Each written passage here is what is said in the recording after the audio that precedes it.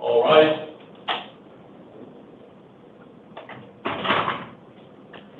Thank you. You may be seated.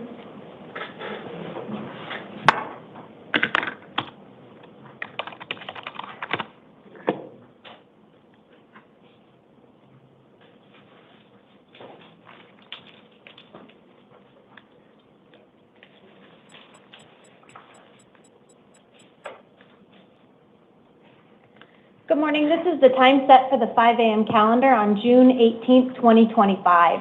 The court's orders for the taking of DNA and fingerprints that were given on the first calendar of this month will apply to all matters on this calendar. I'll be calling you each one at a time to the podium, and I'll be providing a second name to sit in the chair outside of this room. I'll let you know what you're here for, if I'm appointing an attorney, if you have a bond, and what your release conditions are. If I could start with Ms. Schultz to the podium and Mr. Diaz to the chair.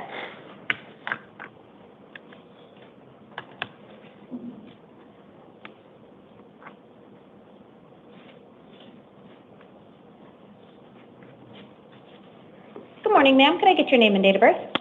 Yayo Schultz, 12/30/99. Can you repeat your date of birth? 12/30/99. Thank you, ma'am. It does look like we have two cases on the calendar. The first one is a probation violation warrant that was issued with allegations that you violated terms 3, 4, and 5.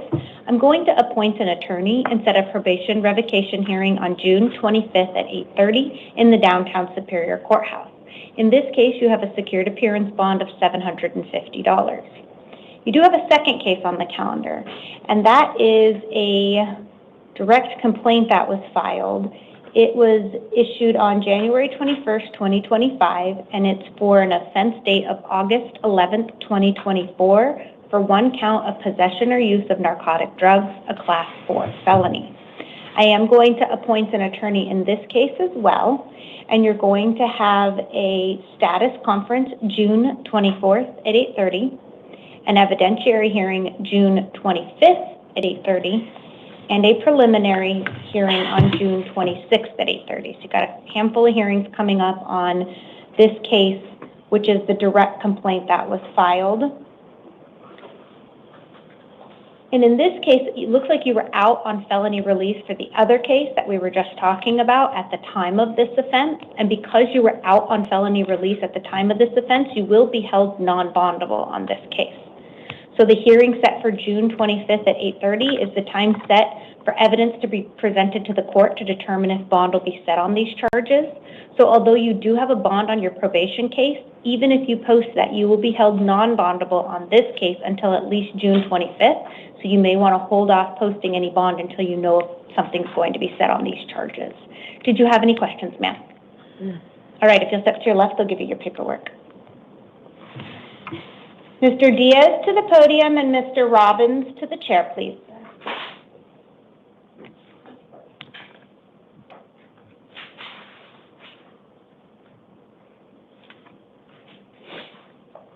Good morning, sir. Can I get your name and date of birth? Francisco Diaz in 07/1992. And what day were you born? 19. 19. Thank you so much. It does look like you are here on a new Superior Court case. It does include 2 counts of aggravated assault, a Class 3 felony, 1 count of criminal damage, a Class 5 felony, and 2 counts of endangerment, a Class 6 felony. Probable cause has been found, and I'm appointing an attorney to represent you. You're going to have a status conference June 24th at 8:30 and a preliminary hearing June 26th at 8:30. Those are both in the downtown Superior Courthouse on 175 West Madison Street. In this case, you do have a secured appearance bond of $75,000. If you post that bond, you're going to have written conditions of release. It does include not returning to the scene of the alleged crime, no contact with any alleged victim, complainant, or witness. You may not possess any weapons, and you must obey the terms of any order of protection that may be issued against you. You also need to ensure you attend those hearings. If you fail to appear, a warrant will issue for your arrest, and you'll forfeit any bond that you post in this case. Did you have any questions, sir? So I could either bond out or I could leave on by myself? You can post bond, or you'll remain in custody until at least your next hearing. How much is bond? You have a secured appearance bond of $75,000. If you go through a bail bonding company, it's typically 10% plus collateral. All right, thank you. Okay, thank you, sir. If you step to your left, they'll give you that paperwork. Mr. Robbins to the podium, and Mr. Roy Satelli to the chair.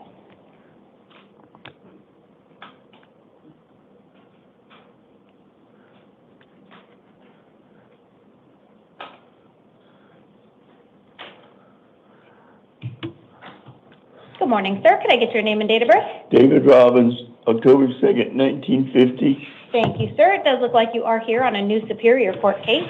It does include one count of aggravated assault, a Class 3 felony. Probable cause has been found, and I'm appointing an attorney to represent you.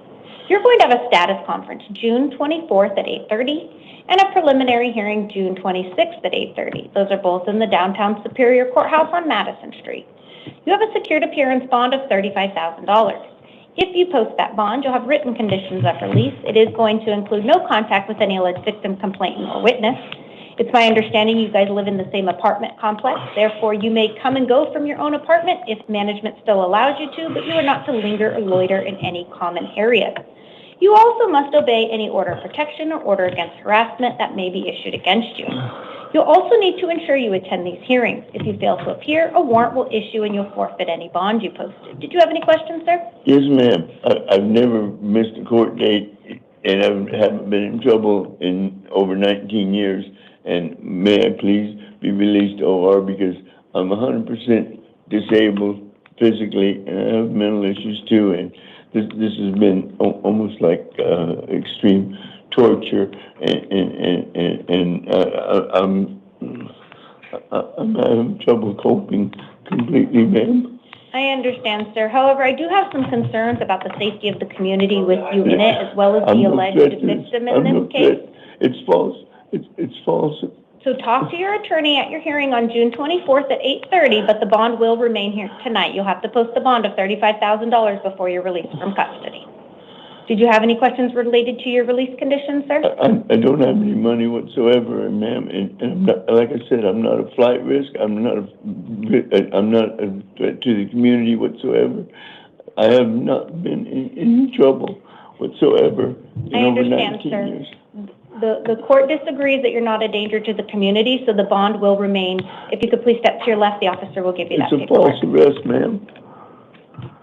Roy Satelli to the podium and Anita Wilson to the chair.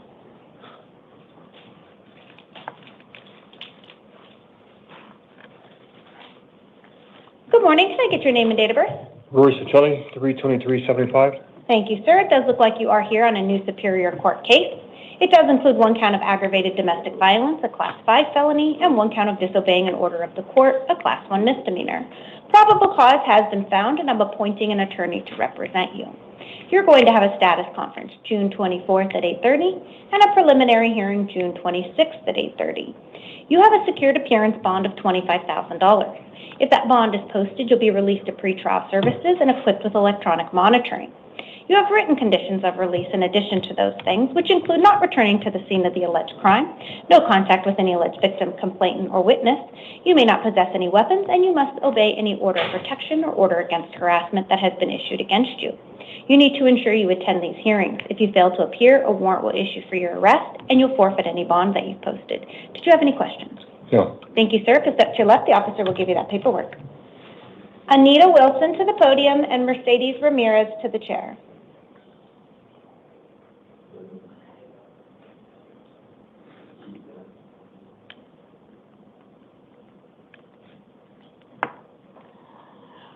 Good morning, ma'am. Could I get your name and date of birth?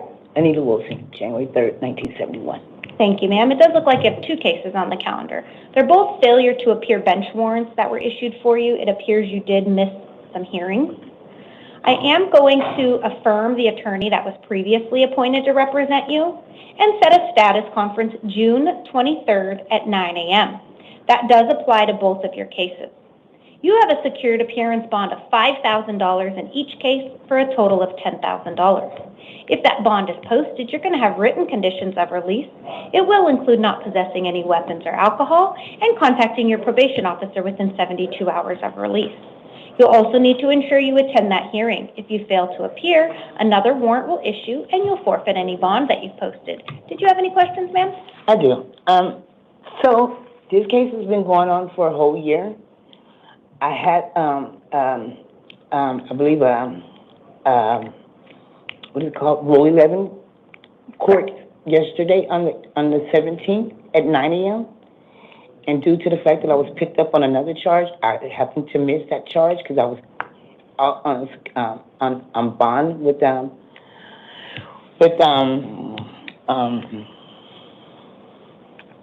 Sierra. They had me on a bond. So due to the failure of appearing, I guess this was a page 2 to me. So I'm just kind of skeptical. Is this case going to start over again?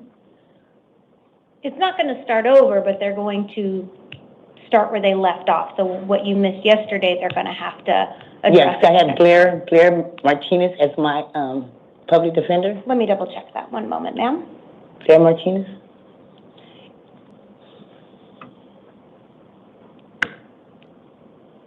Correct. Yep, Yeah. that is your public So defender, and I'm affirming that they will. Yeah, I tried to call her yesterday when I was in custody through the phone, and I was unable to reach her. So it was for a Rule 11 court date at 9 a.m., and I missed it because I was in custody. Okay. So we continue where we left off at? Is that what you're saying? That's what should happen. You'll have a status conference next week that may not be before the Rule 11 court, but they will get you back before the Rule 11 judge.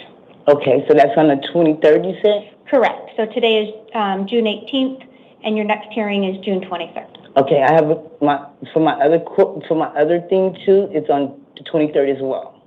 What time of day? I'm not sure. It was Okay. yesterday. They gave me the court date yesterday. It was June 23rd, I believe, at 8 or 9. So I'll be having 2 court dates on the same day. Is it through the Superior Court? Yeah, one of them through Superior Court. For this one here, it's the Superior Court. And aggravated DUI, I'm not sure. I'm sure it's on the 23rd too, but it's the same court. Yeah, you are correct. It is the 23rd at 8:30. This one's at 9, and they're in the same courthouse. So when you get to the first hearing at 8:30, just let your attorney know about your other hearing, and they'll be able to coordinate for you to make it. It's the same courthouse. So Blair will coordinate me to go to my next court date as well. Yeah. Yeah, they'll make you available for all of them. They're 30 minutes apart in the same building. Yeah, so I'm bondable? You are bondable on this case, but it looks like on your other case that you were seen on, you were non-bondable. So I don't recommend posting your bond on this case until you find out if bond is going to be set on your new charges for the DUI. So just hang tight in jail to the 23rd for both of them? Exactly, yeah. I would wait until then, because even if you post the bond I just mentioned to you, you'll still be held because of your other charges you were already seen on. So I won't be bondable? Right. Not on your new charges, you're not bondable yet. On June 24th, you have an evidentiary hearing set to determine if bond will be set on those new charges. Okay. Okay. So just hang tight in jail? Yes. Speak to your attorney. Okay. Thank you, ma'am. All right, thank you. If you'll step to your left, the officer will give you that paperwork. Thank you. Ms. Ramirez to the podium and Mr. Elliott to the chair.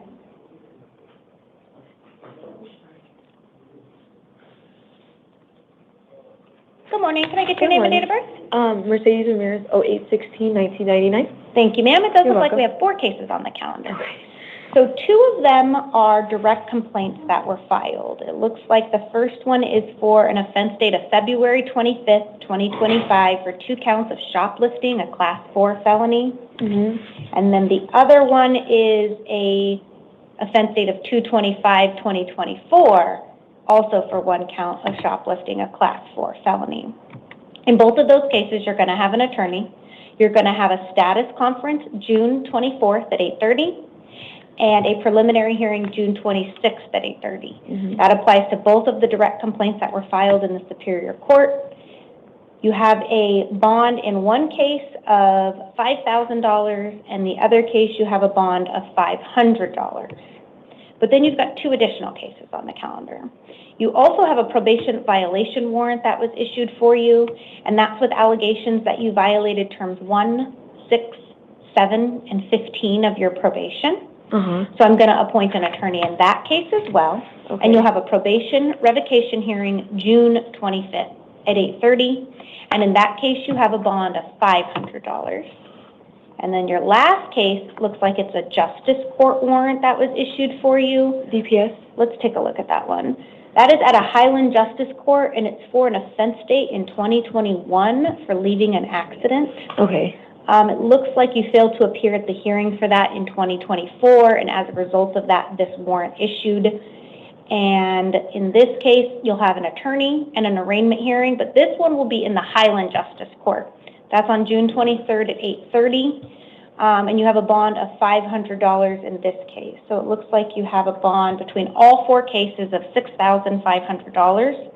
If you post bond, you have written conditions of release. It will include not possessing any weapons or alcohol. You'll need to contact your probation officer within 72 hours of release. Okay. All the dates, times, and locations will be on your paperwork, so pay close attention to those just because you have a handful of them coming up in different locations. Okay, but they're all like kind of like back to back? Yeah, it does look like they're pretty close back to back. You've got June 23rd, June 25th, June 24th, June 26th. So yeah, they're kind of back to back. So just pay close attention on your paperwork. And do you think that at one of those I could be released for one of them, or I'd have to show up for all of them and then you have to go to all of them. Well, yeah, but I'm saying, would I be in custody showing up to all of those, or would I be or I could be released and then still have to show up to all If you of those? post the bond of $6,500, you'll be released, and then it will be your responsibility to make sure you come to each of these hearings on your own. If you don't come to them after you've been released, they'll issue a warrant, and you'll forfeit the $6,500 you posted. So, okay, so but if I'm in custody going with all those hearings, I should be released at the end of all of them? It just depends. Okay. You'll have an attorney, and so you can meet with your attorney, and if they feel like it's an appropriate time to file a petition to request to modify the release conditions, that could happen. I don't know what will happen, but if you haven't posted it by the time you meet your attorney, then that's something you could discuss with them to see if they believe that's appropriate. And I have to pay the full $6,000? So they're all secured appearance, meaning you can use a bail bonding company. Bail bonding companies are typically 10% of the total plus collateral. So about $650 plus collateral if you post bond. And collateral would be like a car or house? Usually something like that you would have to provide to the bail bonding company as assurance that if you fail to appear, they have something of value. So it's $650 for cash and then something collateral? That's just the typical of what bail bonding companies require. You'd have to contact the bail bonding company and see what their exact requirements are, but that's what you're typically looking at is 10%, and in your case, 10% is $650. Okay, thank you. Okay, thank you, ma'am. If you'll step to your left, they'll give you that paperwork. Mr. Elliott to the podium and Mr. Johnson to the chair.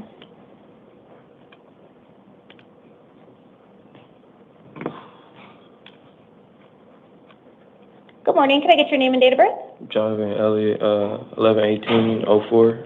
Thank you, sir. It does look like we have two cases on the calendar. The first one is a new Superior Court case, and that is for an offense date of March 24th, 2025 for one count of possession of a weapon by a prohibited person. You said when? Let's take a look. I'm wondering if they have the wrong date in here. I thought I just got that case yesterday, and I got the larceny or something like that, March 24th, 2024. That's what they told me. Let's see. You've got a theft case from March 24 of 2024. That's a direct complaint that was filed, and that was filed in April of 2025, and it's for theft, a Class 6 felony. And then in the new charges, let's take a look at the new charges. They list your offense date as March 24th, 2025, and it looks like you were arrested on June 17th, so yesterday, And that relates to one count of possession of a weapon by a prohibited person, a Class 4 felony. I'm going to appoint counsel in both of these cases, and you're going to have the same hearing dates for these charges. You'll have a status conference June 24th at 8:30 and a preliminary hearing June 26th at 8:30. You have a $2,500 bond on your new charges, and you have a $1,000 bond on the theft charges. So it's a total secured appearance bond of $3,500 between the two cases. If you post bond, you have written conditions of release. You cannot possess any weapons. You may not possess any drugs without a valid prescription or drive a motor vehicle without a valid driver's license. And then you'll need to ensure you attend those hearings. If you don't and you fail to appear, a warrant will issue and you'll forfeit any bonds you've posted. Did you have any questions? No, I don't. All right, thank you, sir. If you step to your left, they'll give you that paperwork. Mr. Johnson to the podium and Mr. Lozano to the chair.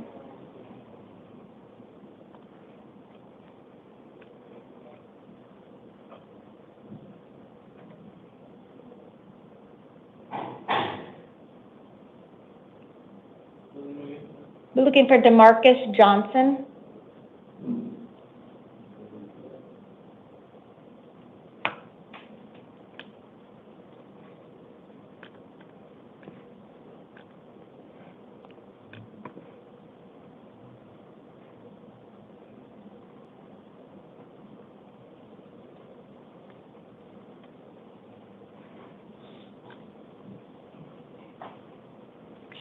Good morning, sir. Could I get your name and date of birth? DeMarcus Montoya Johnson, 041994. Thank you, sir. It does look like we have three cases on the calendar. The first one is a new Superior Court case. It does include one count of narcotic drug possession, a Class 4 felony, one count of possession of a weapon by a prohibited person, a Class 4 felony, one count of dangerous drug possession, one count of drug paraphernalia possession, one count of resisting arrest, and one count of obstruction or refusal to provide a true name. Probable cause has been found, and I'm appointing an attorney to represent you. You're going to have a status conference June 24th at 8:30 and a preliminary hearing June 26th at 8:30. In this case, you have a secured appearance bond of $2,500. You also have two other cases that were pending, and it looks like you failed to appear at some hearings related to a probation revocation. I'll affirm the attorney they previously appointed you, and you'll have a probation revocation hearing June 25th at 8:30. You have a secured appearance bond of $250 in each of those cases. So it's a total bond of $3,000 between your three cases. You have three hearings coming up. If you post bond, you have written conditions of release to include not possessing any weapons or alcohol, and contacting your probation officer within 72 hours. All of that will be in your paperwork. Did you have any questions? All right, thank you, sir. If you'll step to your left, I'll give you that paperwork. Mr. Lozano to the podium, and Mr. Boykin to the chair.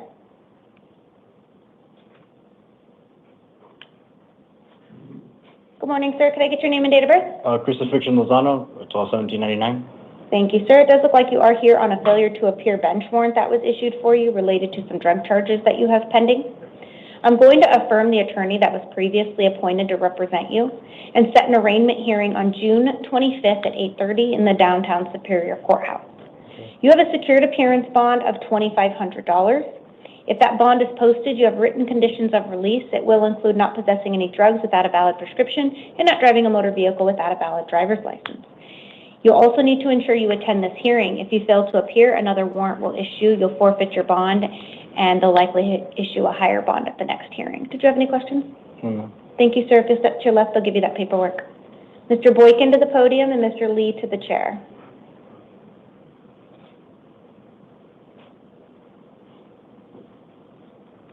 Good morning, sir. Could I get your name and date of birth? Good morning, Avery Boykin, 12/19/1991. Thank you, sir. It does look like we are here on a new Superior Court case. It does include one count of criminal trespass in the first degree, a Class 6 felony. Probable cause has been found, and I'm appointing an attorney to represent you. You're going to have some hearings in the downtown Superior Courthouse. The first one's going to be a status conference June 24th at 8:30 and a preliminary hearing June 26th at 8:30. You have a secured appearance bond of $2,500. If this bond is posted, you'll have written conditions of release.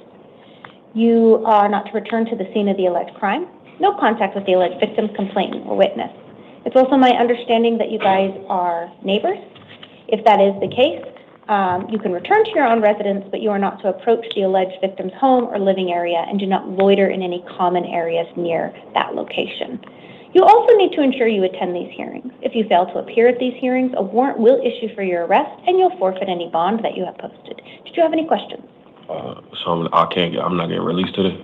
Not without posting bond of $2,500. It is secured, meaning you can use a bail bonding company, which is typically 10% plus collateral. However, if that is not posted, then you will remain in custody until at least your next hearing, which will be on June 24th. Is there any way you could reconsider real quick? Not at this time, sir, but you can ask your attorney if they feel like it's appropriate to request an amendment of your release conditions at your next hearing. Okay. Okay? Yes, ma'am. Thank you, sir. Mr. Lee to the podium and Mr. J. Leha to the chair.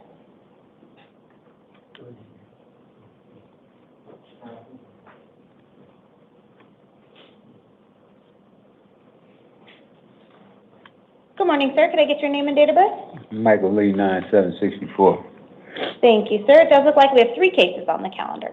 The first one is a new Superior Court case, and it does include 1 count of dangerous drug possession, a Class 4 felony, and 1 count of theft, a Class 1 misdemeanor. For purposes of this hearing, I am not finding probable cause as it relates to the dangerous drugs. That does not mean the charge is dismissed. They may move forward with that charge, and they may test that substance. I am finding probable cause for the 1 count of theft and appointing an attorney to represent you. You'll have a status conference June 24th at 8:30 and a preliminary hearing June 26th at 8:30. You have a secured appearance bond of $250 in this case. You also have 2 cases where you're on probation and warrants were issued for your arrest with allegations you violated terms 4, 5, and 15. I'll appoint counsel and set a probation revocation hearing June 25th at 8:30. In each of those cases, you have a bond of $500. That's a total bond of $1,250 between your 3 cases. If bond is posted, you have written conditions of release to include not possessing any weapons or alcohol and contacting your probation officer within 24 hours of release. All of that will be in your paperwork, sir. Did you have any questions? No, ma'am. All right, if you'll step to your left, they'll give you that paperwork. Thank you. Mr. Leha to the podium and Logan Saul to the chair.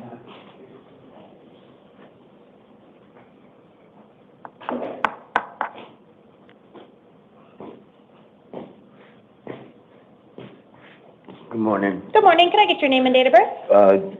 Jay Leha, 9571. Thank you, sir. It does look like you are here on a failure to appear bench warrant that was issued for you for a pending shoplifting charge that you have. I'm going to affirm the attorney that was previously appointed to represent you and set a status conference June 24th at 8:30 and a preliminary hearing June 26th at 8:30.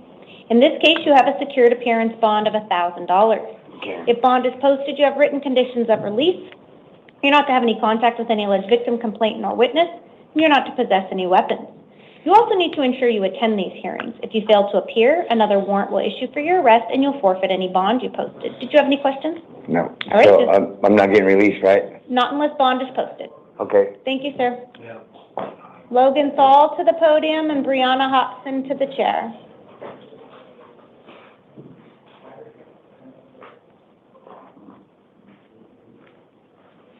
Good morning. Can I get your name and date of birth? Logan Dole, August 10th, 1989. Thank you, sir. It does look like you are here on a new Superior Court case for 1 count of theft, a Class 6 felony. Probable cause has been found, and I'm appointing an attorney to represent you. You're going to have a status conference July 3rd at 8:30 and a preliminary hearing July 8th at 8:30. Today, I'm releasing you to the supervision of pretrial services. You have written conditions of release to include not returning to the scene of the alleged crime, no contact with any alleged victim, complainant, or witness. You'll also get an envelope with your paperwork. You need to read the instructions and contact pretrial services. If you fail to appear at any of the hearings, a warrant will issue and you'll be held on bond at the next hearing. Did you have any questions? No. Okay, if you'll step to your left, they'll give you that paperwork. Ms. Hobson to the podium and Mr. Martinez Jimenez to the chair.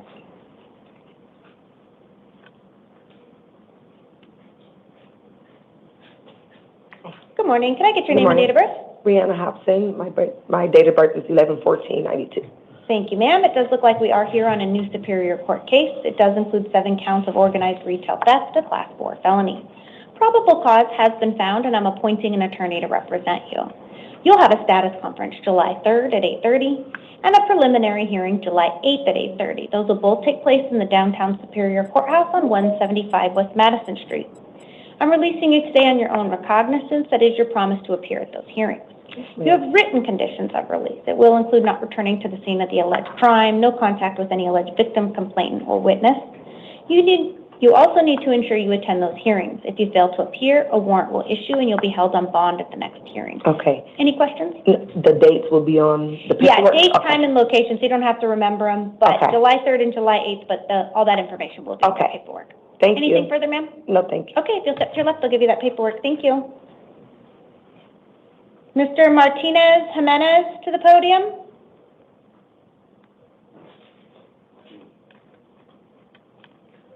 Good morning, sir. Do you need an interpreter? Spanish? Yes. Okay. Marzo 30 del 85. Okay. One moment, we're going to get an interpreter, okay? Okay.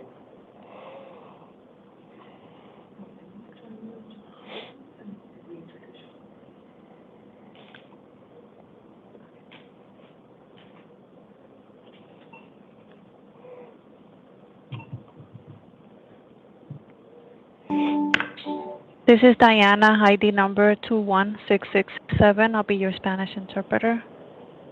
Hi, Diana. Thank you for being available. I have one case on the calendar, and he's standing before me. Are you ready to get started? Absolutely. I'll follow your instructions. Thank you. All right. Good morning, sir. Could I please get your name and date of birth? Sí, buenos días, señor. ¿Me puede dar, por favor, su nombre y fecha de nacimiento? Omar Martínez Jiménez, marzo 30 del 1985. So, Omar Martinez Jimenez, March 30th, 1985. Thank you, sir. We are here today on a new Superior Court case. Sí, gracias, señor. Estamos en el día de hoy en un caso de Corte Suprema, Tribunal Supremo nuevo. It includes one count of narcotic drugs for sale, a Class 2 felony.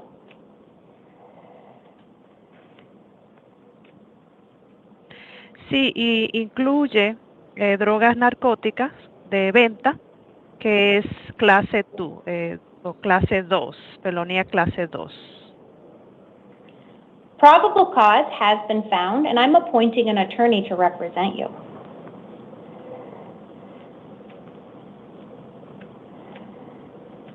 Y causa probable encontrada y se ha asignado como abogada para representarlo. You're going to have a status conference June 24th at 8:30. Y va a tener una conferencia de estatus el día 24 de junio a las 8:30. And a preliminary hearing June 26th at 8:30.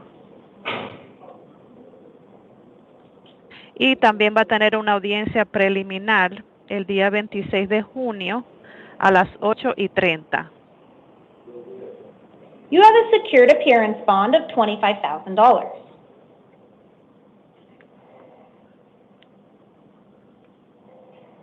Y tiene una fianza asegurada de $25,000. If bond is posted, you will have written conditions of release to include not possessing any weapons or any drugs without a valid prescription.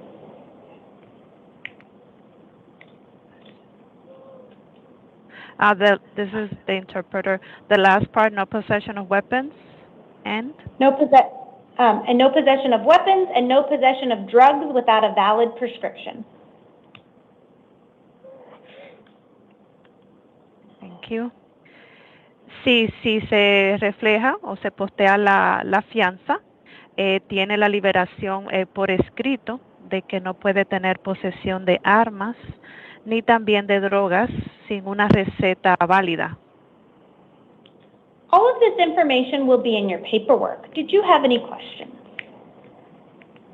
Y toda esta información va a estar en sus papeles. ¿Tiene alguna pregunta? pues no cuento con la cantidad esa de 25,000. I don't have that amount of 25,000. It is a secured appearance bond, meaning you can use a bail bonding company.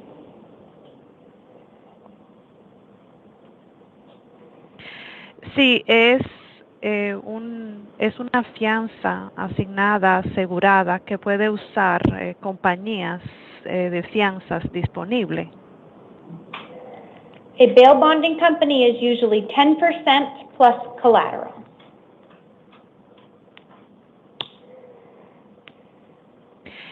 Sí, entonces las compañías de fianza para liberación usan un 10%, cobran un 10% más una prenda de garantía, una colateral.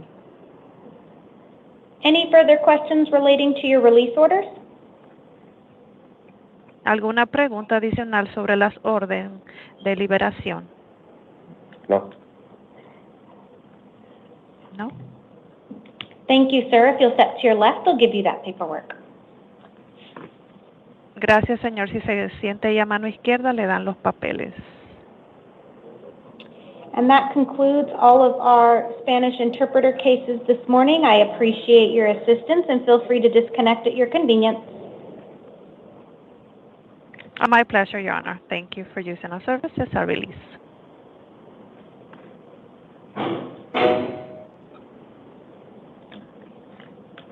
And it looks like the courtroom was cleared. Is that correct? Yes. All right. Can I have Mr. Washington to the podium?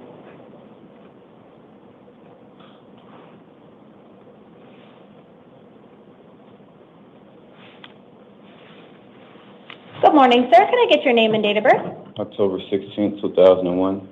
And your name? Antonio Washington.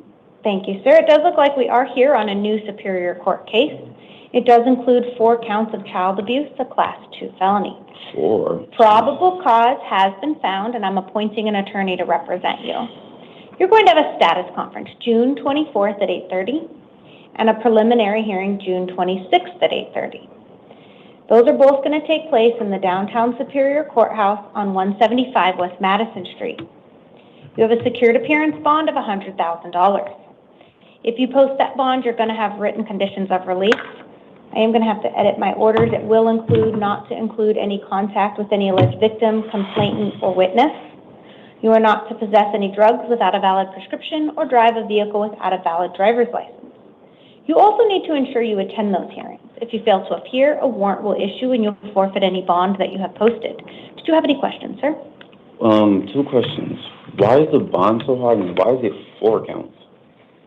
So it looks like there are multiple dates where there is instances of allegations of child abuse. I have to change one more thing. I'm so sorry. And so that's why there's 4 counts. So it's 4 different instances of child abuse. What? Oh, okay, I see what she's doing. That's Any why. further questions? Will I be able to talk to the detective about it? Because that's not what we discussed. It's not even, So you're going to talk to your attorney, and so you'll meet with your attorney on so the next pretty hearing much at added June extra 24th. charges to it. Okay, I get it. Okay. So, and you know, your attorney can work with the information that's provided, but you'll meet your attorney at your next hearing on June 24th, okay? If you'll take a seat out there, they'll bring you your paperwork. Thank you, sir.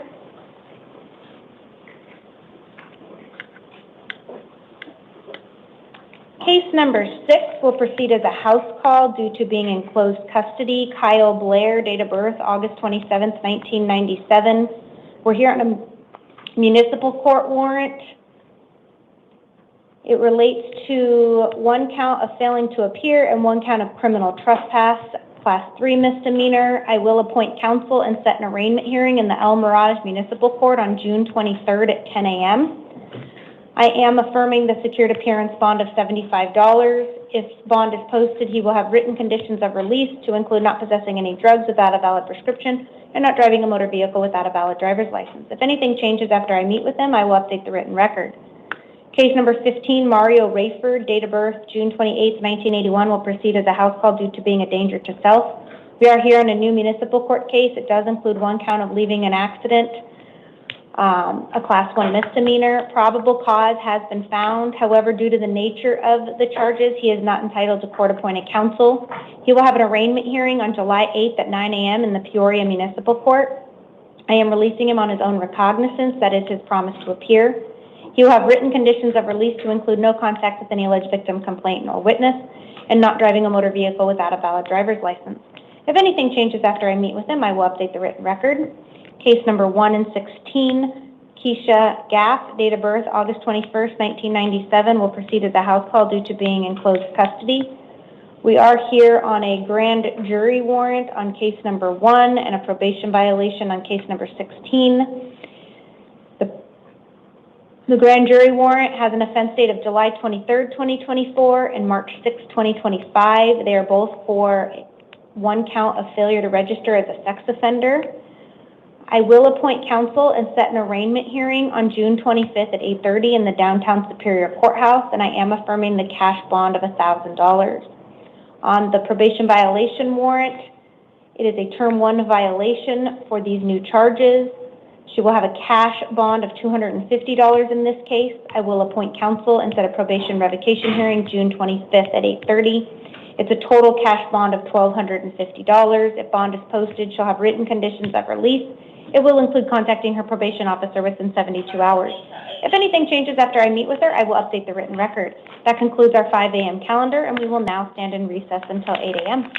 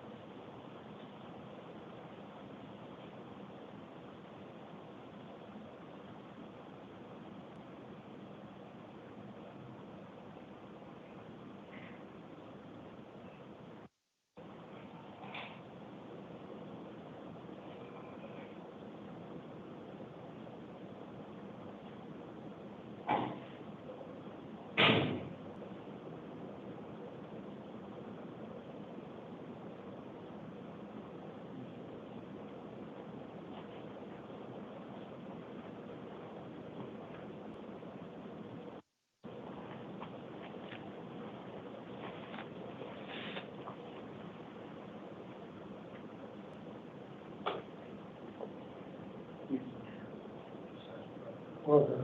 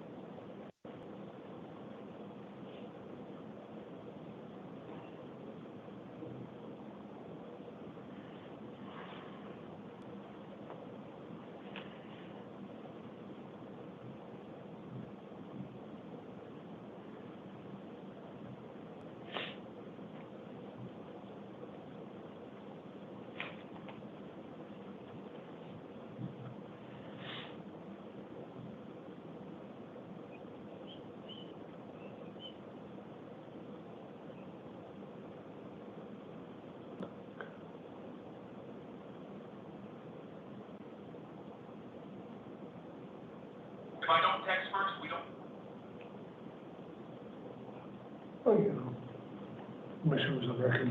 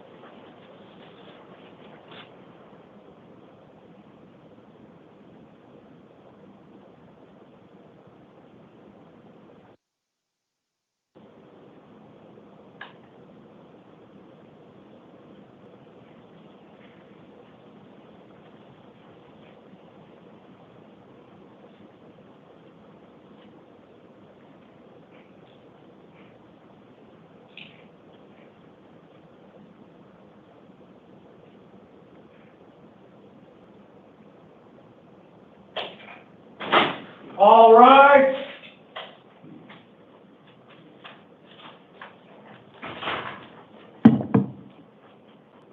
Thank you. You may be seated.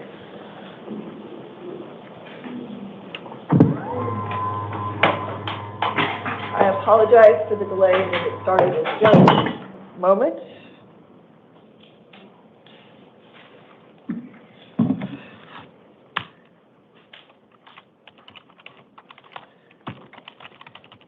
Interpreter, are you on the phone? I'm connected, Your Honor. Jennifer Hammond, court interpreter. Good morning, Ms. Hammond. Good morning. Let me get logged on and then we will get started.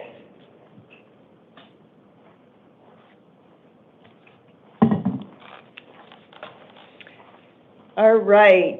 Good morning. My name is Commissioner Elizabeth Campbell, and this is the 8 a.m. initial appearance calendar for Wednesday, June 18th, 2025.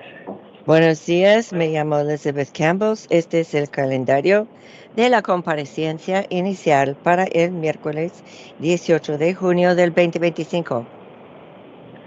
The court's orders for the taking of DNA and fingerprints that were given on the first calendar of this month shall apply to all matters on this calendar. La orden judicial en cuanto a la toma de ADN y huellas digitales que se dio el primer día de este mes se aplicará a todos los casos en este calendario. Persons appearing before this court are reminded that they have the right to remain silent and that anything they say could be used against them. Las personas que comparecen en este juzgado se les recuerda que tienen el derecho de guardar silencio y cualquier cosa que dijeran se podría usar en su contra. Most of you have qualified for a court-appointed attorney.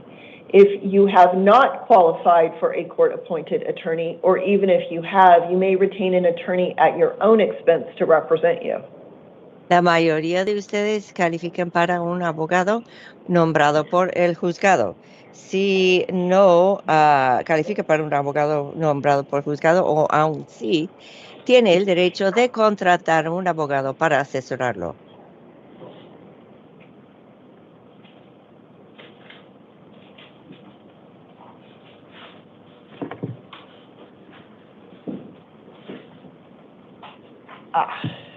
Sorry, I was working on getting my monitor back. Perdón. It is now back. All right, I will be calling you up individually.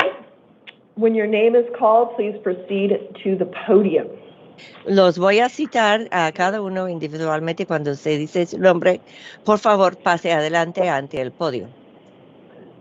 At the conclusion of your matter, detention officers will have paperwork for you. Cuando termina su audiencia, tienen un papel para usted, los guardias. That paperwork will detail my orders in your case. En ese papel vienen los detalles de mis órdenes en su caso. And it will also contain the dates, times, and locations of your future hearings. Y también estarán las fechas, horas y lugares de sus próximas audiencias. We are going to start this morning with Mario Roblero Salas, please. Empezamos esta mañana, por favor, con Mario Roblero Salas.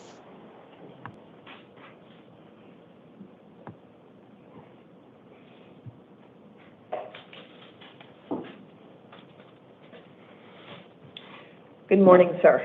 Buenos días, señor. Good morning. All right, Mr. Salas, go ahead and state your name for the record, please. Señor Salas, diga su nombre completo para el acta, por favor.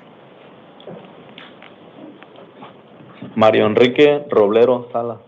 Mario Enrique Roblero Salas. And Mr. Salas, what is your date of birth? Señor Salas, ¿cuál es su fecha de nacimiento?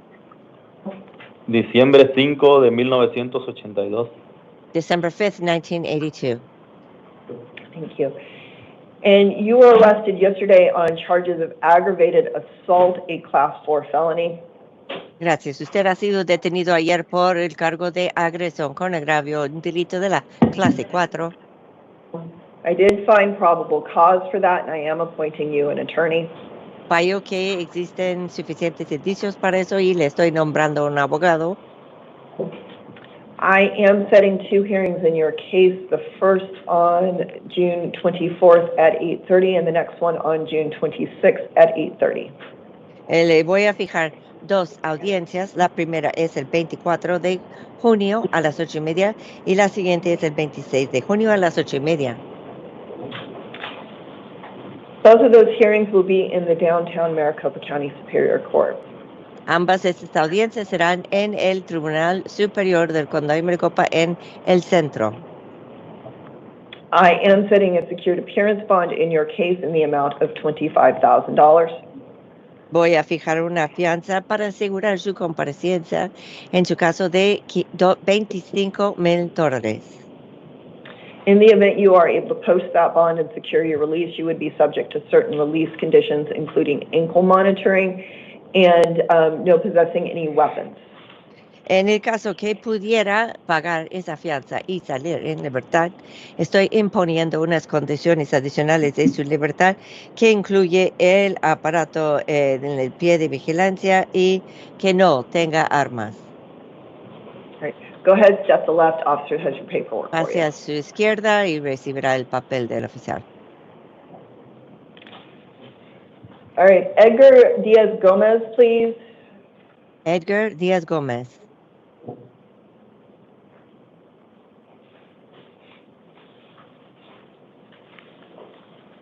Good morning, sir. Buenos días, señor. Good morning. All right, Mr. Gomez, go ahead, state your name for the record. Que diga su nombre completo para el acta, señor Gómez. Edgar Gael Díaz Gómez. Edgar Gael Díaz Gómez. And Mr. Gomez, what is your date of birth? Señor Gómez, ¿cuál es su fecha de nacimiento? 12 de septiembre de 1993. September 12, 1993. Mr. Gomez, you were arrested yesterday for leaving the scene of an accident with an injury, a Class 5 felony. Señor Gómez, usted ha sido detenido ayer por haber salido de un accidente con heridas, un delito en la clase 5. I did find probable cause for that violation. He encontrado suficientes indicios por esa infracción. For purposes of appointing you an attorney, I am finding, based upon the information you provided to pretrial services, that you are not indigent. Para propósitos de nombrarle un abogado, basándose en la información que usted le dio a la Agencia de Control de Procesados, fallo que no es indigente. Wait, I'm sorry, let me back up. I'm changing that.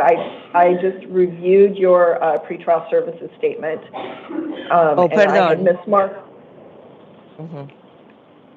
I had eso. Acabo I de am repasar su declaración. Sorry, Your Honor. Le voy a nombrar.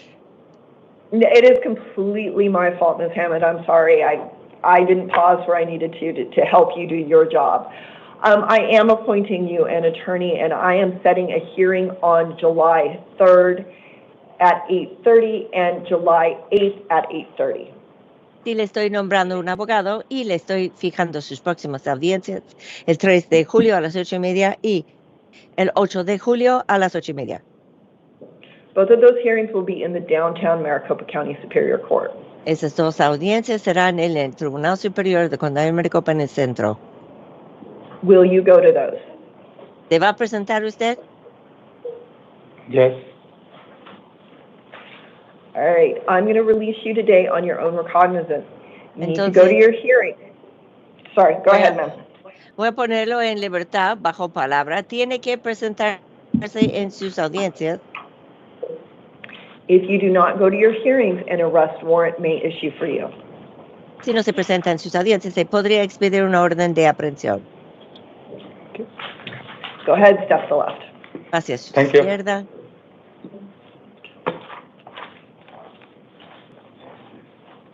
All right. Ms. Hammond, that's everyone I have marked as needing your services this morning. Can you please inquire in the gallery if anybody else needs your services? Oh, sure. ¿Alguien más presente que necesita intérprete de español? All right, Ms. Hammond, we have no hands, so thank you so much for your help.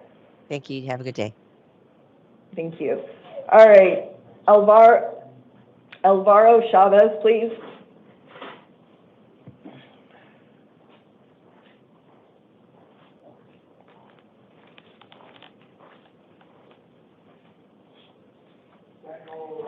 All right, Mr. Chavez, go ahead, state your name for the record. Alvaro Chavez Jr., Okay, and Mr. Chavez, what is your date of birth?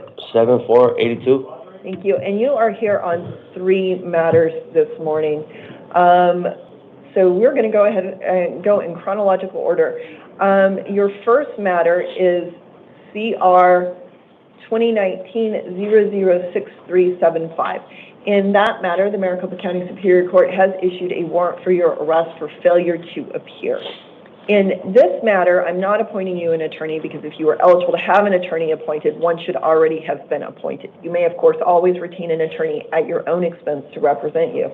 I am setting a hearing in this 2019 matter on June 23rd at 8:30 and on June 25th at 1:30 p.m., both in the downtown Maricopa County Superior Court. Yes, ma'am. Pursuant to the arrest warrant in this failure to appear matter, I am holding you non-bondable in this matter. Now, you are also here because Maricopa County Superior Court issued a warrant for your arrest for failure to appear in your matter, CR 2020-001342. In this matter, as with the first, I'm not appointing you an attorney because if you were eligible to have an attorney appointed for you, one should already have been appointed. Again, you may always retain an attorney at your own expense to represent you. I'm setting a hearing in this 2020 matter on June 25th at 8:30 a.m. and then a second hearing on June 25th at 1:30 p.m., both in the downtown Maricopa County Superior Court. Again, pursuant to that arrest warrant, I am holding you non-bondable in this case as well. Now, you are also here because the Maricopa County, the grand jury in Maricopa County issued a warrant for your arrest in case CR 2022-001758. In that matter, it is alleged that on or about July 11th of 2021, you engaged in aggravated driving or actual physical control while under the influence of intoxicating liquor or drugs. There's 2 counts of that, both Class 4 felonies. And in that matter, also pursuant to that grand jury arrest warrant, I am holding you non-bondable. However, I am appointing you an attorney in that matter, and I am setting hearings on June 25th at 8:30 a.m. and June 25th at 1:30 p.m., both in the downtown Maricopa County Superior Court. Again, you are non-bondable in this matter as well. Okay, go ahead, step to the left. Daniel Rodarte, please.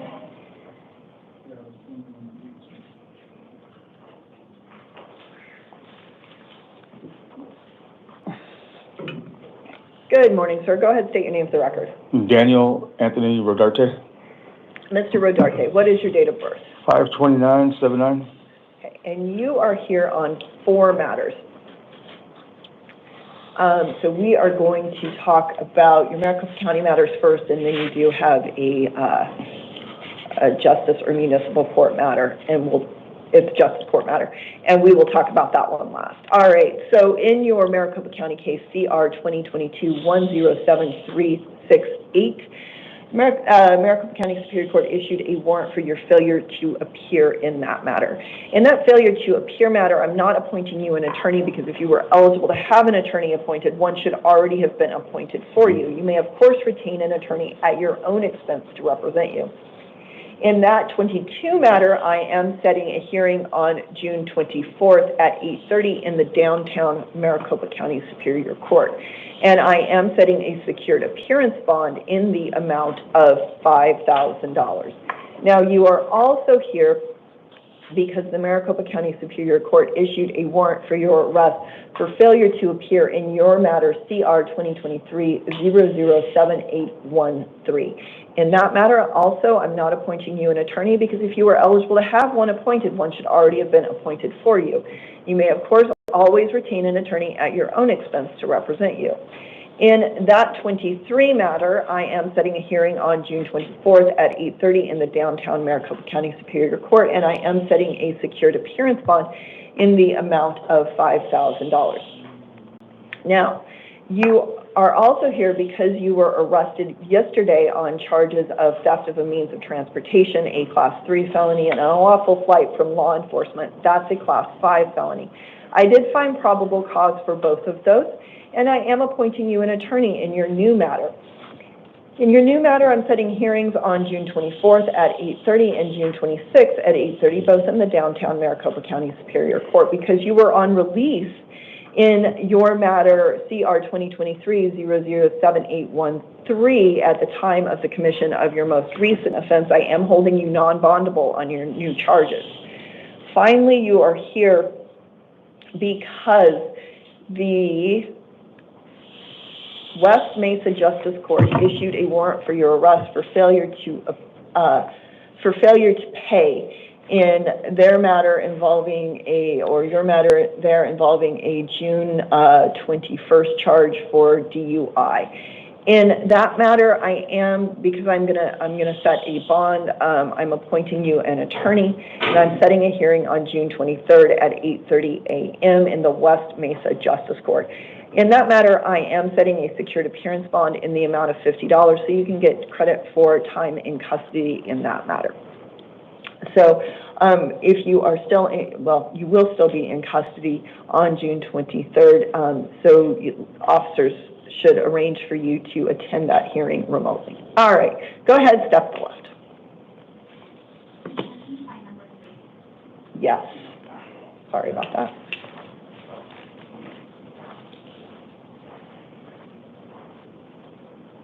All right, Rachel Everson and then Brooklyn Holmes.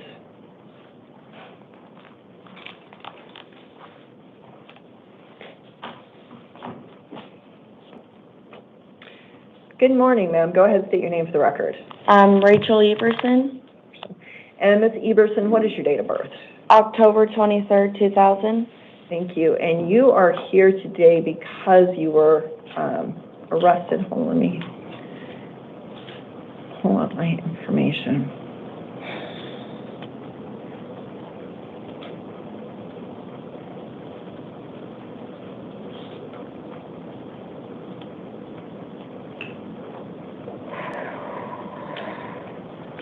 All right, you were arrested on charges that you engaged in aggravated or you committed the violation of aggravated assault, impeding breathing, a Class 4 felony. I did find probable cause for that, and I should have mentioned the offense date for that is on or about June 13th of 25.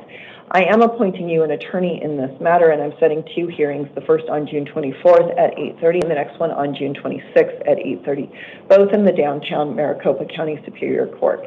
In this matter, I am setting a cash-only appearance bond in the amount of $50,000. In the event you are able to post this bond and secure your release, you would be subject to certain release conditions, including electronic monitoring. You may not return to the scene of the alleged crime or have any contact with the alleged victim. Okay, do you and the alleged victim share children? No. Okay, all right, go ahead, step to the left. Brooklyn Holmes.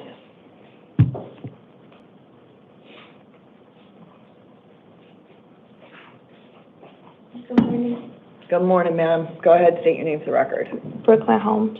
And Ms. Holmes, what's your date of birth? 2/22/98. Thank you. All right. You are here today because you were arrested on charges that on or about June 3rd, 2025, you committed the offense of armed robbery with a deadly weapon, a Class 2 felony. I did find probable cause for that, and I am appointing you an attorney. I'm setting two hearings in your matter, the first on June 24th at 8:30 and the second one on June 26th at 8:30, both in the downtown Maricopa County Superior Court. I am setting a secured appearance bond in your matter in the amount of $25,000. In the event that you are able to post that bond and secure your release, you may not return to the scene of the alleged crime, have any contact with the alleged victim, or possess any weapons, among other release conditions. Okay? Go ahead, step to the left.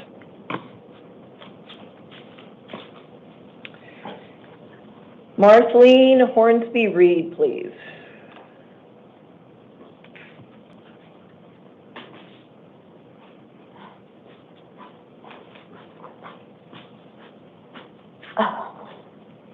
All right, ma'am, go ahead, state your name for the record.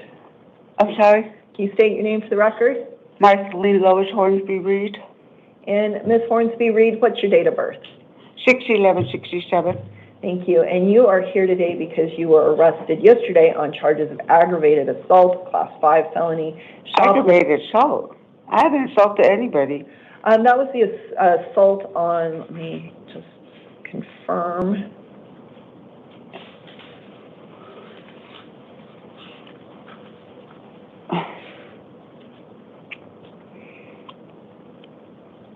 That was, so the Form 4 alleges that you kicked the law enforcement officer. He almost broke my wrist and my arm. Okay. So, and I understand, I am appointing you an attorney. I understand that you have your own position. However, based upon the information in the Form 4, I am finding probable cause for that. I am appointing you an attorney so you can discuss the case with your attorney. I'm setting 2 hearings in your matter, the first on June 24th at 8:30 and the next one on June 26th at 8:30 in the downtown Maricopa County Superior Court. I'm hard of hearing. I can barely hear you. Okay, so what we can do is we can go ahead and get you headphones, and that can help you. Give us just a second. Oh.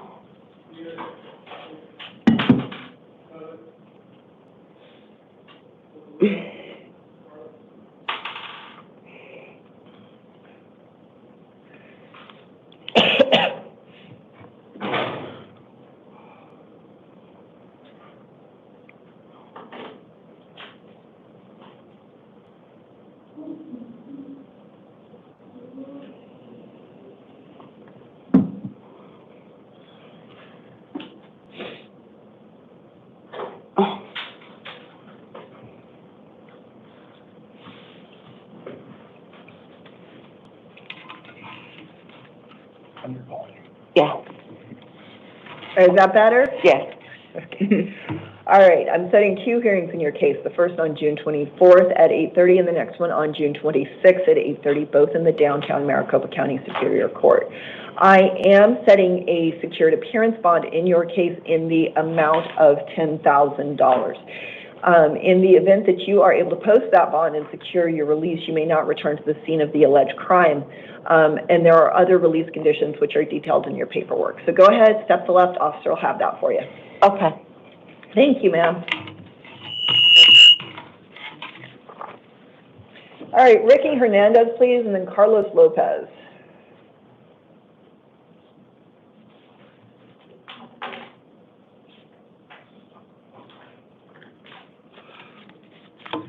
All right, Mr. Hernandez, go ahead and state your name for the record. Ricky Mono Hernandez, Mr. Hernandez, what's your date of birth? 8/11/1994. Thank you. And you are here because you were arrested yesterday on charges of burglary in the 3rd degree, a class 4 felony. I did find probable cause for that. I am setting 2 hearings in your case, the first on June 24th at 8:30, and the next one on June 26th at 8:30, both of those in the downtown Maricopa County Superior Court. I am setting a secured appearance bond in your case in the amount of $7,500. In the event you are able to post that bond and secure your release, you may not return to the scene of the alleged crime or have any contact with the alleged victim. All right, go ahead, step left. Carlos Lopez, please. And then Daniel Rodriguez. Good morning, sir. Go ahead, state your name for the record. Carlos Tomas Lopez, And Mr. Lopez, what's your date of birth? September 23rd, 2004. All right, and you are here today because you were arrested on charges of discharging a firearm within city limits, a class 6 felony with an offense date of on or about June 5th, 2025. I did find probable cause for that. Based upon the information that you gave to pretrial services, I am finding that you are not indigent for purposes of appointing you an attorney, so I am not appointing you an attorney today. However, you may, of course, retain an attorney at your own expense to represent you. I am setting 2 hearings in your matter, the first on June 24th at 8:30 and the next one on June 26th at 8:30, both in the downtown Maricopa County Superior Court. I am setting a secured appearance bond in your matter in the amount, and I have a typo, I'm sorry, in the amount of $7,500.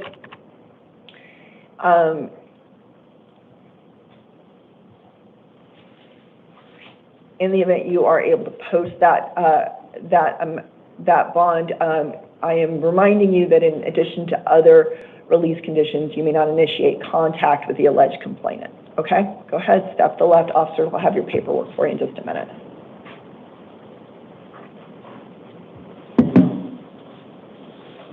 All right, Daniel Rodriguez, please.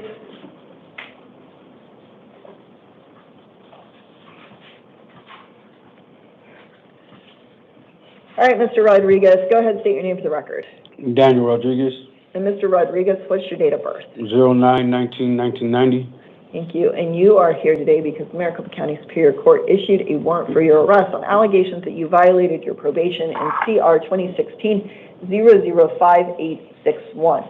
In that matter, I am appointing you an attorney, and I am setting a hearing on June 25th at 8:30 in the downtown Maricopa County Superior Court. I'm setting a secured appearance bond in the amount of $5,000. In the event you are able to post that bond and secure your release, you do need to contact your probation officer within 24 hours because you are on intensive probation services, okay? Okay. Go ahead, step to the left.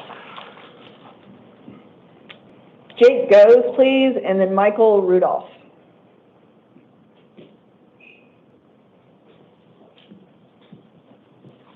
Good morning, sir. Go ahead and state your name for the record. Jake Goes.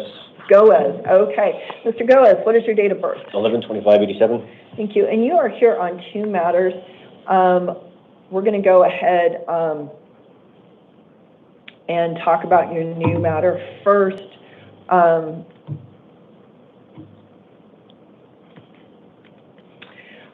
You were arrested on charges of shoplifting with an artifice, which is a Class 4 felony with an offense date of honor about May 8th of 25. I did find probable cause for that. I am appointing you an attorney on your new charges, and I'm setting hearings on June 24th at 8:30 and June 26th at 8:30, both in the downtown Maricopa County Superior Court. I am setting a secured appearance bond in your new matter in the amount of $1,000. Now, you are also here because the Maricopa County Superior Court issued a direct complaint arrest warrant for your arrest on charges alleging that on or about July 4th of 2024 through August 5th of 2024, you committed the violation of fraudulent schemes and artifices, a Class 2 felony. In that matter, I'm also appointing you an attorney. And in that direct complaint matter, I'm also setting hearings on June 24th at 8:30 and June 26th at 8:30, both in the downtown Maricopa County Superior Court. In the direct complaint matter, I am setting a secured appearance bond in the amount of $5,000. Is there any way I could do like a ankle monitor? Just because I'm the only monetary in my family, I'm the only person that brings in the money right now. Just my wife and my daughter at home. If there's anything I mean, I'd lose my house and I just started my business. So the direct complaint does set out that $5,000 secured appearance bond. So I'm going to go ahead and honor that today. But they are both of your bonds, which is $6,000 in total, are secured appearance bonds. So you can work with a bond company to post those. Okay. Go ahead, step to the left. Michael Rudolph, please, and then Jocelyn Perez Ocampo.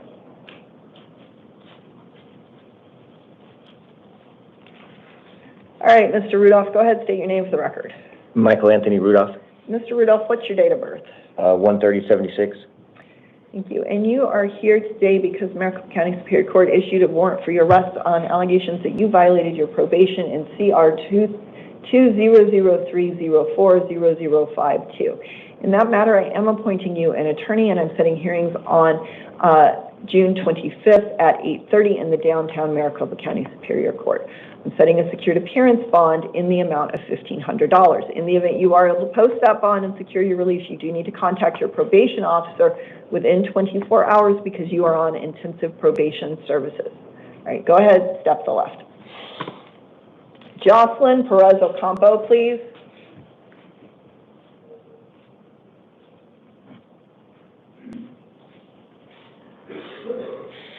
All right, Ms. Ocampo, go ahead, state your name for the record. Jocelyn Perez Ocampo. And Ms. Ocampo, what is your date of birth? 04/02/2007. Thank you. And, okay, you were arrested yesterday on charges of possession of narcotic drugs, a Class 4 felony, theft or control of stolen property, a Class 4 felony, and being a theft of being a passenger in a stolen car, which is a Class 5 felony. I did find probable cause for all of those. I am appointing you an attorney, and I'm setting hearings on June 24th at 8:30 and June 26th at 8:30 in the downtown Maricopa County Superior Court. I am setting a secured appearance bond in your matter in the amount of $1,500. In the event you are able to post that bond and secure your release, you may not have returned to the scene of the alleged crime, have any contact with the alleged victim, or have any contact with any co-defendant, okay? Go ahead, step to left. William Hendershot, please.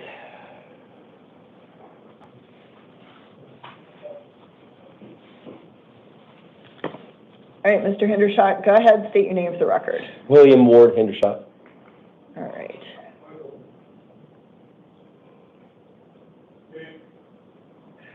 All right, Mr. Hendershot, you're here on two matters. We're going to go ahead and talk about your new matter first, and then we're going to go ahead and talk about your you're currently on probation in another case.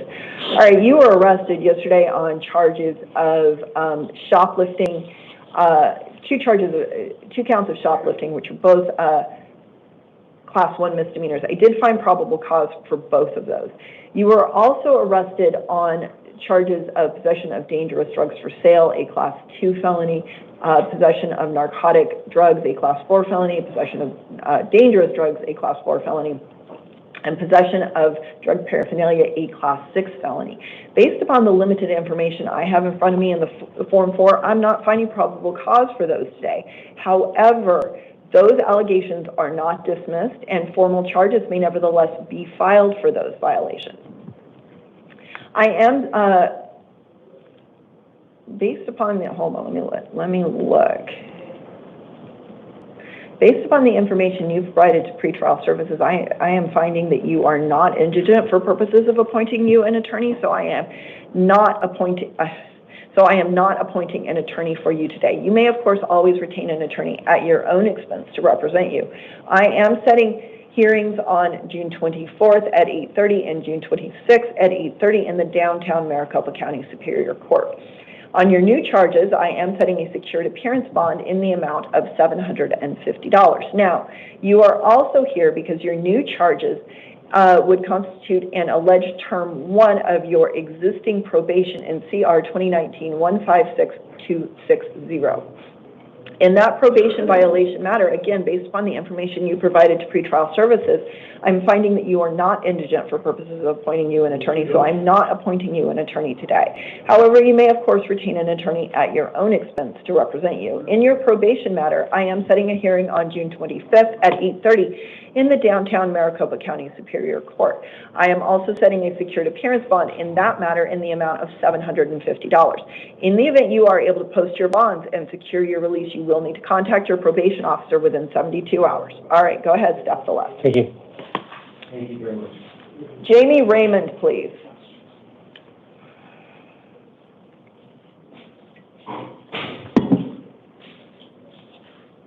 All right, Mr. Raymond, go ahead, state your name for the record. Jamie Desmond Raymond, 1017-89. Thank you. And you are here today because you were arrested for violating a court order. You were arrested yesterday for violating a court order. I did find probable cause for that. That is a Class 1 misdemeanor. For purposes of appointing you an attorney, I am finding that you are not indigent, so I am not appointing an attorney here for you today. I am setting a hearing in the Peoria Municipal Court on June 24th at 9 a.m., and I am setting a secured appearance bond in the amount of $750. I am reminding you, and there will be release conditions in your order, but I am reminding you that you may not return to the scene of the alleged crime, any contact with the alleged victim, and that you need to obey any order of protection or any injunction against harassment. Am I not going home tonight? As I understand, what you're calling home is a protected. I live in a different apartment. I live in my own place. So the protected person has an apartment in the same apartment complex? What apartment complex I live at my apartment complex. Okay, so let me look at the form. I just got kicked out of my apartment complex, and I have no money. I just lost my job, and all of this is going on. According to the Form 4, the location of the offense is the protected location. Yes, I just lost everything, Your Honor. Okay, you can't go back there. I know that. I just lost everything. I don't have $700. I don't have anything to represent myself, let alone anything. Okay. So if you are still in custody, officers will arrange for you to go ahead. I'm going to be still in custody. I don't have anything. Okay. All right, go ahead, step left. Yeah, exactly. Adrian Alonzo, please.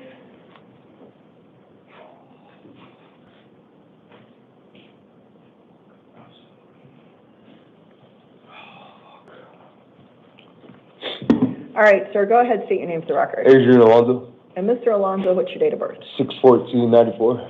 Thank you. And you're here today because you were arrested yesterday on charges of aggravated DUI, which is a Class 4 felony, hit and run, which is a Class 1 misdemeanor. I did find probable cause for both of those, and I am appointing you an attorney. I'm setting hearings on July 3rd at 8:30 and July 8th at 8:30 in the downtown Maricopa County Superior Court. Will you go to those? Yeah, I will. Okay, so I'm going to release you today to pretrial services. Part of your release conditions, you're going to have to engage in drug and alcohol testing,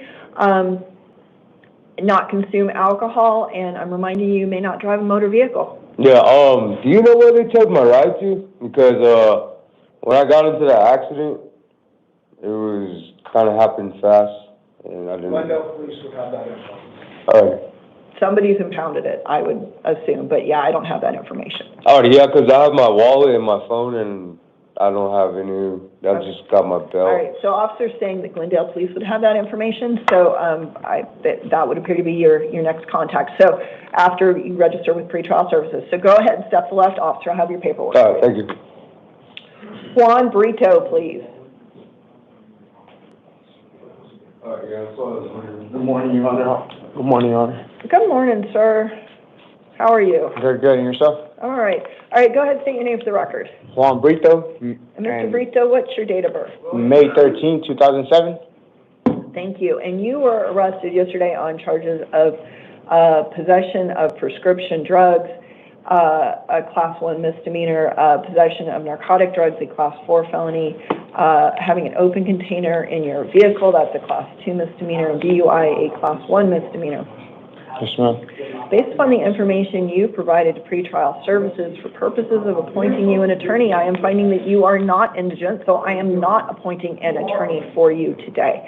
I am setting hearings on July 3rd at 8:30 and July 8th at 8:30 in the downtown Maricopa County Superior Court. Will you go to those? Yes, ma'am. Of course I'll go to those. Okay, I'm going to release you today on your own recognizance. You need to go to those. Yes, ma'am. Because if you do not, an arrest warrant may issue for you, okay? Sounds good. Yes, ma'am. Thank you. All right, go ahead. So I'll be going home today?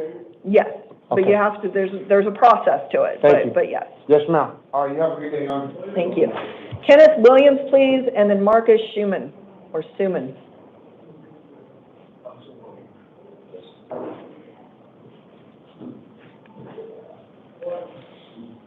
Hello. Hi. How you doing? I'm all right. Give me just a second.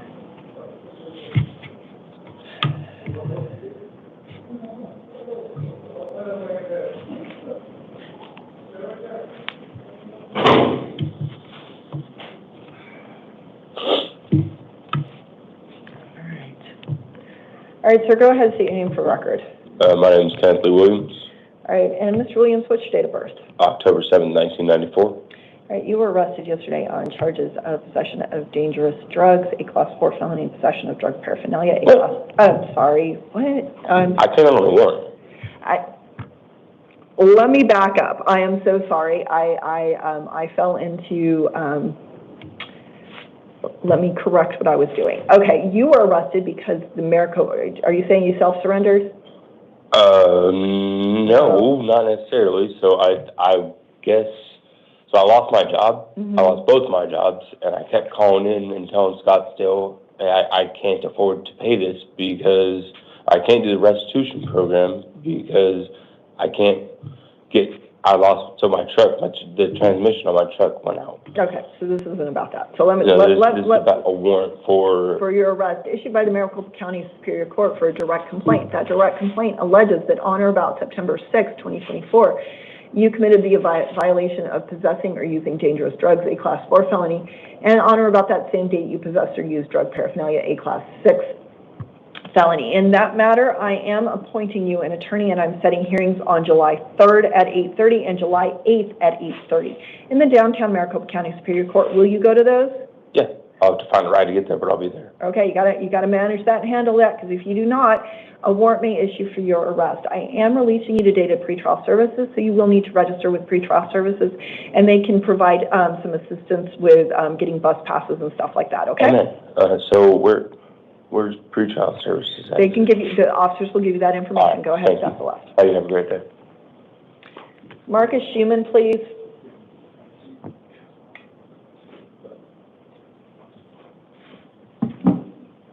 Good morning, Your Honor. Good morning, sir. Go ahead, state your name for the record. Marcus Suman. All right, and Mr. Suman,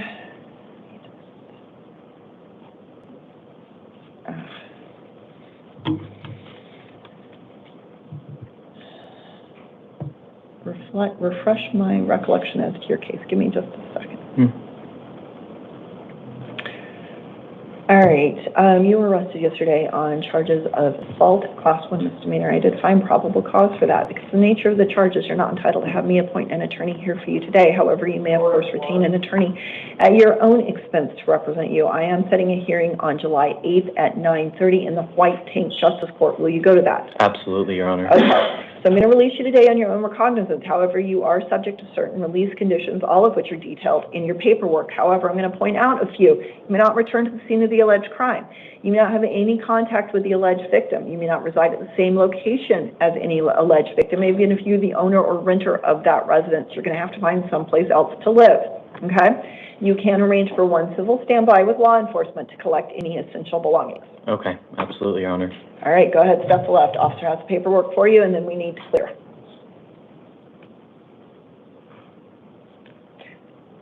Oh, except for, we forgot, I'm sorry, I had people out of order, and I apologize.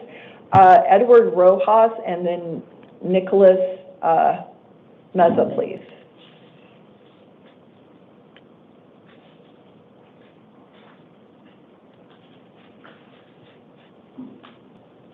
And then after these two gentlemen, we can clear.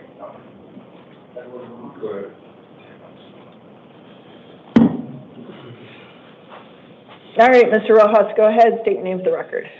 Edward Rojas, And Mr. Rojas, what's your date of birth? 12/16/80. Thank you, and you are here today on 3 matters. You were arrested yesterday on charges of possession of narcotic drugs, a Class 4 felony. I did find probable cause for that, and I am appointing you an attorney. I'm setting 2 hearings in your new case, the first on June 24th at 8:30 and the next one on June 26th at 8:30, both in the downtown Maricopa County Superior Court. In your new matter, I am setting a secured appearance bond in the amount of $250. Now, you are currently on probation in 224 cases.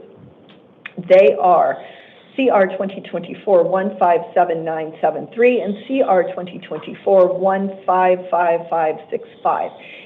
In both of those cases, the Maricopa County Superior Court has issued a warrant for your arrest on allegations that you violated your probation in those cases. In those probation violation matters, I am appointing you an attorney, and I am setting hearings on June 25th at 8:30 in the downtown Maricopa County Superior Court. In both of those probation violation matters, I am setting a secured appearance bond in the amount of $250. Okay, what are you here for? In the event you are able to post your bonds and secure your release, I am reminding you, you would need to contact your probation officer within 72 hours. Okay? Go ahead, step left. Thank you. Okay, what you. case were you wanting All to right, observe? Nicholas I don't have a problem with you Meza, observing the case, but I just wanted to make sure you're observing the right thing.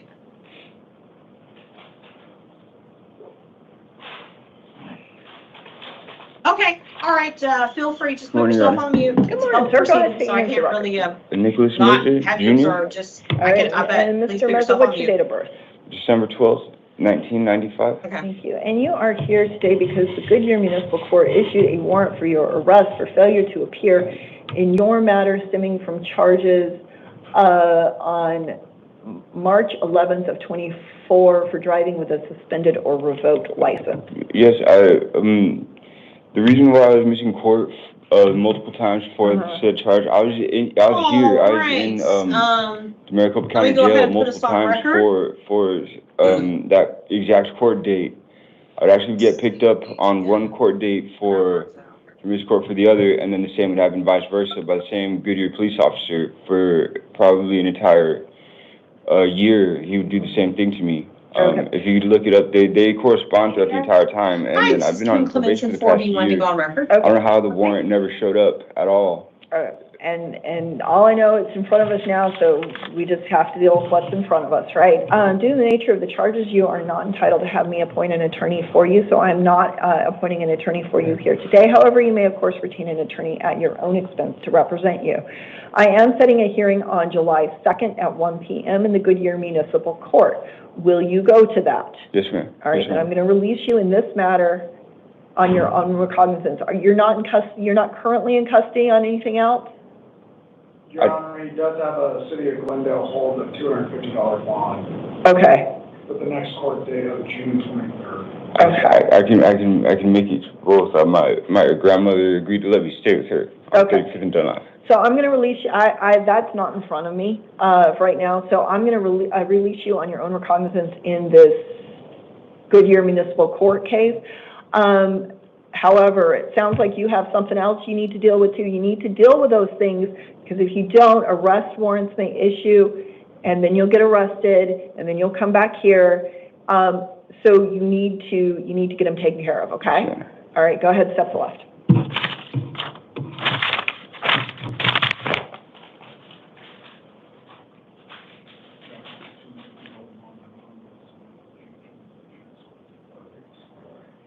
All right, we're going to do Keith Geist, please, and then we're going to do Jordan Pollard.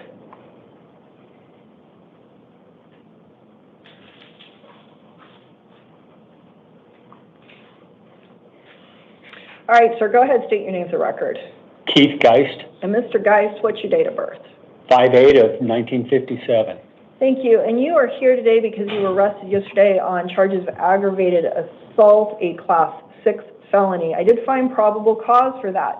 For purposes of appointing you an attorney, I am finding that you are not indigent, so I am not appointing an attorney for you here today. However, you may, of course, retain an attorney at your own expense to represent you. I am setting 2 hearings in your case, the first on June 24th at 8:30 and the next one on June 26th at 8:30. Both of those are in the downtown Maricopa County Superior Court. I am setting a secured appearance bond in your case in the amount of $10,000. In the event you are able to post that bond and secure your release, you may not initiate contact with the alleged victim. You may not actually. Let me make this a little simpler. You may not have any contact with the alleged victim, and you may not initiate contact with the alleged complainant or witness. No weapons, no drugs, and no alcohol. There's additional release conditions that are in your paperwork, but I did want to call those out specifically, okay? Go ahead, step to the left.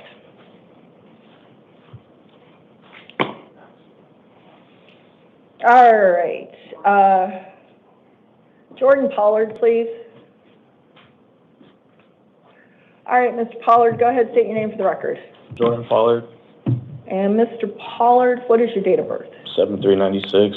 Thank you. And you are here today because you were arrested on allegations that on or about June 15th, 2025, you committed the violations of aggravated assault, a Class 3 felony, aggravated assault, a Class 4 felony,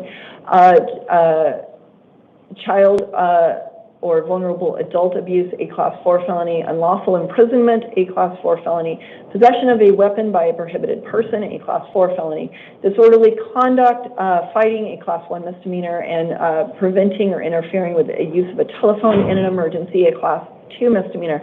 I did find probable cause for all of those. I am appointing you an attorney. I am setting a cash-only appearance bond in your matter in the amount of $100,000. In the event you are able to post that bond and secure your release, you would be subject to certain release conditions, including electronic monitoring. You may not return to the scene of the alleged crime or have any contact with any alleged victim. Go ahead, step to the left.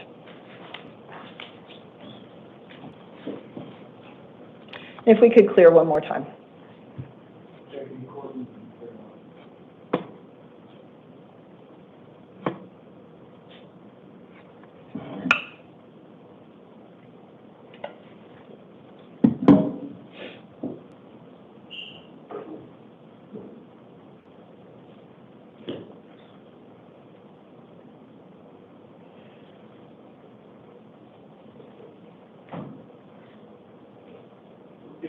No, take your time.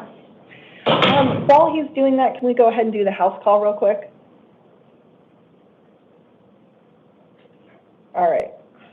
All right, we have one house call today, and Mr. Gallegos is not able to be with us because he is a danger to self, a danger to others, or otherwise not able to function for purposes of being with us here in court today. Mr. Gallegos was arrested based upon a warrant issued by the Maricopa County Superior Court for allegations that he violated his probation in case CR 2014-002068. In that probation violation matter, I am appointing him an attorney, and I am setting a hearing on June 25th at 8:30 in the downtown Maricopa County Superior Court. Pursuant to that arrest warrant, I am setting a secured appearance bond in the amount of $7,500. In the event that anything changes after I talk to Mr. Gallegos, I will update my written order.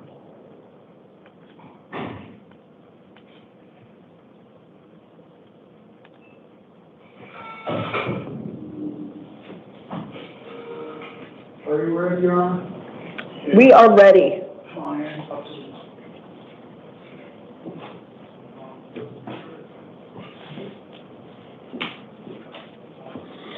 All right, sir, go ahead. Good morning, Your Honor. Good morning, sir. Go ahead, state your name for the record. I'm hard of hearing, I'm sorry. That's okay. We have things that can help you with that. Oh, good, thank you.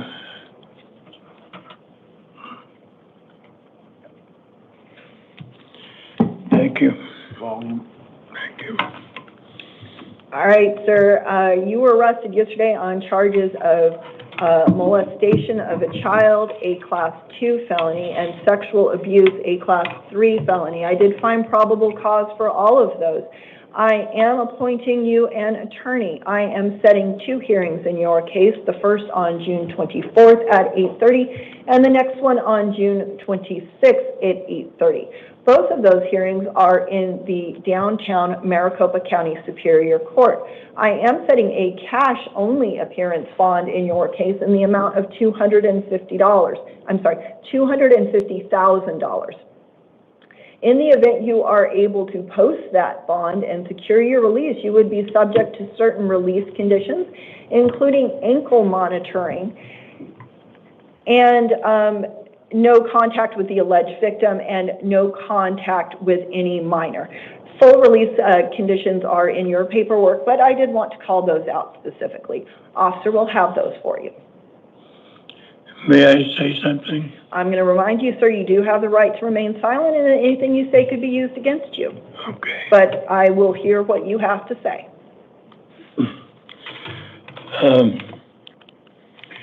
Yeah, I'd like to elaborate. The offense happened about over 6 years ago. The little girl, my granddaughter, was one of 2 children that my wife and I picked up from school. Sir, and these are really discussions you're best had with your attorney. Okay, I have appointed one for you. I did read the Form 4. Based upon the Form 4, I am finding probable cause, and based upon that information, I am setting the bond where I am setting the bond.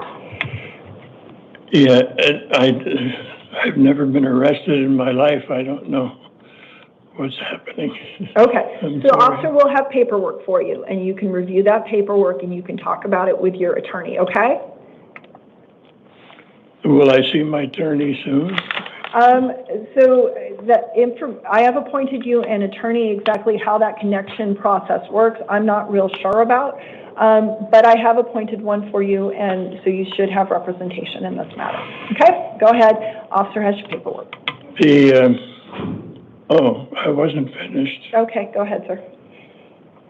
The incident happened when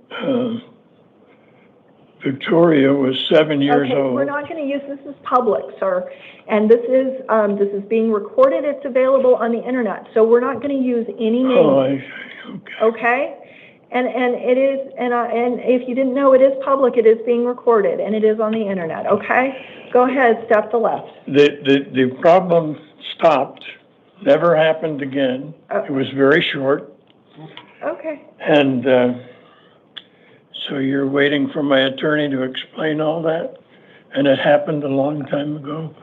And I've been a model citizen ever since. I don't know what else to say. And so you don't, again, you don't need to say anything. And again, as I've repeatedly advised, you have the right to remain silent. Anything you say could be used against you. Please take your paperwork and go ahead and step to the left. Go ahead, step on Alma.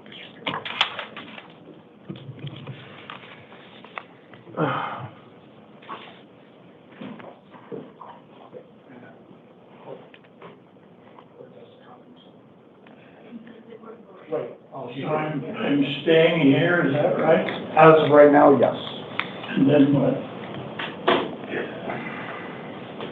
That is your company. Okay. I'll be back, Your Honor. Okay, thank you, officer.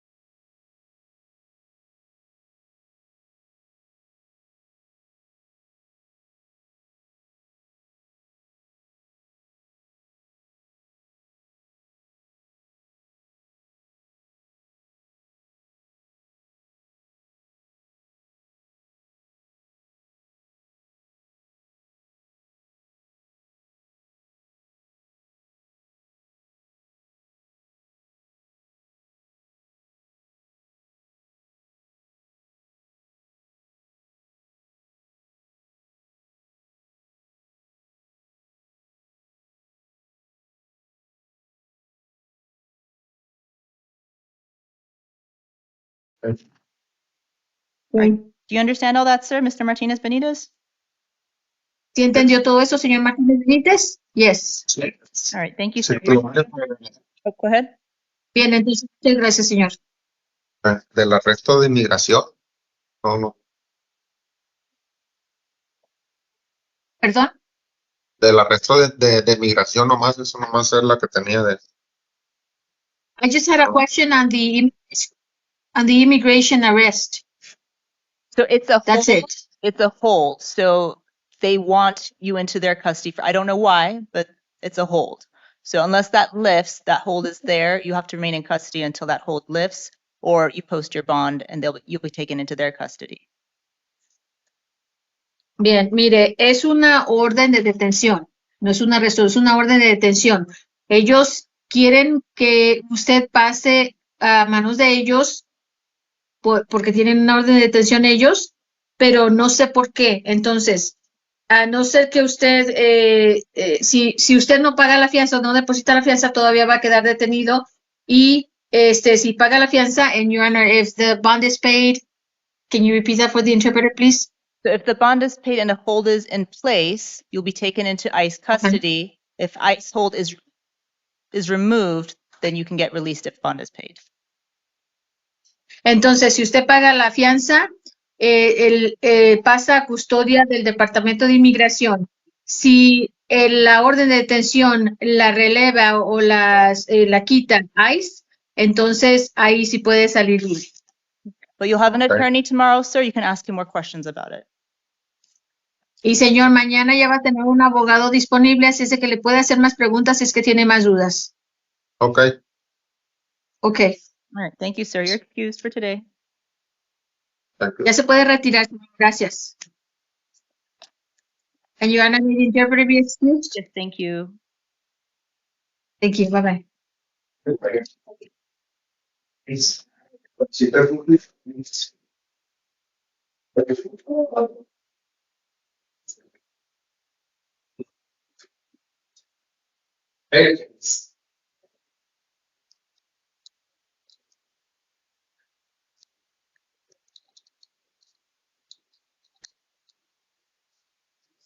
Let's see if that's accurate.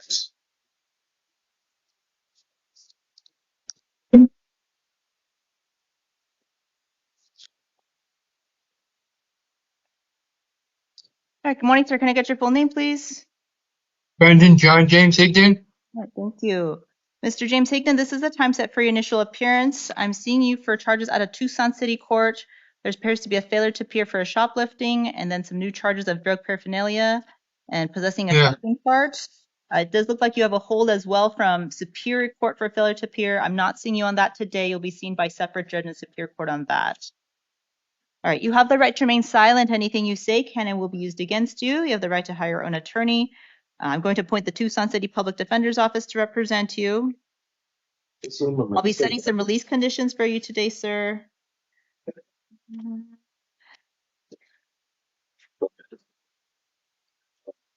Give me one moment.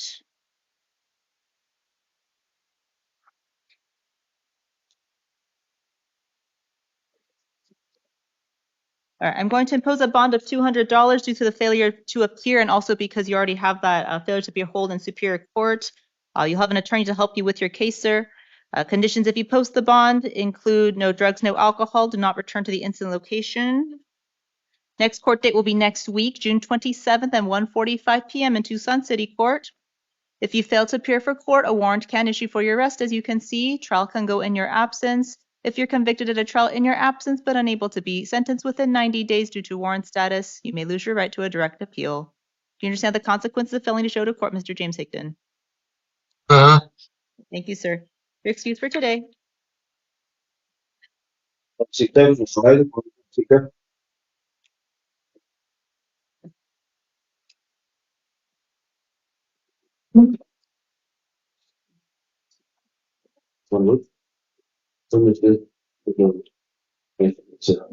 Morning, sir. Can I get your full name, please?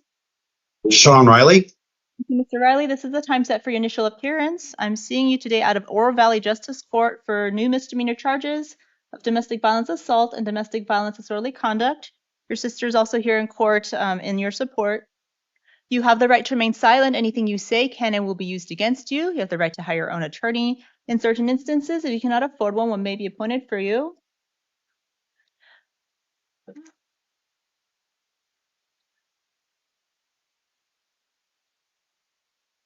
All right, sir. So today I am going to release you on your own promise to appear for your next court date. That just means you don't have to check in with anyone. You just have to make sure you show up to court. Conditions include do not commit any acts of domestic violence. And it appears there's a minor child listed as a victim as well. Just no unsupervised contact with the alleged victim, minor child. You may have continued contact with Ginger Renner, and you are allowed to return to the shared residence. But that's up to you. All right, your next court date will be July 23rd at 10 a.m. at the Oro Valley Justice Court. When you get released from jail this morning, you'll get a sheet of paper with all the information. And if you can't make it for whatever date, there's a phone number there. You call them and let them know to reschedule. If you fail to show without calling them, sir, a warrant can issue for your arrest. Do you understand all that, Mr. Riley? I do. All right, you're excused for today. Thank you. Thank you. Yep, they're letting him out. Hey, just so a heads up, a lot of people are going to get released here. People that you think or feel that shouldn't get released, they're going to be getting released here. OR. Yes. Without having to pay a bond. Hey, thank you for the follow. Highly appreciate that.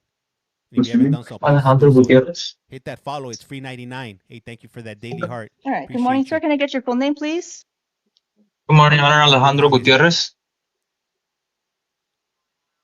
Thank you, Vilma. Highly appreciate that.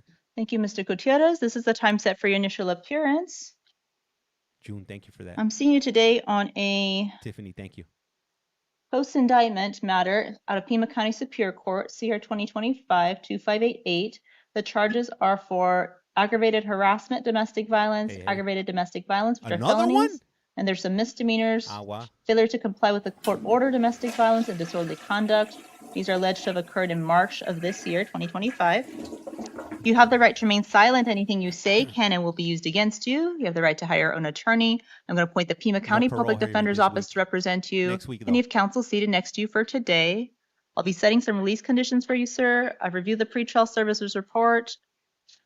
There is no interim complaint since this is a post-indictment matter. There was a grand jury warrant. The state's written recommendation is $25,000, which is the amount on the warrant. Mr. Poston, does the state want to be heard further?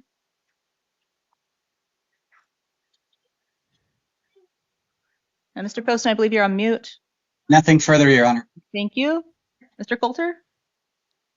Your Honor, I'm asking you to release Mr. Gutierrez on his own recognizance. The reason being that he has already been facing charges from this incident since that very day in, I believe it's Tucson City Court, misdemeanor charges there. He already bonded out in this matter.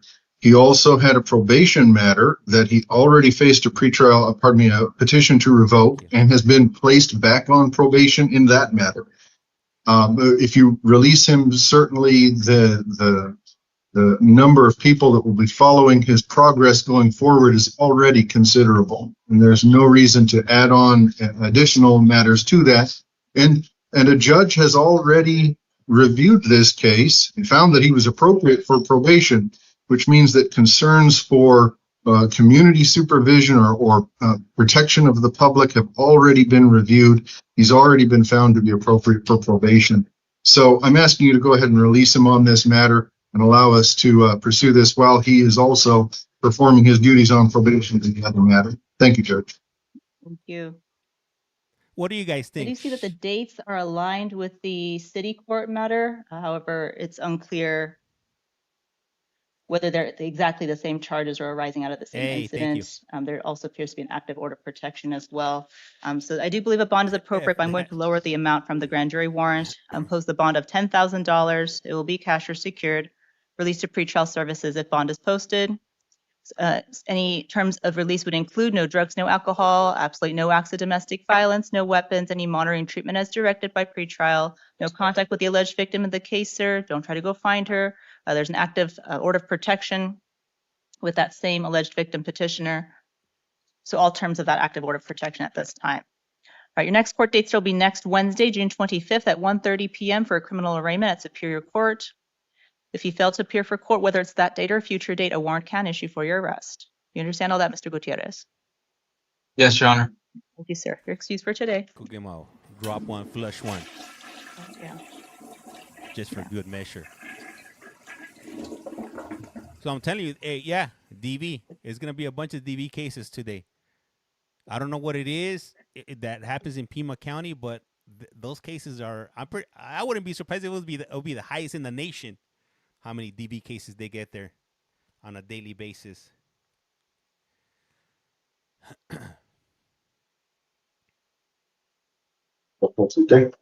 He never stated his name? Really? The old geezer? That's weird. Your Honor, Jail here. Yes. We are still waiting for Mr. Zarate to come into the courtroom. Would it be possible if he makes it right before the felonies that we can see him then? That's fine. And actually, we're trying to request Ms. Naomi Aguilar. Yes. If she can be brought sooner rather than later. Aguilar, you said, Naomi? Yes. Okay. Oops. Mr. Zarate has actually just made it into the courtroom, Your Honor. That guy that was Okay, here, yeah, he was thank you. on for DV. Let's see what this vato's here for. This vato loco. Morning, sir. Can I get your full name, please? Leonard Zarate. Thank you, Mr. Zarate. This is the time set for your initial appearance. I'm seeing today for a Yavapai County Superior Court warrant. Órale, vato loco. Looks like the charges are for aggravated assault on an officer, aggravated domestic violence, 2 counts. Those are felonies. And then there's a misdemeanor criminal damage. These are charges from October of 2024 out of, like I said, Yavapai County. All right, you have the right to remain silent. Anything you say can and will be used against you. You have the right to hire your own attorney. In certain instances, if you cannot afford one may be appointed for you. So, sir, I see you have a local charge pending in Pima County Superior Court. You have a sentencing coming up next month, Yes, on the 18th. July 18th. Yes. Okay, and that's a prison-only plea? Yes. So I will reset this out-of-county matter for a review hearing July 25th at 9 a.m.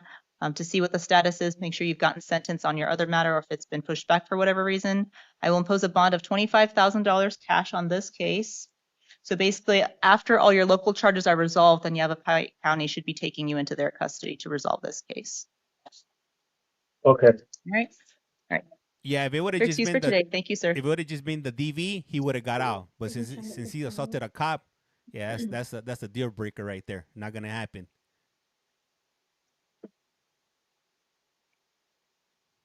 If you think about it, like, why is it any less? You know, you assault your partner, or you do whatever you do, but you assault a cop and it's worse, and they keep you. Yeah. Make it make sense. The math is not mathing over here. I don't get it, right? Sometimes you need that time to cool off, or You had a question where there's another case? To get your affairs in order if you want to leave. Your Honor, the staff here is asking if that hold was on both cases. No, the $25,000 is on this Yavapai County. Oh, yes. I think there are 2 Yavapai County cases I'm hearing.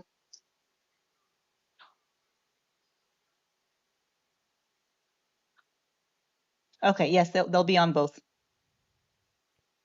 Sitting in jail is not stressful. It all depends on the individual, because some people can't sit in jail for any amount of time. There's just a bunch of stress boxes. It's not easy being away, from your daily routine and whatnot. So I think it's all based on the individual. Everybody handles time differently. Some people could do it, some people can't. I get bored out of my mind. It's definitely stressful. It's stressful when you got a stress case in your cell, talking about what's gonna happen to me. I got a DUI. Oh, I got caught shoplifting. How many days do you think I'll be in jail? I don't know. Shut up, man. I don't want to hear all of that. Got my own problems. I can never sit in jail.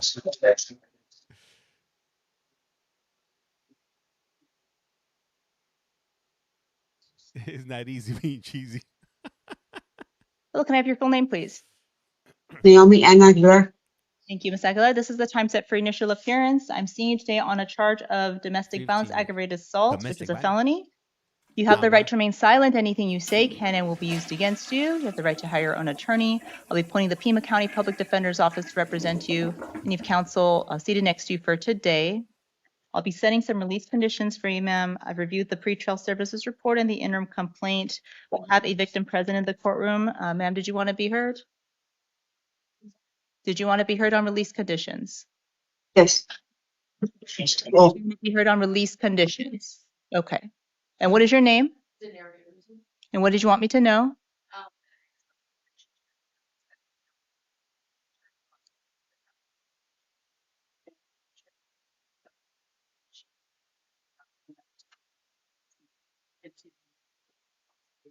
All right, I'm back. Yeah, I was talking to the other stream. They restricted my other stream, so I was letting them know I was going to cut it off and start it back up.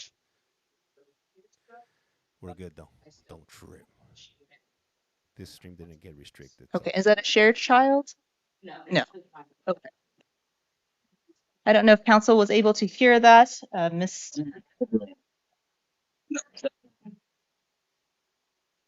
much of the same sentiments that's included in the pretrial services report.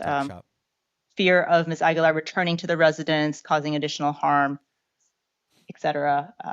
The victim does intend to move out at some point, but needs some additional time. So would prefer that the defendant remain in custody. I thought that was a woman. That's a dude? Okay. All right. The state's written recommendation is a $25,000 bond. Mr. Poston, is there anything further? Thank you for the Daily Heart. Your Honor, state submits on the written record. Thank you. Mr. Coulter? Your Honor, I'm asking for pretrial services release. I would point out that the pretrial services staff have already verified that she has a brother in town who is able and willing to provide support, provide a residence. She's a long-term resident. She has full-time employment, and she has no history of felony or domestic violence arrests on her record. She has one now. At this point, I'd like to help preserve her job, and there's no reason to believe that she would be unwilling or unable or non-compliant in any way. No reason to believe that she would be any danger to try to make contact with or re-confront the victim. She's fully willing and able to comply with your orders. I'm asking you to release her pretrial services and order her to have no contact and no visit to that residence. All right. Thank you. The court will also note that I did receive a Form 4 risk assessment in this case. She ain't going nowhere.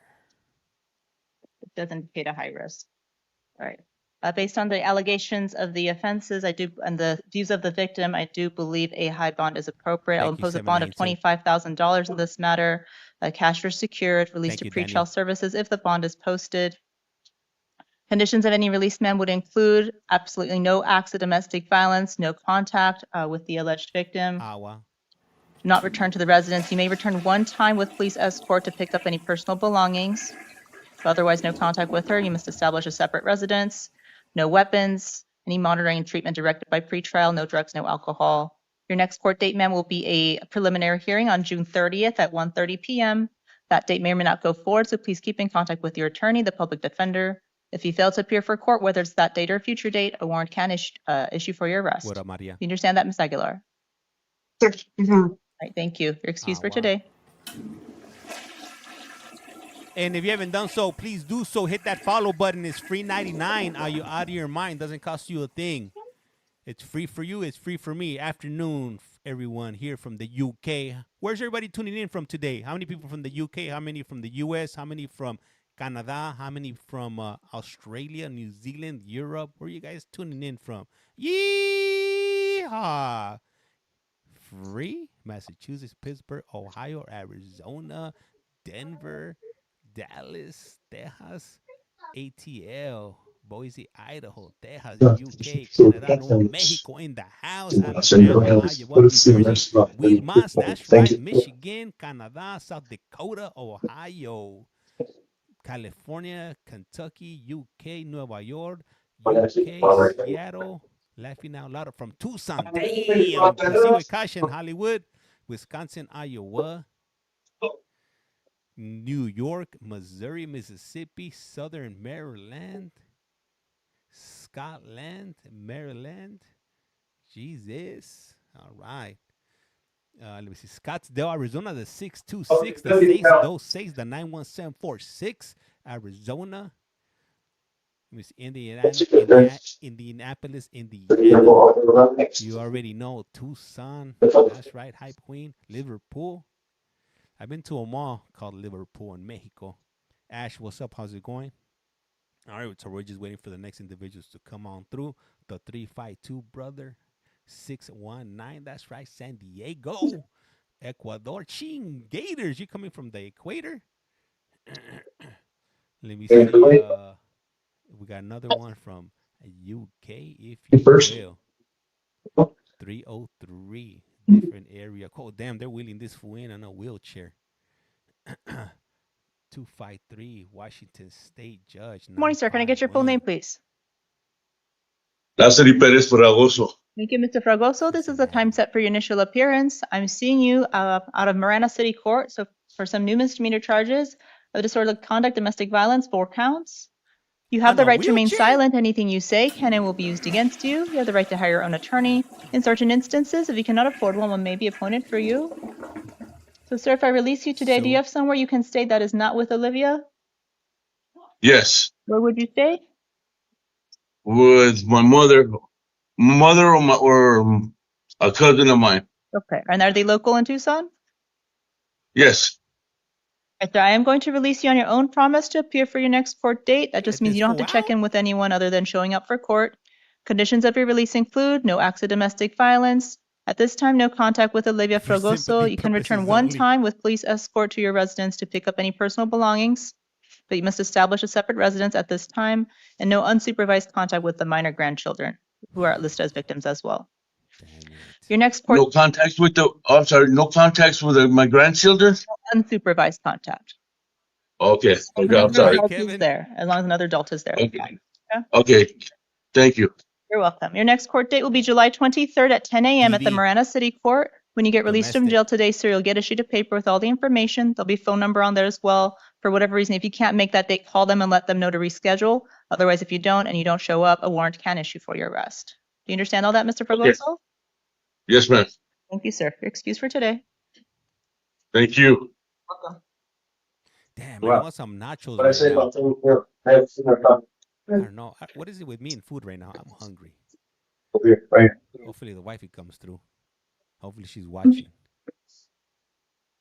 He will get up after this. Oh, she's so tired. All right, good morning. Can I get your full name, please? Ashley Dixie Manuel. Thank you, Ms. Manuel. This is the time set for your initial appearance. I'm seeing you today What up, out of Pima Alexis? County Justice Court for some new charges. They are for shoplifting and drug paraphernalia, which are misdemeanors. Also seeing you out of Tucson City Court for failures to appear. The charges are for criminal trespass, drug paraphernalia, prescription drugs, additional counts of drug paraphernalia. Pima County Court. You have the right to remain silent. Anything you say can and will be used against you. You have the right to Sit hire on your a own burrito. attorney. For your Tucson City Court case, ma'am, I'll appoint the Tucson City Public Defender's Office to represent you.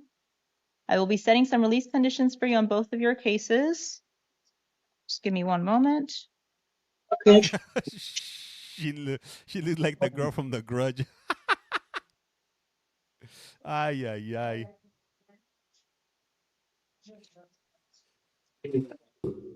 Be right back.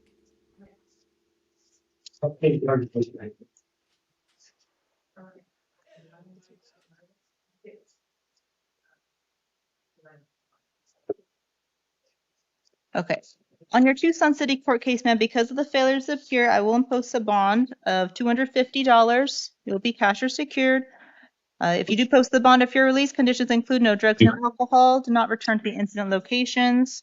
Your next court date's next week, June 27th at 1:45 p.m. And your attorney, the Tucson City Public Defender, will be there. And then for your Pima County Justice Court new charges on that one, ma'am, I will release you on your own promise to appear for your next court date. Conditions include no drugs, no alcohol, do not return to the incident location. Next court date for that is June 30th at 8:30 a.m. If you're still in custody because of the Tucson City Court stuff, you'll be seen by video. As you can see, ma'am, when you fail to appear for court, a warrant can issue for your arrest. Do you understand all that, Ms. Manuel? Yes. Thank you, ma'am. You're excused for today.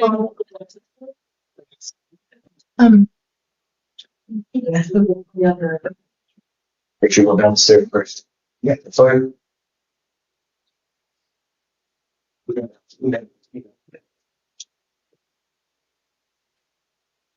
All right, good morning, sir. Can I get your full name, please? Edward Frank Martin Osoyo.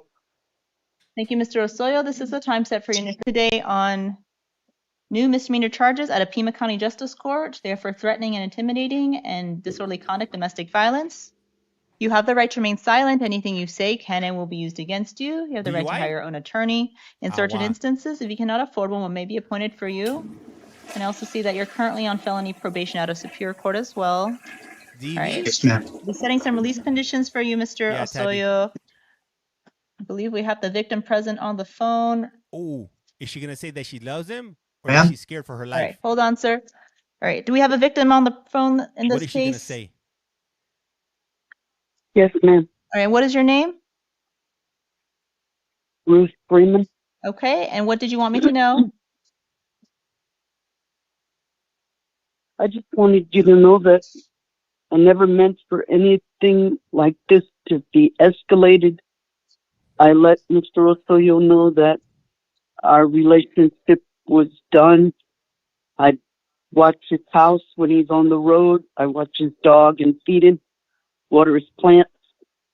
And I'm just not well enough to do this anymore, and I let him know this. in May. Okay. I did not We return don't need to any talk about phone the calls. right now. I don't need to know about the facts of the case or what happened exactly. Okay. I just need to know if you want further contact with him, or if you want him released from custody. What are his plans?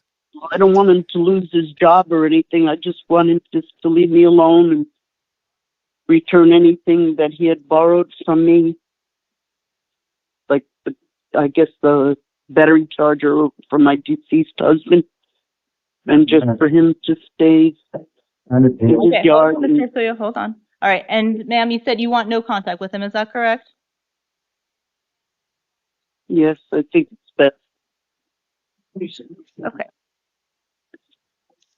And you do not reside at the same residence?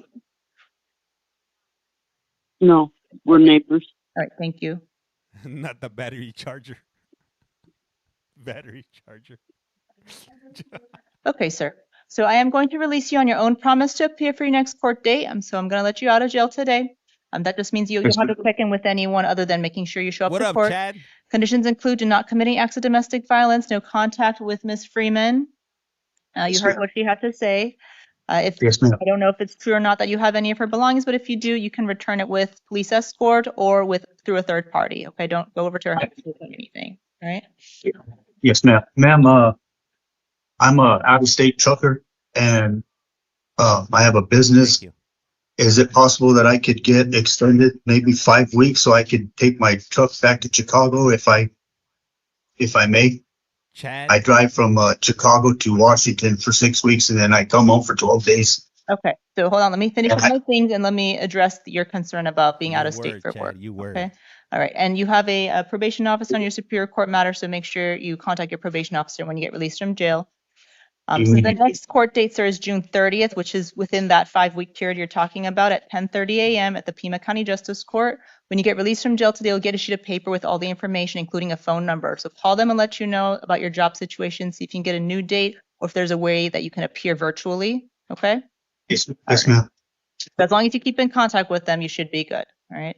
Okay. And Yes, if ma'am. you fail to appear for court and you don't contact them, no sir, face. even if it is for work, a warrant can issue for your arrest because the court doesn't know where you're at. Okay? So just I understand that. I'm on OSM monitoring by the phone, so I check in every day very good. with the probation officer. The DV. And so you understand all that, sir, in terms of making sure you show up to court. Yes, I do. Okay. All right, you're excused for today, Mr. Osoyo. Thank you.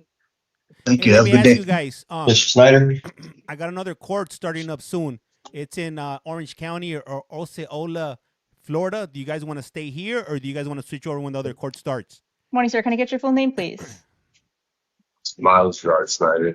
All right, thank you, Mr. Snyder. This is the time set for initial appearance. I am Florida, seeing you out of Pima County Justice Court for failure to appear for domestic violence, disorderly conduct, and a failure to appear for shoplifting. You also have new charges of switch domestic over, okay? violence, threatening, intimidating, as well as domestic violence, disorderly conduct. All right, you have the right to remain silent. Anything you say can and will be used against you. You have the right to hire your own attorney. I'm appointing Janet Altschuler to represent you. I believe she represented you previously in your justice cases. She'll be representing you on all three of these matters. All right, so because of the failures to appear and there were bond amounts on the warrants, I am going to impose a bond of $750 on all three cases. They will be concurrent. If you do post the bond, sir, if you're released, conditions include do not commit any acts of domestic violence, no contact with the alleged victims, not return to any victim's residence, etc. So water means your that next court date, sir, is actually going to be tomorrow. So you'll see a judge tomorrow, June 19th at 1 p.m. DV. If you're still in custody, you'll be seen by video and Ms. Altschuler will be there.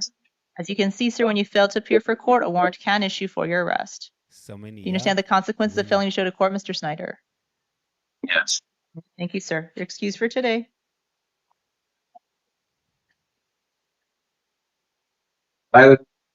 What?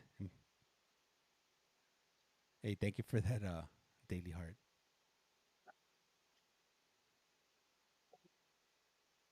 Morning, sir. Can I get your full name, please? Oh, yeah. Tyler Davis Wyrock. Thank you, Mr. Wyrock. This is the time set for initial appearance. I'm seeing today out of South Tucson City Court. Looks like there's a failure to appear for shoplifting. And also out of Pima County Justice Court. There's a failure to appear for shoplifting or criminal trespass. His glasses are super suspect. Another one for shoplifting. I don't And know. then also out of Tucson City Court, failure to appear for shoplifting and drug paraphernalia. All right, you have the right to remain silent. Anything you say can and will be used against you. You have the right to hire your own attorney. Those glasses. For your Tucson that City Court haircut, case, I will appoint and the that Tucson City mustache, Public highly Defender's suspect. Office to represent you. On your South Tucson case, I'll appoint Dahmer Michael glasses. Vaughn to represent you. And on your Justice Court cases, I'll appoint Janet Altschuler to represent you. I believe she represented you previously. All right, so I'll be setting some release conditions for you, sir, due to the failures to appear. I do think bonds are appropriate here. It is very important, sir, that you show up for court. So on your South Tucson City Court case, the bond amount is $200. It will be cash or secured. Conditions of release include: do not return to instant location. You'll see a judge tomorrow, June 19th at 10 a.m. Obviously. For your Justice Court cases, it'll be a $500 bond, cash or secured. It'll be concurrent across all three Justice Court cases. Next court date is tomorrow, June 19th at 1 p.m. So you'll see two judges tomorrow, one for South Tucson and one for Justice Court. You'll have attorneys on both of those. Look at this fool. This fool, he'll And then for your Tucson City Court case, I've already appointed the Tucson City Public Defender. Next court date is going to be hopefully doesn't find my stream. next week, June 27th at 1:45 p.m. The bond is going to be $100, cash or secured. Conditions of your release for all of these are the same. No drugs, no alcohol. Do not return to the instant location or contact with any business victims. You walk into his house, you're not As you coming can out. Well, at least sorry? That means I'm staying in jail or I'm going home. You have bonds on all three cases. Okay, so that means I'm staying in.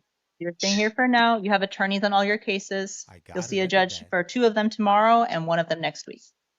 We gotta analyze this, vato. All right. You're excused for today. Thank you. Thank you. Oh yeah, I wouldn't even trust him with a litter of puppies or kittens. It's no bueno.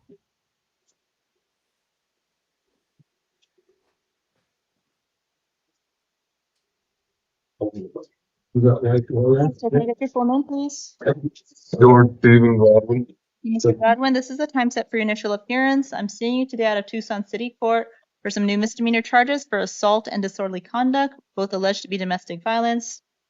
You have the right to remain silent. Anything you say can and will be used against you. You have the right to hire your own attorney. In certain instances, if you cannot afford one may be appointed for you. All right, sir. So today I am going to release you on your own promise to appear for your next court date. Hey, what's up, Survivor? Miss Sarah, your wife is okay with further contact, and she's okay with you returning to your shared residence. Conditions of your release include: do not commit any acts of domestic violence. Your next court date at the Tucson City Court will be July 29th at 1:30 p.m. I don't know, is something in the water? Or When you get air? released from jail today, sir, you'll get a sheet of paper with all the information.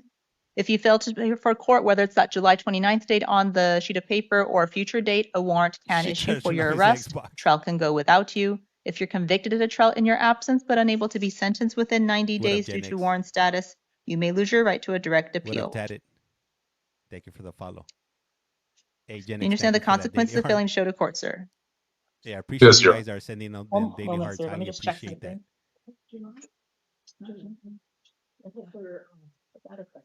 Hey, Hannah, thank you for the follow. Highly appreciate that. And be like Hannah, hit that follow button. It's free 99. It's free for you. It's free I was just for checking me. your court date, sir. Don't Right, be and a for whatever Scrooge reason, if McDuck. you can't make that court date, you call them and let them know to reschedule, okay? Don't be a Mr. Krabby Patty. Yes, Your Hit Honor. that follow. To Follow, clarify, follow. it's July 29th at 1:30, correct? July 29th at 1:30, you'll get a sheet of paper with that information. Thank you, Your Honor. Bill You're Cooping, excused for today. Thank you. sharing and liking the live. Highly appreciate Mr. you. Henley? Hey, let's get up to 100,000 tabs. We're up to 85,000. Let's make it 100,000, if you will. Crazy. I've never seen so many DVs. Yep. Everybody. I'm telling you, I'm scared for you guys that live in Tucson, Arizona, Pima County. It's all bad. Good morning. All right, good morning, sir. Can I get your full name, please? Tabs are free, 99. That's Donald free too. Eugene Henley. All right, thank you, Mr. Henley. This is the time set for your initial appearance. I'm seeing you today for some failures to appear out of Tucson City Court for being in the park closed after hours and for criminal trespass. You have the right to remain silent. Anything you say can and will be used against you. You have the right to hire your own attorney. In certain instances, if you cannot afford one may be appointed for you. Oh, that's So, right. sir, today I am Gabs. going to release you on your own promise to appear for your next court date. Oh, thank you so much. Okay, so that just means you don't have to check in with It me. happened a long time ago before they started Yeah, to so that repair the happened truck. last year. Okay. Oh, no. So just make sure, sir, you show up to court. I'm going to give you your next court date. It's going to be July 23rd at 2:30 p.m. As you can see, sir, when you fail to appear for court, a warrant can issue for your arrest. So it's very important that you make that court date. All right. I'm not sure what time it starts. Yes, ma'am. They got You the understand inmates all that, already. sir? They got them waiting. So I certainly do, as ma'am. they start Thank talking, you so much. You're we're welcome. in there. You're We're in excused for like today, sir. flaming. So we're just waiting for them to start. God bless. I got one in. I got one in the chamber. Excuse? You're excused. Mr. Molina. Thank you for the follow, Nicole.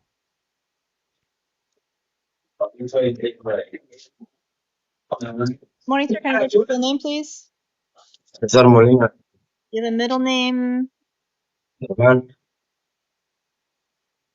Ramon? Like swimwear. Yeah. Thank you, Mr. Molina. This is the time set for your initial appearance. I'm seeing you out of Tucson City Court for some misdemeanor charges of domestic violence, criminal damage, domestic violence assault, and drug paraphernalia. Agua. You have the right to remain silent. Anything you say can and will be used against you. You have the right to hire your own attorney. In certain instances, if you cannot afford one may be appointed for you. Just give me Hey, one I don't moment. blame you, Rod. The imprisoned headphones. Nice. All right, sir. So if I release you today, do you have somewhere you can stay that is not with CL20s. Melissa? Yes. And where would you stay? Chingona, thank you My for the dad. follow. He lives in Tucson? Yes. And did you have a shared residence before with Melissa? No. No? Okay. Hey, thank you, G. I'm glad you're enjoying it at other people's expense. All right, sir. I am going to release you today on your own promise to appear for your next court date. That just means that you don't have to check in with anyone other than making sure you show up to court. Conditions of your release include not committing acts of domestic violence, no drugs, no alcohol, no contact with Melissa Casillas at this time. Don't try to go find her at her home or her work or anything, okay? All right, your next court date is July 29th at 1:30 p.m. at the Tucson City Court. If you fail to appear for court, a warrant can issue for your arrest. Trial can go without you. If you're convicted at a trial in your absence but unable to be sentenced within 90 days due to warrant status, you may lose your right to a direct appeal. It's in your best interest to show up to court and get this taken care of. You understand all that, Mr. Molina? Yes, ma'am. Yes, sir. All right, you're excused for today. Thank you. Use Jimbo Road. I'd rather live in Maricopa County So right now- instead of Pima County. I've worked both cities. 100,000 K. Hell yeah. Thank you guys for tapping. Appreciate you guys. It's Morning, sir. Can I 399. get your full name, please? William Tanner Ridenauer. Let's see what William. Thank you, Mr. Ridenauer. This is the time set for your initial appearance. I'm seeing you out of Tucson City Court today for some new misdemeanor charges for domestic violence assault and domestic violence criminal damage. Another one. You have the right to remain silent. Anything you say can and will be used against you. You have the right to hire your own attorney. In certain instances, if you cannot afford one may be appointed for you. Give me one moment, sir. Okay. If I release you today, do you have somewhere you can go that is not with Alexia? And where would you stay? Alexia. My apartment. I live alone. Okay. All right.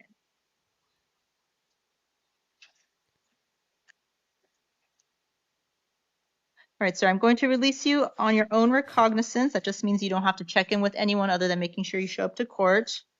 Conditions of your release include do not commit any acts of domestic violence, no contact with Alexia Koken. Kosin. Kosin at Hey, this that's time. right. Thank They're probably you. all mad 'cause Don't they try to didn't go get any find gifts. her residence or her work or anything like that. Your next court date, sir, is going to be on July 29th at 1:30 p.m. When you get released from jail today, you'll get a sheet of paper with all the information. If you can't make it for whatever reason, call them. There's a phone number on the sheet you'll get and let them know to reschedule. If you fail to appear for court and you don't keep in contact with the court to reschedule, a warrant can issue for your arrest. Trial can go without you. If you're convicted at a trial in your absence but not able to be sentenced within 90 days due to warrant status, you may lose your right to a direct appeal. Do you understand the consequences of failing to show to court, Mr. Reidner? Yes, ma'am. All right, thank you, sir. You're excused for today. Do you guys think he's going to court? Is he is he gonna do all his DV cases? I don't know. No sé. Black. Hell nah.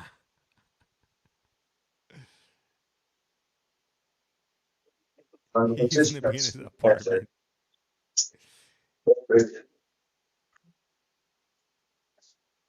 Let's see. What do you guys think? This fool. Nah, yeah, he did. I don't think he Morning, did. sir. Can I get DV. your full name, It has please? to be Rogas. Rugs. Ted Baxter Black. All right, thank you, Mr. Black. This is the time set for your initial appearance. I'm seeing you out of Tucson City Court for some failures to appear, drug paraphernalia.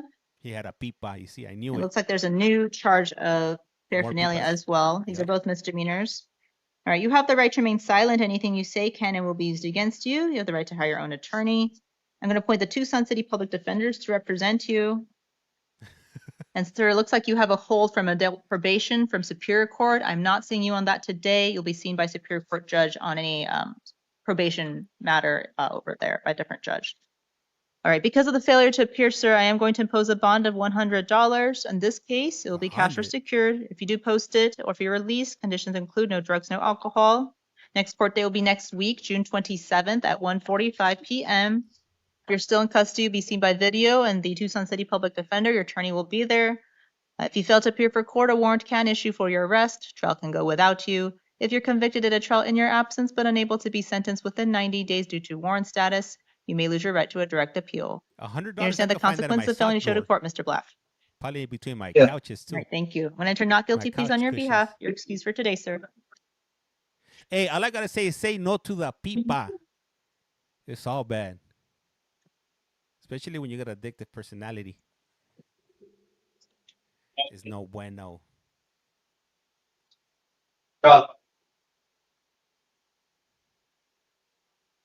It's like if you got addictive personality, why are you gonna do that to yourself? Why? Why?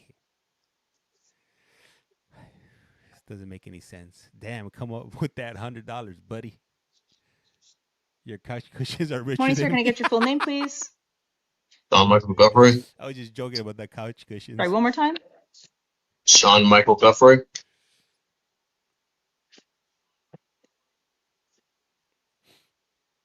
All right, thank you. I don't even got enough money for eggs. That's All what right, you guys Mr. haven't Guffrey, been this seeing is the me time set for eat your eggs. initial appearance. I'm seeing you today out of Pima County Justice Court.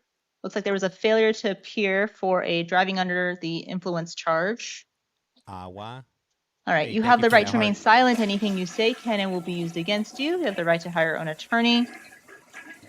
I'm going to appoint Janet Altschuler to represent you. Looks like she represented you previously in this case. Yeah, addiction is no joke. Especially when it There was a consumes bond person. amount on the warrant.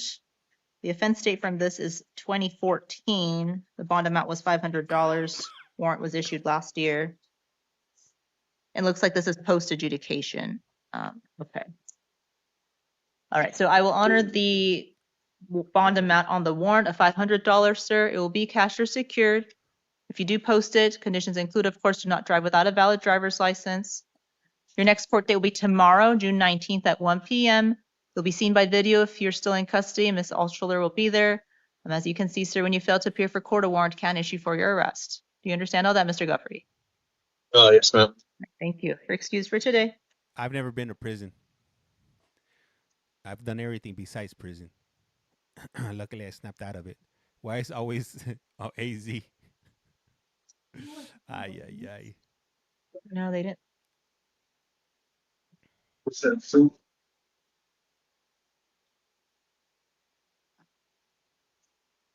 Thank God, only jail right Yes. there. Good morning, sir. Can I get your full name, please? Justin Joel Sampson. Are you a Making it junior? look bad. Yes. Thank you, Mr. Sampson. All right, this is the time set for your initial appearance. I'm seeing you today on a new felony charge of possession of narcotic drugs.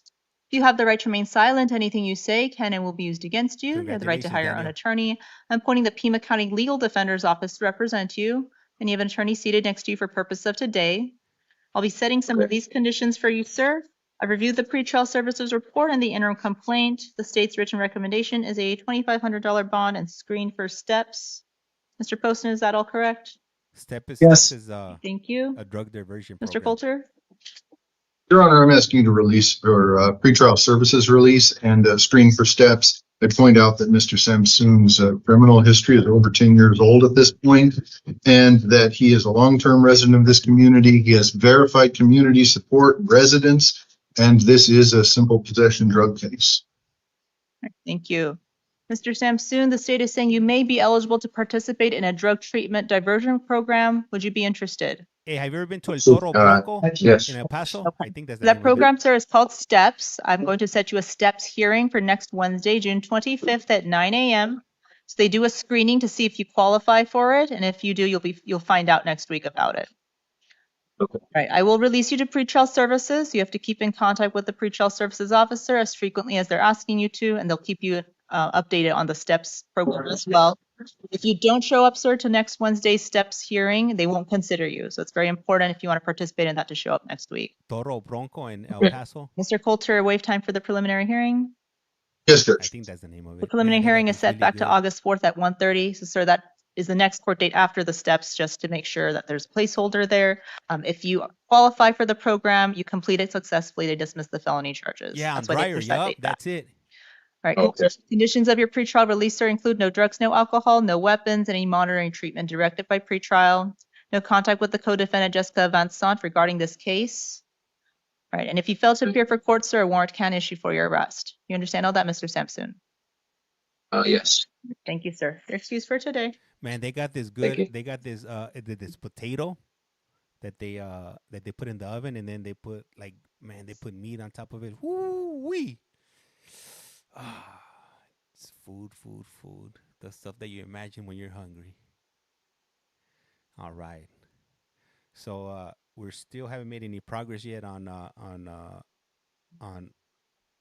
Florida, but we're still here. They're gathering everybody up right here.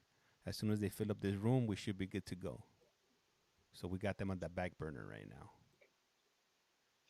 Jack Potato. Hey, how many DV cases do you think we've seen so far? Just on this, we've been in here for like almost an hour already, like 15, 20. They put meat on your potato. All around the same shirt.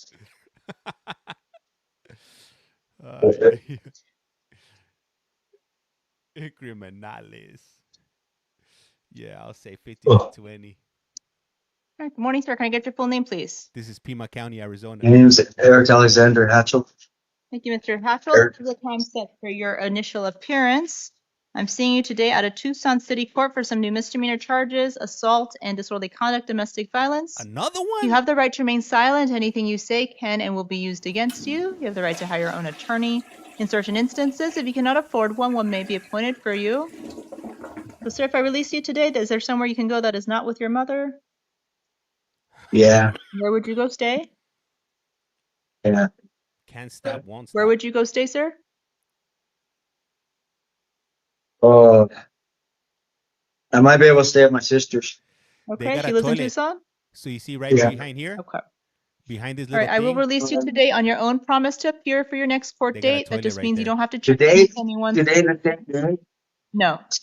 You're getting released today, sir. You're getting released today. Okay? Are you listening? All right. Conditions of your release include no contact with your mother at this time. Your mother? Do not go to her house or anything. If you have any personal That's belongings you have to pick up, you have to go with law enforcement escort one time to pick up those personal belongings. You cannot return alone. You understand that, sir? Okay. Your next court date will be July 21st at 9:30 a.m. at the Tucson City Court. When you get released from jail today, you'll get a sheet of paper with all the information. Right? If you fail to appear This for fool's court, old. a warrant Imagine can how old issue his for your mom is. arrest. Trial can go without you. If you're convicted at a trial in your absence but unable to be sentenced within 90 days due to warrant status, you may lose your right to a direct appeal. Do you understand the consequences of failing to show to court, Mr. Hatchell? Probably lives with her too. Has All right, nowhere so I'm else going to to enter go. not guilty pleas on your behalf. You're excused for today, sir. Okay. Thank you. Off the balcony? You're welcome. What? Damn, Linda, that's cold right there. At the jail, what happened to Mr. Godinez?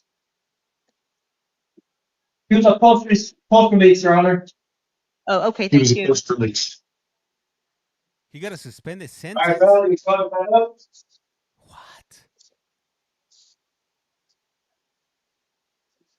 That's bananas. Hey, Adrian, thank you for the follow. Shelly, thank you for the follow. Highly appreciate you guys. And thank you for liking the stream. Highly appreciate you guys. Yeah, go around. I just make sure all the way around. Hey, Amber, thank you for the heart. Hey, where you been at, Amber? I haven't seen All right, good you. morning, sir. Can I get your full name, please? Jean Castaneda. Thank you, Mr. Castaneda. This is the time set for your initial appearance. I'm seeing you today on some new felony charges of possession of narcotic drugs and possession of a weapon during a felony drug offense. You have the right to remain silent. Anything you say can and will be used against you. You have the right to hire your own attorney. I'm going to appoint the Pima County Office of Legal Advocate to represent you. If counsel seated next to you for purpose of today. I've reviewed the pretrial services report, the interim complaint. The state's written recommendation is a $7,500 bond. Mr. Poston, would the state like to be heard further? No, Judge. Thank you. Mr. Colton? Or Coulter? Your Honor, Thank you for that, Amber. Your Honor, Mr. Castaneda is a long-term resident. He has full-time employment. And according to the pretrial services report, this is the very first felony he's ever received. I'd point out as well that the drug offense in question is a simple possession offense. This is not a case of sales or anything of that sort. So for those reasons, Your Honor, I'm asking you to release him to pretrial services supervision. All right, thank you. All right, guys, we're switching over to Florida.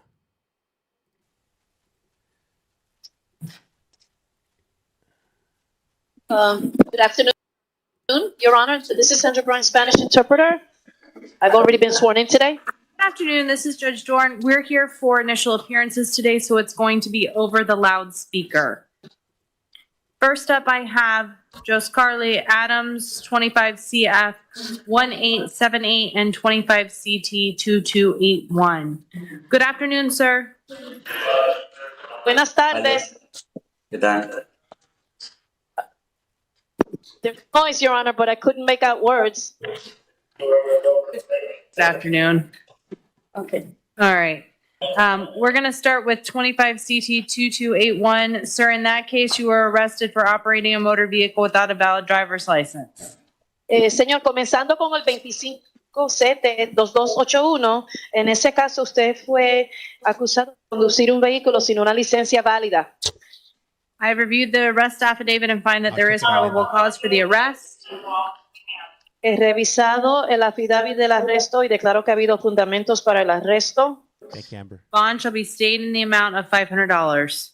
La fianza se queda en la cantidad de $500. And this is Osceola County, Florida. In your second case, you were arrested for grand theft of a motor vehicle.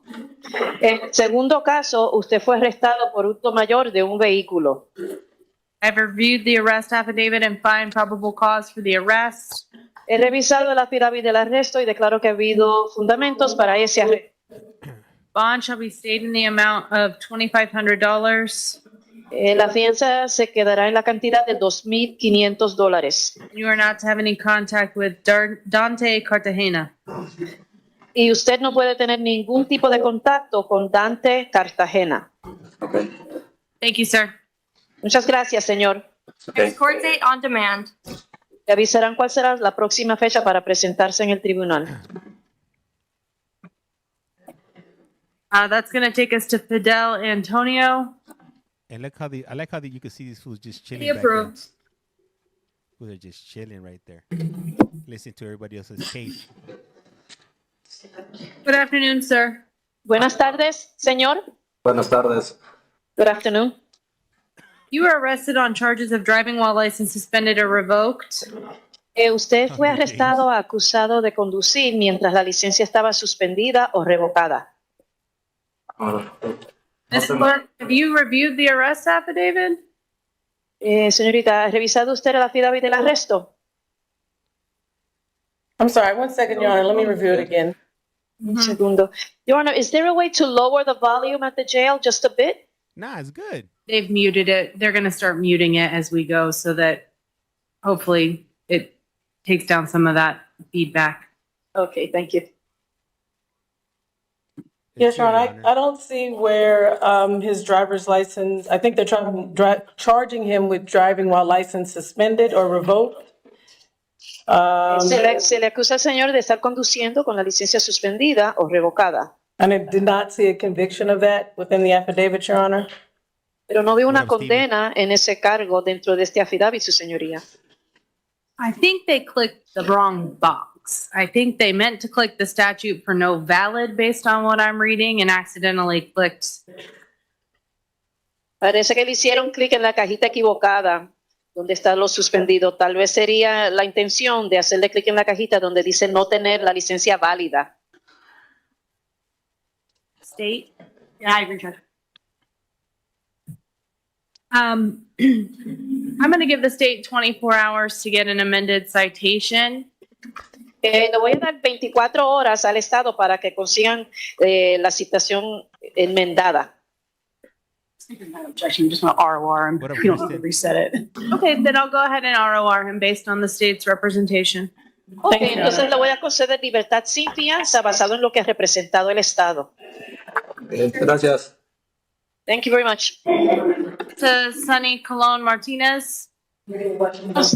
I'm sorry, Your Honor, do we have a case number for Fidel Antonio? Yes, it is 25CT2278.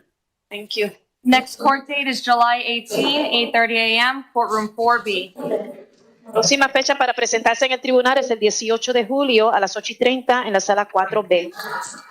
All right, that takes us to Sunny Colon Martinez, 25CF1740 and 25CT1049. PD approved. Probably. All right. We're going to start with the warrant. Sir, you were arrested for the following offenses: aggravated battery with a deadly weapon, battery by strangulation, and false imprisonment of a person. Go ahead. Señor, usted fue detenido, acusado de agresión física con agravantes y un arma mortífera, y también por violencia por medio de estrangulación. What was the third one? False imprisonment. Y de encarcelamiento ilícito. This one did a face like, huh? Another judge found probable cause for your arrest for those charges. Y un juez distinto declaró que habían fundamentos para el arresto en esos cargos. State, would you like to be heard? Yes, Judge, the state will be filing a motion for pretrial detention with respect to the ag bat charge and the bat strangulation charge. Su señoría, el Estado va a presentar una moción para una audiencia sobre la detención prejuicio en cuanto a los cargos de agresión, violencia y agresión por estrangulación. Right. Then count 1 and 2 will be set at $0, no bond. Entonces los cargos 1 y 2 tendrán 0 fianza. The false imprisonment will be set at $2,500. El cargo de encarcelamiento ilícito tendrá fianza de $2,500. For you to have no contact with Emily Melody. Señor, usted no puede tener ningún contacto con Emily Melody. You are not to return to 3655 Packard Avenue, St. Cloud, Florida. No puede regresar al 3655 Packard Avenue en St. Cloud, Florida. And you are not to possess any firearms, weapons, or ammunition. Y tampoco puede tener posesión de ningún tipo de arma, ni arma de fuego, ni municiones. Do we have the date for the pretrial detention hearing? Not yet. I got to set a date. Damn. I'm sorry? Straight man child. Gotta get a hold of your emotions. I think it can be set Tuesday. Appearances. Or just changed. I'm sorry? It just changed to 4 days in the new statute. Okay. First case up is going to be Elijah. Hold on, sorry. Set it for there for now, and we'll figure it out. So it'll be by Wednesday, December. Tomorrow morning at 8:15. Front of Karsten. Thank you. Mañana por la mañana a las 8:15 con el juez Karsten. So you also have a warrant for a failure to appear for arraignment. Señor, también tiene una orden de captura porque falló en presentarse para una lectura de cargos. Bond was set in the amount of $5,000. It shall remain set in the amount of $5,000. La fianza en $5,000 y se quedará la fianza en $5,000. Thank you, sir. Gracias, señor. Next court date for the CT case will be July 18 at 8:30 a.m., courtroom 4B.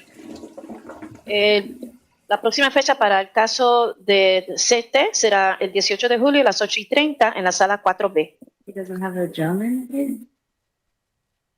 I apologize. June 26, 8:30 a.m., courtroom 4B. Disculpe, sería el 26 de julio a las 8:30 en la sala 4B. Next up is going to be Elid Lopez Morales, 25mm 1429. We're doing job interviews right now. We're hiring for Amazon, Walmart, Target, Circle K, and QT. I don't think they got to get the job, though. Good afternoon, sir. Buenas tardes, señor. Buenas tardes. Hola. Good afternoon. Buenas tardes. Sir, you were arrested for charges of battery, touch, or strike. Señor, usted fue arrestado con cargos de agresión física, de tocar o golpear. Another judge reviewed the arrest affidavit and found probable cause for the arrest. Otro juez distinto revisó el affidavit para el arresto y declaró que habían fundamentos para el arresto. Bond shall be stayed in the amount of $500. La fianza se queda en la cantidad de $500. You're to have no contact with Mixa Galarza or Samaya Galarza. No puede tener ningún contacto con Emitza Galarza o Somaya Galarza. You're not to possess any firearms, weapons, or ammunition. Y no puede tener posesión de ningún tipo de arma, ni arma de fuego, ni municiones. Thank you, sir. Okay, gracias, señor. Court date on demand. Y le avisarán luego cuál será la próxima fecha para presentarse en el tribunal. Oompa Loompa. Mendez, 25F1864. McDonald's, man. I wouldn't mind some McDonald's cookies right about now. I'm sorry? Next! On the prices. Hold on, never mind. Where's that one? You know what? In Florida, they just seem like they seem a lot ruder than a lot of other states. Takes us I'm to still wanting tacos. Marta Mendez Muera, 25mm 1481. PD approved. Baby carrots in a bag. Oh, first woman. Good afternoon, ma'am. Buenas tardes, señora. Buenas tardes. Good afternoon. Buenas tardes. Buenas tardes. So, ma'am, you were arrested on charges of domestic violence, battery. Señora, usted fue arrestada con cargos de violencia doméstica, agresión física. I reviewed the arrest affidavit and find that there is probable cause for the arrest. He revisado el affidavit del arresto y declaro que ha habido fundamentos para este arresto. Bond shall be set in the amount of $2,000. La fianza se fija en la cantidad de $2,000. You are not to have any contact with Ronaldo Ortiz. No puede tener ningún tipo de contacto con Reinaldo Ortiz. Ronaldo got it. And he called the cops. Next court date on demand. Y le avisarán luego cuál será la próxima fecha para usted presentarse en el tribunal. Your Honor, I'm sorry. Did you say no return for Miss? I did not say no return. Okay. It did occur at the residence, but obviously she cannot be in contact with the victim, so. Señora juez, ¿usted prohibió que regrese? No, no he dicho eso porque no resultó que pasó en la residencia, pero obviamente no puede tener contacto con la persona. Thank you, Your Honor. And then the previous case that you just called, Mr. Lopez Morales, he has a private who is here now and would like to know if you could recall that case. I'm going to go to the next one first and then I'll recall it. This is Diana Rojas Alvarez, 25mm 1474. PD denied. Based on. I'm going to provisionally appoint the public defender. She needs to redo the affidavit of indigency. It was incomplete. Thank you, Your Honor. Ya nombra a la defensa pública provisionalmente y vuelve a rellenar la solicitud de indigencia. Good afternoon, ma'am. Buenas tardes, señora. Buenas tardes. Good afternoon. Ma'am, you were arrested on charges of battery, domestic violence. Another one. Señora, usted fue arrestada en cargos de violencia doméstica. I have reviewed the arrest affidavit and find that there is probable cause for the arrest. He revisado el affidavit del arresto y declaro que ha habido fundamentos para el arresto. Bond should be set in the amount of $2,000. La fianza debe ser fijada en la cantidad de $2,000. You are not to return to 1595 West Donegan, Unit H.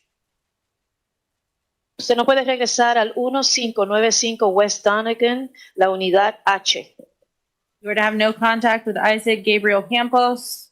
No puede tener ningún tipo de contacto con Isaac Gabriel Campos. You can have a one-time return with law enforcement to collect your belongings if you need to collect any personal effects.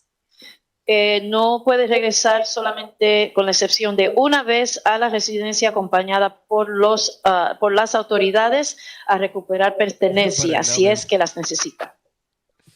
Thank you. Gracias. Hey, you know what? Next court date on demand. I'm just gonna say this right Luego now. le avisarán cuál será la próxima fecha The para way the country's presentarse en el heading right tribunal. now, I wouldn't even be sneezing. The court will wrong. recall Elid Lopez Let Morales, alone put my hands on 25 somebody MM else. 1429. It's crazy. De nuevo se convoca el caso de Elid López Morales, 25 You better MM believe I'm not trying to go back 1429. to Cuba if I was Cuban. Hell Counsel, your nah. name for the record, please. You're muted. You're muted. Hold on, let me turn it on. There you go. Sorry. Okay. Sorry, John. Yes, Miguel Gonzalez on behalf of Mr. Lopez Morales. Judge, I apologize. I was told to be here at 1:30. I was born here and I I'm see scared. that was incorrect. But nevertheless, Judge, the family has retained me. The family was in the courtroom. I don't know if when the case was originally called, you saw any of the family members, but his wife was there. I don't know if the kids were there. His brother-in-law was there. But in any case, Judge, can you just tell me what transpired when I wasn't here? Yes. Another judge found there was probable cause. There was a warrant in this case. The bond was set at $500. I stayed the bond at $500. I put a no contact order in place for Damixa Galarza and Samaya Galarza, and he's not to possess any firearms, weapons, or ammunition. Okay. Thank you very much, Your Honor. Okay, thank you. Thank you. Thanks. That's all, Madam. Madam Interpreter, will you do one last call for me, please, just to make Like that, sure? they pop out and be like, Sure, bam, of I got course. it right here. It's on my neck. It's Buenas on my tardes. neck. ¿Hay alguien más en la sala que necesite interpretación de español? I see no hands, Your Honor. Thank you so much, Madam Interpreter. You're welcome. Have a great day, Your Honor. And especially as I'm gonna be out in LA tonight, so I gotta proceed with caution. Mine expired. I renewed it. I'm going Mine to take us expired to in our January. out-of-county warrants. First up is going to be And I renewed Robert it in Green. March. Get it, Ted.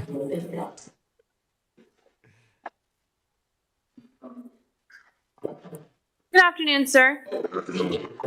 All right. You are arrested on a warrant out of Orange County, Florida. Another judge found probable cause for your arrest. Bond was set in the amount of $0. It shall remain set in the amount of $0. Thank you, sir. Yeah, it was fast. How much was the bond? 0. All right, that takes us to Anthony Kimball. Good afternoon, Mr. Kimball. You are arrested on a warrant out of Polk County, Florida. Another judge found probable cause for your bond was set in the amount of $0, no bond. It shall remain set in the amount of $0, no bond. We'll let Polk County know when you're ready to be picked up. Thank you. Takes us to Mike Ubinas Cobayas. It's like they got him on a conveyor belt over here. Is that the one that, Your Honor, he refused. I would waive his appearance, so it's an out-of-county warrant. All right, I'll accept the waiver. It is an out-of-county warrant. Another judge found probable cause for his arrest. Bond was set in the amount of $3,000. It shall remain set in the amount of $3,000, and we'll let Brevard County know when he's ready to be picked up. Brevard County, sheesh, they don't play either. All right, that's going to take us to our in-county warrants. First up is going to be 2013 CF 3313 Gerardo Diaz. PD approved.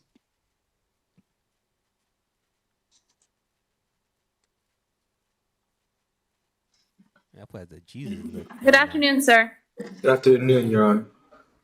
You were arrested on a failure to appear warrant. You failed to appear for jury trial. Bond was set as follows: $10,999 for the burglary of a dwelling with damage over $1,000. $5,999 for grand theft of a firearm. $5,999 for grand theft of a firearm. $5,999 for grand theft third degree of $10,000 or more, and $5,999 for criminal mischief with damage of $1,000 or more. That's an odd Those number. bonds will remain in place. Thank you, sir. Next court date, July 15, 8:45 a.m., courtroom 5A. In Florida, they don't even care to All right, ask that's if going you're to take guilty or us not to guilty. Jennifer Espinosa. Let's see what Jennifer did. What do Did you you guys approve? think Jennifer did? Hey, Rose, thank you for that follow. Highly appreciate you. Damn, she's a baldy Lex, just like me. PD waiving reading of this. Yes, Your Honor, I'm sorry. Please waive the reading of the charges. Bad All charges. Bad charges. Ma'am, I have reviewed the arrest warrant in 25 CF 1360. I do find that there is probable cause for the arrest. Bond shall be stayed in the amount of $15,000. You must comply with all of the conditions of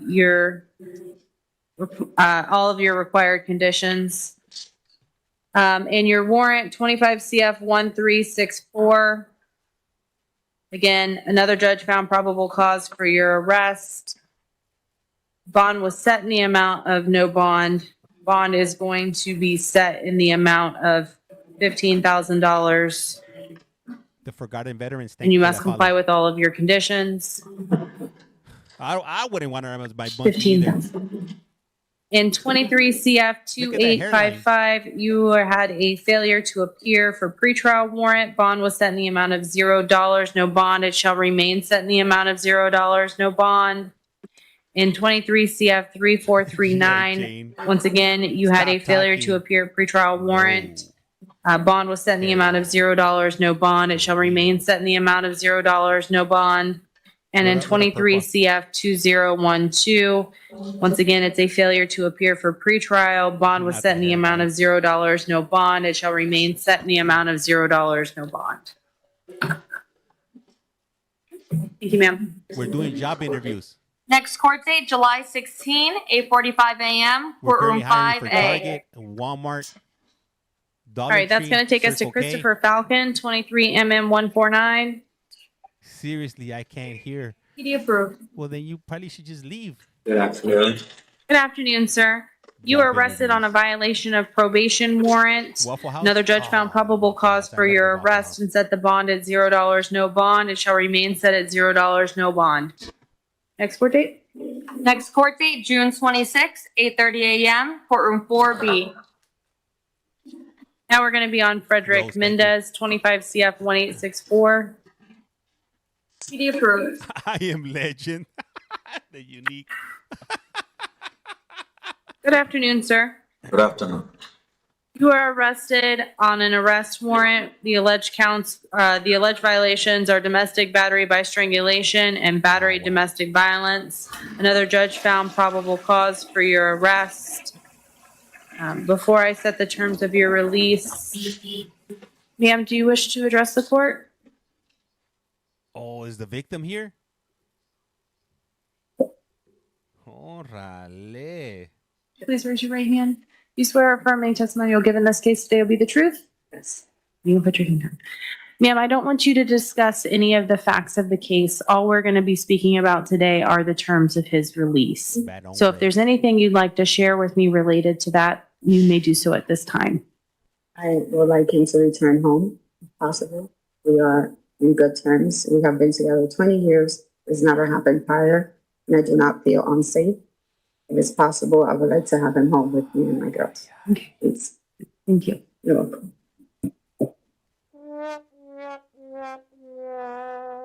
Disappointed. State, do you wish to be heard on this one? Judge, we're not going to be filing a pretrial detention motion, but with respect to the no contact order, the state is asking that there continue to be an absolute no contact order, and then the standard conditions that he not be allowed to return back there. As Your Honor can see, it was a child who had to call 911, so the state would ask that the defendant have no contact with the victim or the children in the house. Ma'am, nothing further, okay? Anything from defense? Yes, Your Honor. We would argue that the alleged victim would be in the best position to know if she was afraid of him or not, or if she thought that there was going to be violence when he returned. We would ask for a no hostile contact, which is a really high standard. There's obviously no hollering, no screaming, no threatening. So we would ask for a no hostile contact and for him to be able to return. That's bananas, but she loves him. He hasn't done it in 20 years. This is alleged to have only occurred 4 days ago. It is very recent in time still. At this time, the court is going to set bond as to count 1, the domestic battery by strangulation in the amount of $10,000, the battery domestic violence in the amount of $2,000. I'm going to put a no contact in place for Stephanie Mendez, Daria Mendez, and Destiny Holly Mendez, and a no return to 3076 Addison Boulevard, St. Cloud, Florida. Sir, you're not to possess any firearms, weapons, or ammunition. Your Honor, may he have a one-time return with law enforcement to gather his belongings? He may, yes. Thank you, Your Honor. Next court date on demand. Next up, we have Christopher Mercado. Be approved. Morning. Good afternoon, sir. How are you? I'm well, thank you. How are you? I'm all right. All right. You were arrested on a violation of probation warrant. Another judge found probable cause for your arrest and set the bond at $0, no bond. It shall remain set in the amount of $0, no bond. Ma'am, is there a court hearing scheduled for me? I'm sorry, ma'am. Yes, the next court date, please. July 22nd, 9 a.m., courtroom 5A. Thank you, ma'am. Thank you, sir. Thank you. You're welcome. All right, next up is going to be 25 CF 1813, Martin Rodriguez Hernandez. What up, Frank? Yeah, he was happy. Be approved. Did already receive the motion for pretrial detention. Ms. Rodriguez sent it up to us. Hey, what up, Rosie? And Good afternoon, sir. Welcome. You are arrested on charges of trafficking fentanyl, 14 grams or more. Another judge did find probable cause for your arrest. The state has filed a motion for pretrial detention. This shall be set at $0, no bond, pending that hearing. You're to not possess or consume any drugs or alcohol. This is Florida. This is located in The Florida. court is going to. I'm from Los Angeles. I'm always unclear as to what I'm supposed to do in Orange County cases. I revoke the bond in the open Orange County cases. I believe we have to do a separate order and send it to Orange County. $0? You know what? I'm assuming that they could get on OR if they have And a the $0 date bail. for the pretrial detention? I'm in Cape, Florida. Is that the $0? Is that what that means in Florida? That You want to say that louder? So that you don't have to pay a bail to get out? So pretrial detention hearing will be Correct me June if I'm wrong. 24, 8:15 a.m., courtroom No bond? 4F. Oh, okay. And next court Thank date you. following is July 3rd, 8:30 a.m., courtroom 4F. Your Honor, with the bond out of county, with respect to that, I wasn't sure what you had decided to do. I'm revoking the bond. Revoking the out of Orange County. Thank you, Your Honor. Yep. What up, Thank L. you. Jackson? We have a seat on EJ Jackson. All right, that's going to take us to Jonathan Sanchez Guzman, 24 CT 5359. See what Jonathan did. Good afternoon, sir.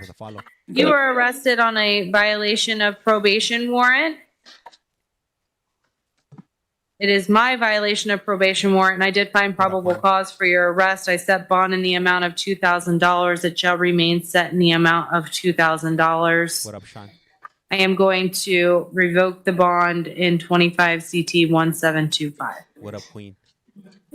Thank you. Next court date, June 26, 8:30 a.m., courtroom 4B. If out on bond, July 9, 8:30 a.m., courtroom 4E. Hey, was That's that going to fool take us to 25 mm 1146 Bailey South. Approved. Approaching, Your Honor. And for anybody that's wondering, this is live. This is actually happening in real time. This isn't pre-recorded. Good afternoon, ma'am. Any Good takers? afternoon. You were arrested on charges of domestic violence battery. Agua. Another judge found probable cause for your arrest. Before I set the terms of the bond, sir, do you wish to be heard? You can go ahead and approach. I don't want her no more. No, this is Osceola, Florida. Raise your hand to be sworn. You swear or affirm any testimony you'll give in this case will be the truth? Yes. Please state your name and then you can, I don't talk about the facts of the case, just talk about the release conditions. My name is Shane Alexander Robinson. In terms of the release of conditions, I just need her to get, maybe just medicated if she has like some bipolar problems. That's about it. I mean, other than that, the incident that I think. Don't go into the facts of the case, sir, okay? Thank you. I think that she. Osceola. I don't think she needs to be there. We got a 6-month-old and she's 6 months. I got a job at Nassau and Cape Canaveral, and I don't know how I'm going to do it without her. It's always been a lot easier with her by my side. Thank you for that, David. And I think that she needs to come home because it's going to do her much more damage being there than it is to be out here right now. So that's all I really got to say. All right, you can have a seat, sir. Thank you. Thank you. But I love her.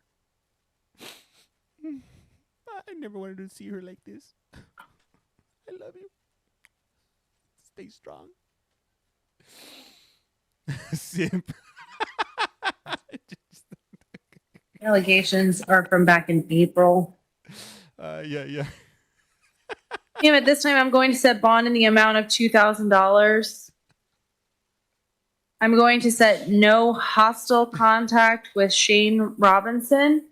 Ma'am, I want to be very clear what no hostile contact means. It means you cannot even raise your voice. Do you understand that? Yes, ma'am. Okay.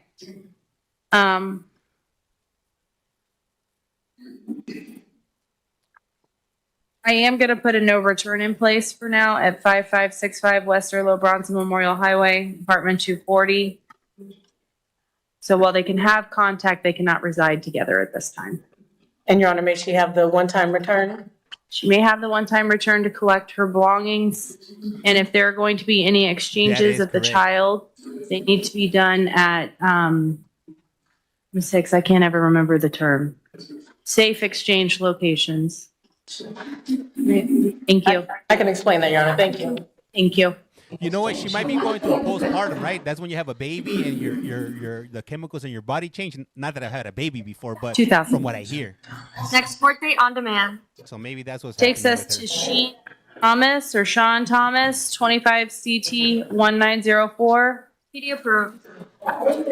She's going through some changes, and Good afternoon, sir. she don't know how to deal with it. You are arrested on a warrant for failing to appear for arraignment. Bond was set in the amount of $2,000. Bond shall remain in the amount of $2,000. Next court date?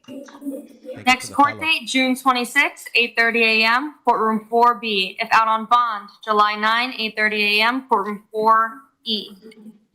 Next up, we have Nelson Torres Perez. No PDF found. Good afternoon, Your Honor. Good afternoon. Sir, would you like me to provisionally appoint the public defender to represent you? No, ma'am. I have a private attorney at this time. Okay. Is your attorney present? No, ma'am. I haven't contacted yet, but somebody was supposed to have been doing that yesterday. Forget about it. All right. Do you want to proceed without him today? Yes, ma'am. What up, All right. You are arrested on an on-view violation of probation. I have reviewed the arrest affidavit and find probable cause. It's going to be set Bond was set in the amount of $0, no bond. It shall remain set in the amount of $0, no bond. You were also arrested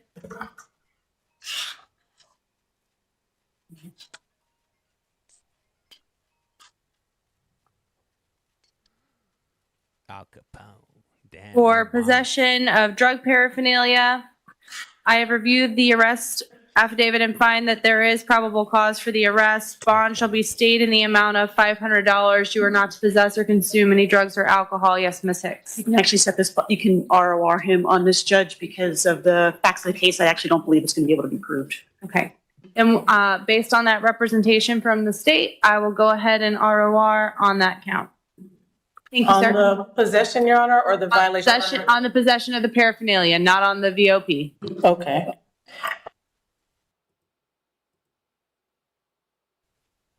Okay. Your Honor, if I may ask, was the on-view violation based off of the paraphernalia? It was. I'm happy to explain real quick. Okay. When drugs are found by a probation officer, they can be used against him in the BOP hearing. But when the probation officer gives those drugs to a law enforcement officer who cannot perform a warrantless search, he cannot be charged with the drugs that were found by the probation officer. So this is one of those cases where he's not going to be able to be charged with the underlying, but the drug.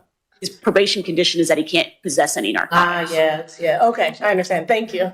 Yeah. Hey, I can explain it to you if you want. All right. Next court date, June 24, 8:30 a.m., courtroom 4F. That's going to take us to Brandon Beard, 25 MM 145. He looks tough. Next. Good afternoon, sir. Good afternoon. You are arrested on charges of battery, simple touch or strike. I have reviewed the arrest affidavit and find that there is probable cause for the arrest. Bond shall be stayed in the amount of $1,000. You're to have no contact with Jan Carlos Cruz Acevedo or Luis Alejandro Ramon Hernandez Damn, he took on two? or Kelly Rodney Denton. 3? And you are not to return to the construction site where the incident occurred. Construction site? Yes, ma'am. And I do see that while he qualified for pretrial release, I'm requiring a bond. It can be pretrial release with the bond. The construction site. They're probably picking on him. Thank you, sir. Next court date on demand.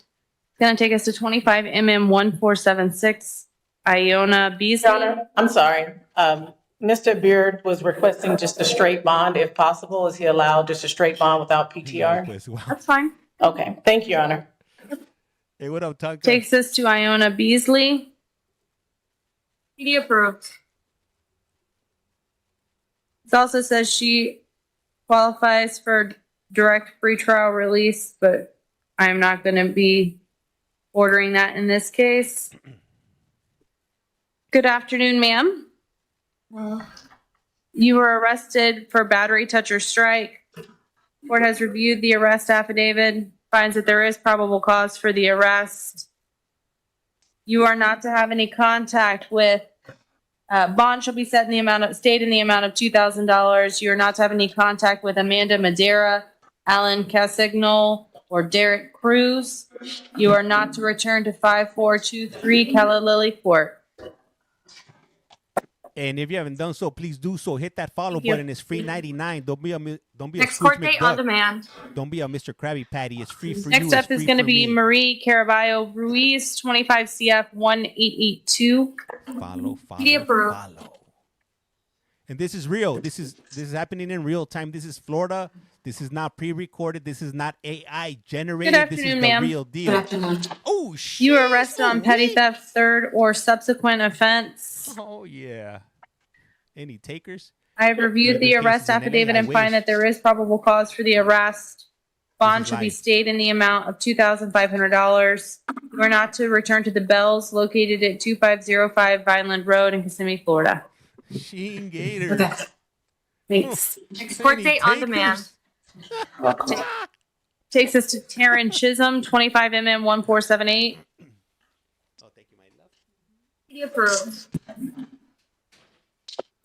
Good afternoon, Mr. Chisholm. How you doing? You were arrested on the charge of false name or ID by arrestee.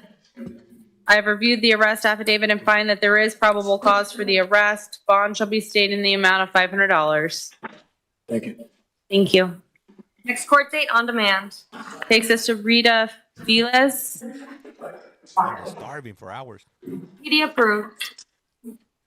This is 25mm 1482. Good afternoon, ma'am. Hi, how are you? Well, thank you. How are you? Good, thanks. You were arrested for charges of domestic violence battery. I have reviewed the arrest affidavit and find that there is probable cause for the arrest. Bond shall be set in the amount of $2,000.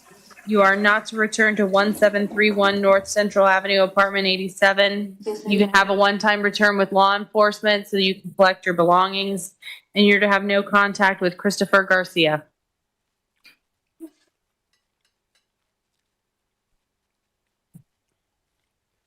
(1731 North Central Avenue, apartment 87). Close your eyes. That's it. Your Honor, she's saying that in this particular case, the alleged victim doesn't live there. It's her apartment. He doesn't live there with her. Could we ask for her to maintain separate residences? This is my main account. I got two. I got the U.S. one and the U.K. one. U.S. one has 20,000 followers. The U.K. one has 15,000. State? No objection. Yes, maintain separate residences. Thank you, Your Honor.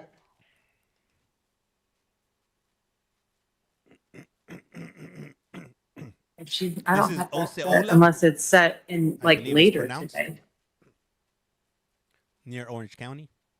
Next up is Aylin Garcia, 25 CF 1879. For the time PD being, yeah, they're approved. gone. Your Honor, I do have two PC arguments for this one. All right, have at it. Yeah, so for the child neglect without great bodily harm, within the four corners of the affidavit, the officer says that it was child neglect because she left her 11 and 7-year-old at home. In Florida, there's no minimum age for leaving someone at home. There is a test though, which is maturity. And I don't see anywhere within the four corners of the affidavit that they spoke to the child about their maturity. And then as far as disturbing the peace, the statute reads that it has to affect the peace and quiet of others. While the officer did say people woke up and came outside and he received a statement from a neighbor, he doesn't say that the neighbor said it disturbed their peace. People could have came outside for, various reasons, but there's no evidence within the four corners of the affidavit that people came outside and stated that it disturbed their peace. Okay. So I don't disagree with the child neglect charge, but with the other one, it can actually be the law enforcement officer who witnessed the disturbing of it. All right. This time, I've reviewed the arrest affidavit. I am going to find that there is probable cause as to the battery on specified personnel, resisting an officer without violence, possession of a weapon or ammunition by a Florida convicted felon, and disturbing the peace. I am not going to find that there's probable cause for the child neglect without great bodily harm.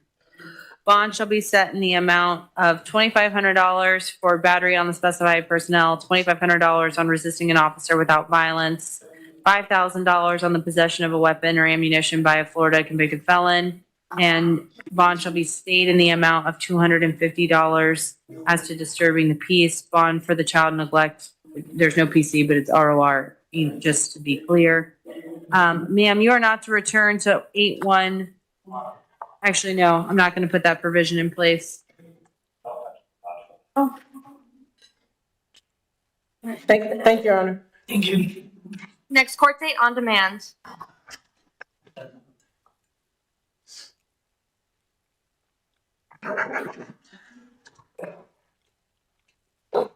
The U.S. is crazy.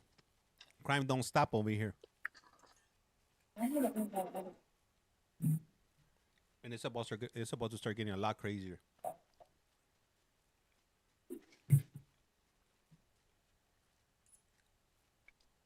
I'm not sure what on demand means. We'll see. I'm not from Florida. All so I'm right, not- that's going to take us to Anthony Herring, 25 CF 1881. No PDF found. Eggs, yep.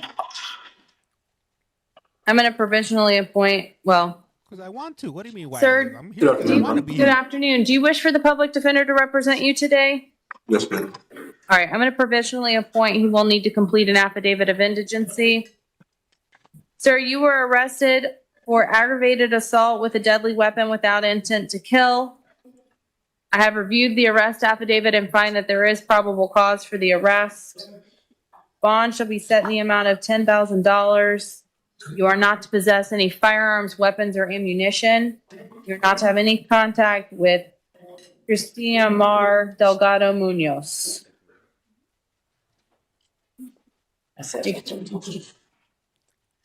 Next court date on demand. Takes us to Redevi Perez Solano, 25 CF 1883. PDF approved.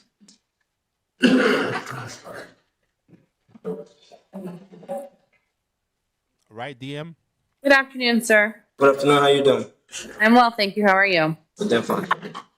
You were arrested on a charge of child abuse without great bodily harm. Court has reviewed the arrest affidavit and finds probable cause for the arrest. Bond shall be set in the amount of $5,000. You are to have no contact with the minor children. You are not to return to the Budget Inn at 307 East Vine Street. And I'm going to revoke the bond in 25 CF 134. Set it at 0. Thank you. Next court date on demand. Takes us to Jaden Rodriguez, 25 CF 1884. Sorry. Approved. Good afternoon, Judge. Good afternoon, sir. You were arrested on charges of fleeing and eluding a law enforcement officer with lights and sirens active. I have reviewed the arrest affidavit and find that there is probable cause for the arrest. Your Honor, I'm sorry to interrupt, but I was told that I was given paperwork that said they dropped the charges to fail to obey a law enforcement order. GTA I don't know if the level state 5 has star. that also.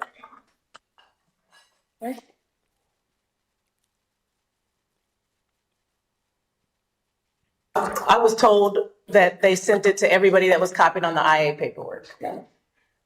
I have one for Nina Wright, not for this one. Yes. 5 star. He's a 5 star. GTA. Didn't know info.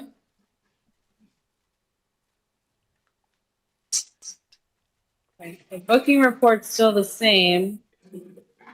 I don't have a no info from the state. 1 second, Your Honor. Let me inquire further if you don't mind. Take your time, Your Honor. The statute.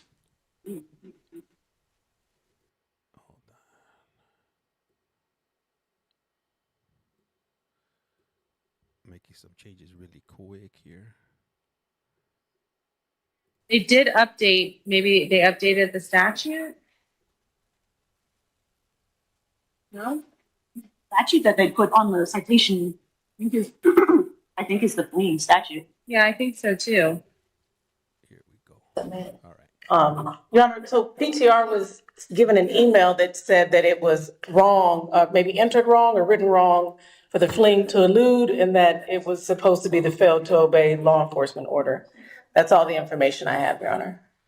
All I have is the complaint and the charge that is charged on here at this time, and I do find that there is probable cause as charged. So I'm going to set bond in the amount of $2,500. And then the state can always change it later if they like. Exactly. Okay, thank you, Your Honor. Thank you. You're welcome. Going to take us to John Santana Domina, 25 CF 1876. Good afternoon, Your Honor. Approved. Good afternoon, sir. You were arrested on charges of aggravated battery. Victim is pregnant. The court has reviewed the arrest affidavit, and I do find that there is probable cause for the arrest. Bond shall be set in the amount of $2,500. You're to have no contact with Raven Faison Pizarro, and you are not to return to 2004 Polo Club Drive, apartment 304. Polo Club. May you have a one-time return with law enforcement, Your Honor? One-time return with law enforcement to collect his belongings. Thank you, Your Honor. Takes us to 25 CF 1880 Brian Vandam. He put his hands on his girl. Good afternoon. Good afternoon, sir. You were arrested on charges of driving while license suspended or revoked, equivalent status, third subsequent violation. Pregnant girl, I have reviewed the arrest affidavit and find that there is probable cause for the arrest. Bond shall be stayed in the amount of $2,500. Thank you, sir. Next court date on demand. Hey, anybody from Florida? Takes us to 25 MM 1479 Stacy Walker. What does on She demand was here, mean? Your Honor. She fell ill, so I would like to waive her appearance. Esther, thank you for All the right. follow. She was arrested on charges of trespass, failing to leave property on order of owner. I do find that there was thank probable you. cause for the arrest. Bond shall be stayed in the amount of $500, and she's not to return to 4330 West Vine Street. Hey, thank you, Wabby. Next court date on demand. So on demand It takes us to Nina Wright. I did receive a no information notice from the state. So on demand means being that they're going to released. send you your next Yes, Your court Honor. date in She the was mail. released. Okay, Thank you for that. I perfect. appreciate that info. And then is Mr. Johnson with us today, or is he still in the hospital? No, Your Honor. He's still in the hospital. Thank you, guys. Okay. Appreciate that. I did have. Oh, I'm sorry. Go ahead. No, go ahead. I was going to say I did have one case I what up, wanted Hot to Mess? recall from yesterday. There may be people there, but I wanted to recall it. It was 25 MM 1463. The defendant was charged with DV-VAT and ordered not to return and no contact. If you remember this case from yesterday, it was the one where she was holding the child and she was allegedly slapped her fiance and then grabbed a knife and let it go. The issue was after IAs, and I normally, honestly, Judge, don't ask to recall, but after IAs, she explained that she was breastfeeding the child and the child wouldn't take a bottle and that the child hasn't eaten in 2 or 3 days. So I contacted her sister, who lives at her house, wanted to verify that, and then to ask them if they would be willing to testify to that. And the sister said she would, that they can't get the baby to eat, they can't get the baby to take a bottle.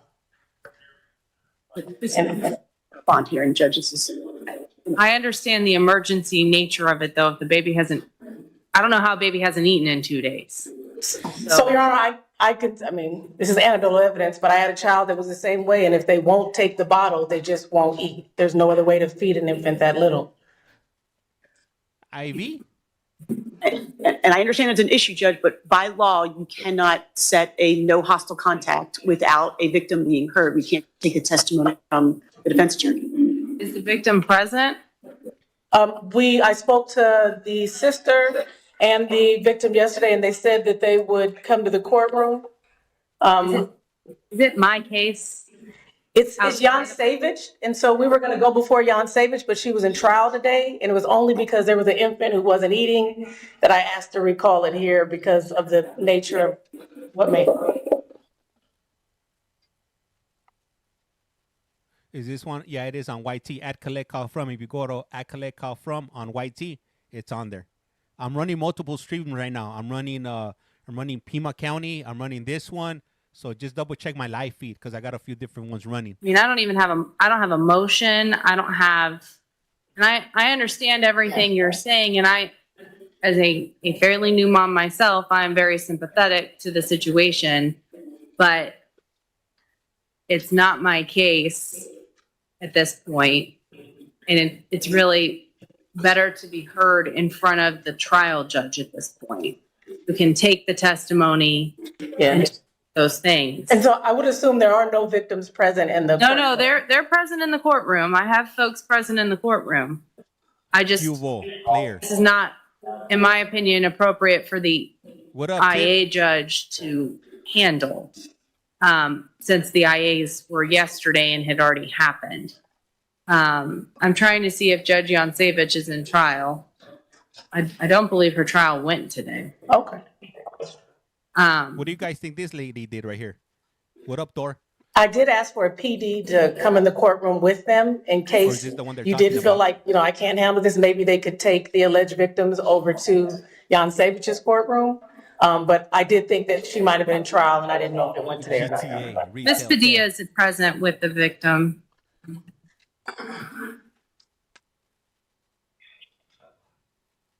Miss Padilla, if you want to bring the victim forward. They got the victim up in here.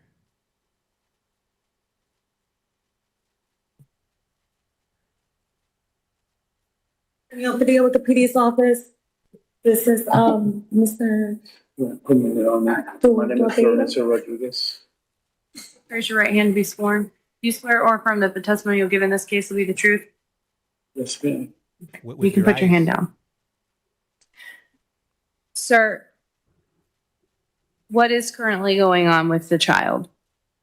If you go to my YT page, I run them there every day. Milk and the formulas. If you stomach the grass on that. Hey, thank you, Kimberly. The only way I go to the house and get milk for the baby, and that's like every 2-3 hours. And it's hard for me. My baby needs her. It's not doing well. Was the no contact put into place for the minor child? Yes, Your Honor, it was virtual only. I understand that there's something going on here, but I have to object. I have no idea what's happening. You cannot just ask for a case to be heard. It has to be a motion set. I don't even think Your Honor has jurisdiction anymore. You had IAs yesterday. Bond motions have to be heard by the trial judge. If you go to my I profile, tend to my agree links are with on the Ms. profile. Hicks. Yeah, I understand the emergency nature of this, but I do think that that needs to be expressed to Judge Yancevich so that she can. I got multiple If it were streams my going on case, YT. assigned to my division, I think it would be different. But I agree with Ms. Hicks, and it sounds like the jail is providing some workarounds to at least try and get the breast milk out.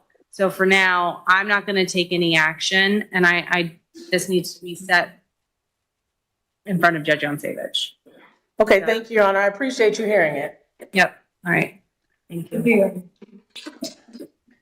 All right. And then there was one other thing. They said that with Mr. Gary Johnson, who was in the hospital, could we reset it for when he's medically available so he won't keep coming back up each day, or? That's fine. Is he in the hospital where the alleged event happened? Do we know which hospital? I don't know. It's not here though. It's a hospital. I can have her check if you would like. Yes. Well, my only concern is streams running. the alleged violation is that he attacked a hospital worker and he's still in the hospital, and I don't have any way to protect said hospital worker until I have IAs. So that is where I am at. So I would. Your Honor, if you would like for me to waive it, I could waive it. I don't know if they would take him out of that hospital. I don't know how that works, but I can waive it and then we can figure it out from there if that would be easier for the court. I think it would be better and safer for the alleged victim in the case. Yes, Your Honor. All right. I have reviewed, another judge actually reviewed the arrest warrant and found probable cause for battery on specified personnel. Bond was set in the amount of $2,000. I'm actually going to increase it to $2,500. I understand that he is potentially still in that hospital, but upon release, he is not to return to 2906 17th Street, the Orlando Health St. Cloud. And in the meantime, he's to have no contact with Luz Rivera. You can watch these streams at CollectCallFrom. Your Honor, can I just say, YT. I'm just thinking of the different situations. Could we say that he would have no return on his own because obviously an ambulance could bring him there? Just saying. And then I wouldn't want his bond to get revoked for that. That's all I'm saying. I understand. He can always say, I can't go to that hospital. That's but No intentional. No intentional return. I don't know how to even phrase it. I'll explain it to him like that he needs that if he's awake and he's conscious, he needs to tell him to take him to another hospital. Yes, please. Okay, thank you, Your Honor. And I believe that's all. Thank you, everyone. Thank you. Have a good day, Your Honor. You too. Damn, that's bananas. This court is all over the place. Are they hearing any more? What's up? What's going on? If not, we'll switch on over. We got Maricopa starting up right now. It's about to start up. We're about to switch over to Maricopa right now in about a minute. As a matter of fact, I'll do it. I'll do it right now. We're in Florida. We're gonna switch over to Maricopa County right now. That one's about to start up right now, so we'll just switch on over. Let me check here. Court. I gotta go to my and these are live here. So for anybody who's wondering, damn, what website are you at? I'm not gonna tell you. You gotta figure that out on your own. But here we are, all right? We are in Maricopa County, if you will. Damn, do you have all these courts on speed now? Oh yeah, I do. I definitely do. All right, here we go. I got that. Set that up. Hey, what up? What up, Jeanette? How's it going today? Live interviews. You should check out. I'll check them out. Thank you for that, Webby. Watching Maricopa, Arizona. Not the speed dial. Just AI. You tell him. What up, Gail? That's right. Is that from Florida as well? No, this is Maricopa. This is Arizona. This is the state of Arizona. So we just switched on over to Arizona right now. So this one should be starting up in a minute. I was hoping to get into Polk County. I'm waiting. If they allow me to get into Polk County, we're gonna switch over to Polk County because Polk County is off the chain. They be moving fast. They're like, ooh, they're super fast. So Zoom hiring event. So if they let us in, I'm hoping they let us in. They let us in earlier on for the what was it for the deadbeat court? What is it? Child support. But I ended up getting us kicked out, but I'll be back. I'll be back in 2 seconds, all right? I'll be right back.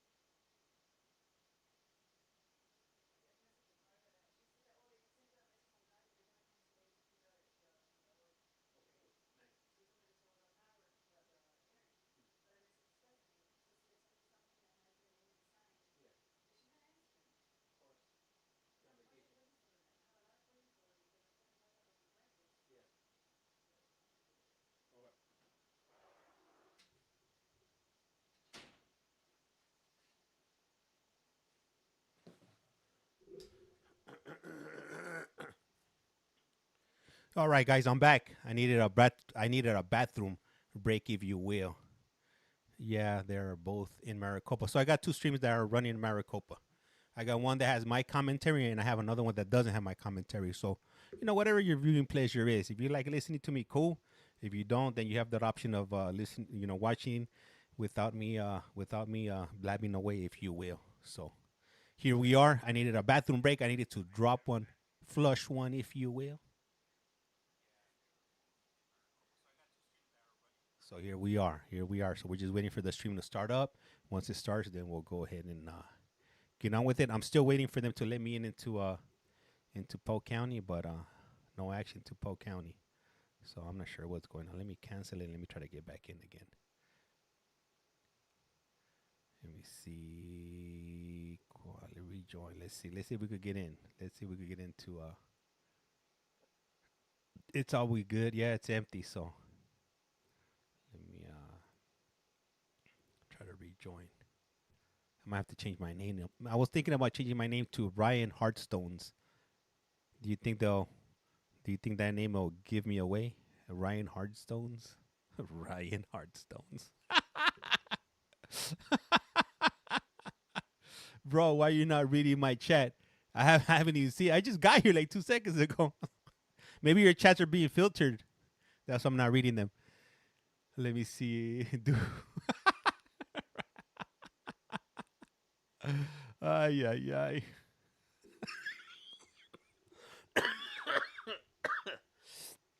Ay, ay, ay.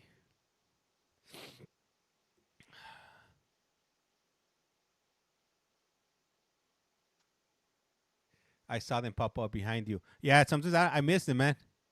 Sometimes I miss them. Sometimes I miss the messages. Let me see. Ryan. Yeah, but it doesn't look like they're going to be letting me in today again. Damn it. I'm going to have to change up my IP, if you will. Let me see. So what kind of cases do you guys think we're going to be watching today right here in Maricopa County? Mike Hunt. All right, so it's starting up. This is going to be the 11 a.m. court. Go as. I don't think they'll let me in on that one, B. They're like, they're not. Sounds suspect. Lights of, possession. You're on the list. I'm on the lista. Damn, so how long have I been on today? I've been on for like about 3 hours today, I think. Hopefully no more. That grandpa. I'm going to clip that one. That grandpa's definitely going to get clipped. Viejo Chuco, man. That's messed up. That was talking about it was a long time ago. It was a short experience. He's a changed person now. He hasn't committed any. He did some awful things to his 7-year-old granddaughter. Some unspeakable things.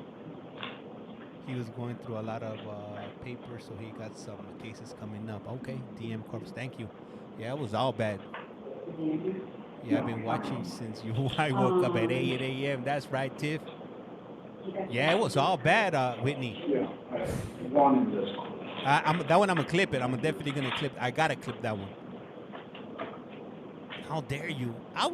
The way that guy looked, I wouldn't even trust him with my pet egg, let alone with a child, with a full-size child. Yeah, that one was it was towards the end of the 8 a.m. court. Been here since you started this morning. Thank you, John D. Pet egg, yeah, man. I've been with you since you started this morning, yo. I missed that one. All right, the coppers are here.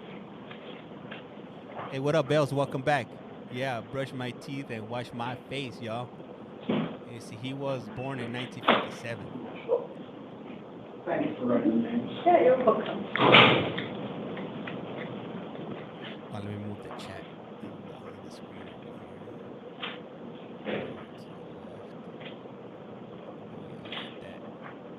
Let me fix up the screen.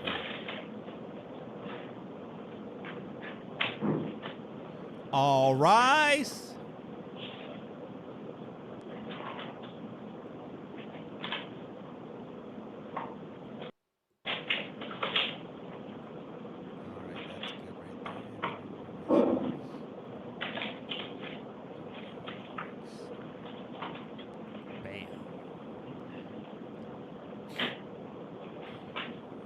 definitely been wild today. He didn't know it was streaming on the net. Just with that, let alone with that, it's good enough to convict him. Throw away the key. Give that fool like 1,000,000 years.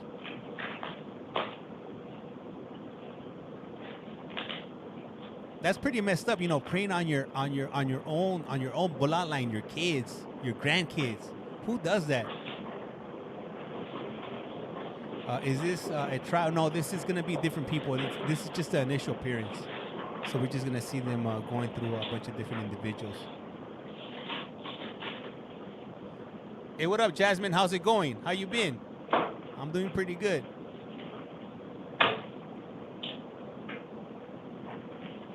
Some comments were filtered to protect the community experience. I want to see someone get mad. Hopefully they don't call you again. No, you know what I'm saying. They do that a lot in Florida.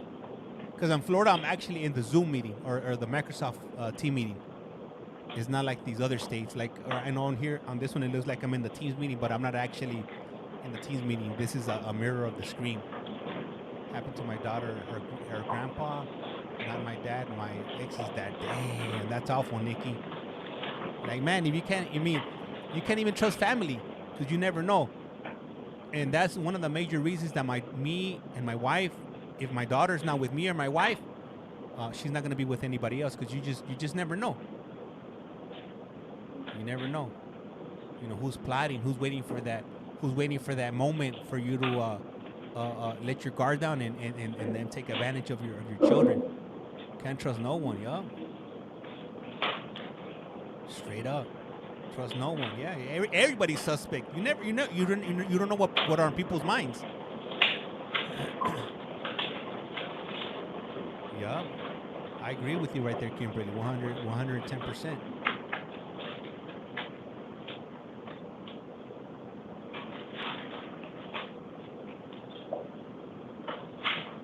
You gotta be extra vigilant. Like I tell my daughter, I tell my 6-year-old, I'm like, hey, like you never, like you can't trust even adults at your school, your principal. Like sometimes those people are bad people. They're just in disguise. So you never know.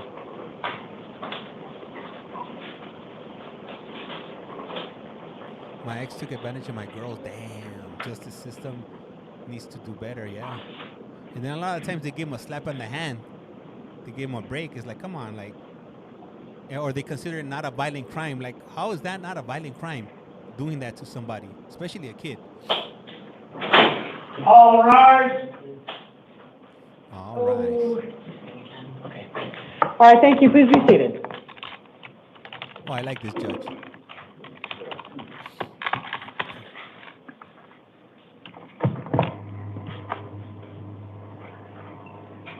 And officer, do we have one interpreter matter or more than one?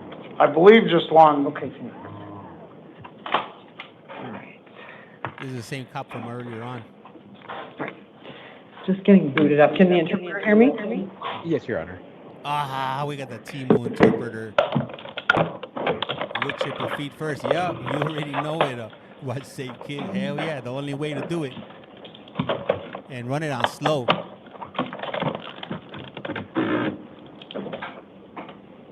Okay.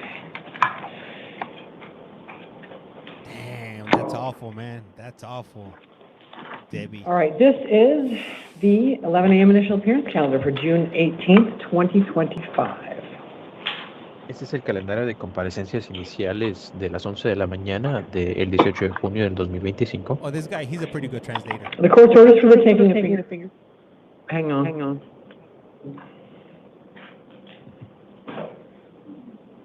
I need a Portuguese translator in the UK courts, bro. No. And for anybody that's watching, if you guys could do me a favor, if you guys could go ahead and jump on over or check out my YT page at CollectCallFrom and hit that follow over there also. I highly appreciate it. Court's orders for the taking of DNA and fingerprints that were given on the first calendar of this month shall also apply to all of these hearings. Las órdenes judiciales para la toma de muestras de ADN y huellas dactilares que se giraron en el calendario de las 2 de la mañana del 1 de este mes también van a aplicar a todas estas causas.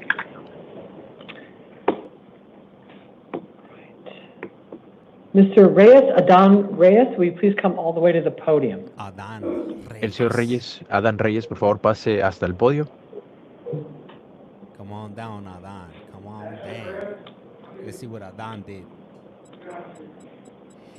He might be cooked.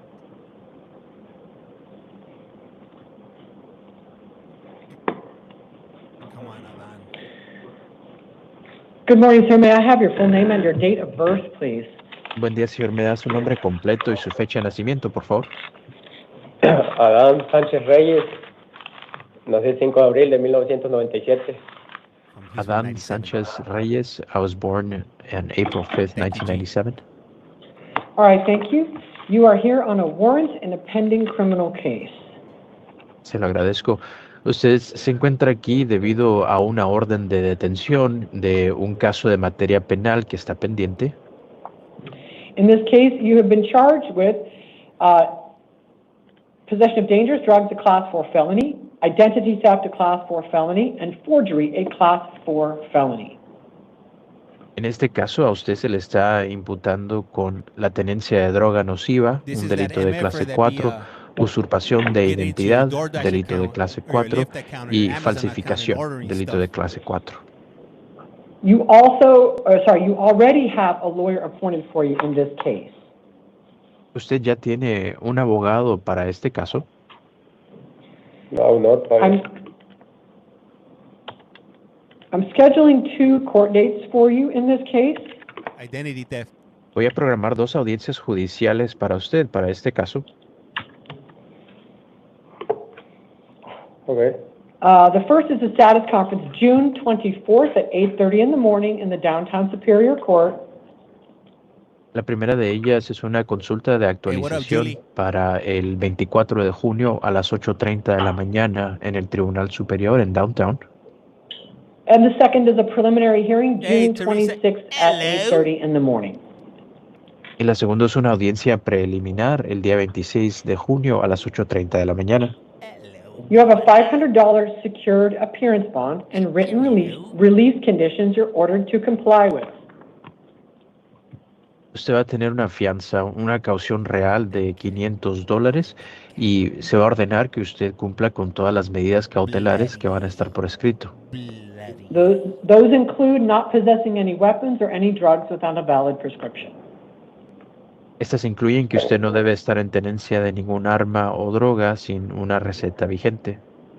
If you step to your left, the officer will give you your copy. Thank you.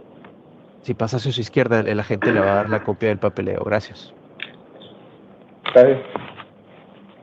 All right, and could the interpreter make a general call for me? Just make sure we don't have anybody else. Yes, of course, Your Honor.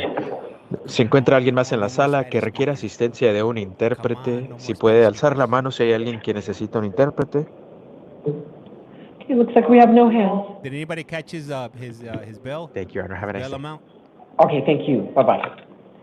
All righty. Mickey Moreno, will you please come to the podium? After that, Andres Chairez Ruiz, will you please go to the chair? I need Mickey Moreno to the podium, please. Mr. Chairez to the chair. Yep, right there. Right there, Moreno, thank you. Good morning. Can I have your full name and date of birth, please? Nikki M. Monique Moreno, 12/21/1985. Okay, thanks. You're before the court on 2 things. One is a new case, one is a probation warrant. I'm going to start with your new case. In this case, 2000. You have been accused of theft of a means of transportation, a Class 3 felony, possession of a weapon by a prohibited person, a Class 4 felony. I am appointing a lawyer for you. I'm scheduling 2 court dates. One is a status conference, June 24th at 8:30 in the morning. Your preliminary hearing is scheduled for June 26th at 8:30. Those will be in the downtown Superior Court, and the address is on your paperwork. In this new case, you have a $25,000 secured appearance bond with written release conditions that include no going to the scene of any crime, primarily the theft of means crime, no contact with any alleged victim or any co-defendants you may have, no weapons, no drugs, no alcohol. Now, you're also here on a probation warrant. You were in warrant status in a probation case already. On May 14th, there was a petition to revoke files. It alleges that you violated Term 6. You'll get a copy of that from your lawyer. I am appointing a lawyer for you in the probation case also. Your next court date in the probation case will be a revocation arraignment and possible disposition hearing on March 25th at 8:30 in the morning in the downtown probation court. That will be on your paperwork. And pursuant to Arizona law, it is ordered holding you without bond in your probation case. You do not have bond today in the probation case. You do have $25,000 in the new case, but you should wait to post that to make sure that you can get out on everything before you go posting bond. If you step to your left, you get a copy of that paperwork. Thank you. Mr. Chires-Reese and Fahad Almadi, will you please go to the chair? Right here, sir. Hello, sir. May I have your full name and your date of birth, please? Andres Eduardo Chires-Reese, April 3rd, 1995. All right, thank you. You're here on one allegation of transportation for sale and or sale of narcotic drugs. That's a class 2 felony. There is probable cause for it, and I am appointing a lawyer for you. I'm scheduling 2 court dates for you. The first one is the status conference, June 24th at 8:30 in the morning, with a preliminary hearing June 26th at 8:30. Those will be in the downtown Superior Court, and the address is on your paperwork. In this case, your bond is $25,000. It is cash only. If you bond out, comply with all of your conditions. Those include no weapons, no drugs without a valid prescription. This gentleman has your paperwork for you. Thank you. Okay, thank you. Mr. Almadi? They just got arrested. They're not And in then prison Adela yet, Arispe, will you please go to the chair? but they're on their way to jail. Hello, how you doing today, ma'am? I'm good, thank you. May I have your full name and date of birth? Yes, ma'am. My full name is Fahed Wassan Al-Mahdi. All right, and what's your date of birth? December 14, 2003. Thank you. You're here on a new case. You were arrested for burglary in the first degree, which is a class 2 felony, kidnapping, which this court finds probable cause for as a class 2 felony, 2 allegations of aggravated assault, which the court finds probable cause for as class 3 felonies, criminal trespass in the first degree, a class 6 felony, disorderly conduct with a weapon or dangerous instrument, that's a class 6 felony, and criminal damage as a class 1 misdemeanor. There is probable cause for all of those. Looks like the alleged offense date is May 26, 2025. All right, I am appointing a lawyer for you, and I'm setting your first 2 court dates. Those are a status conference, June 24th at 8:30 in the morning in the downtown Superior Court, with a preliminary hearing June 26th at 8:30 in the morning. The address will be on your paperwork. Now, the county attorney recommended a $150,000 secured appearance bond in your case. I understand why they did that. I believe on these facts, as the court currently understands them, that is more than is appropriate. I'm telling you the amount they requested because I want you to take seriously the weight that the county attorney's office assigns to what you are accused of. The allegations absolutely include guns and the types of circumstances that tend to result in violated release conditions. So, in your case, this court, for the reasons set forth in my written order, sets bail in the amount of $25,000 secured. Secured means you can use a bail bondsman to possibly post bail for less than the full amount. If you post it, you will be on an ankle monitor under the supervision of pretrial services. The purpose of the ankle monitor is to keep you away from the alleged victims. You may not go to the scene of the alleged crime. Absolutely no contact with the alleged victims. You may not respond to any contact from them. What I meant to do there. That means if they contact you first, you are not legally entitled to respond. No weapons, no drugs, no alcohol. Obey any order of protection or order against harassment that could be served on you.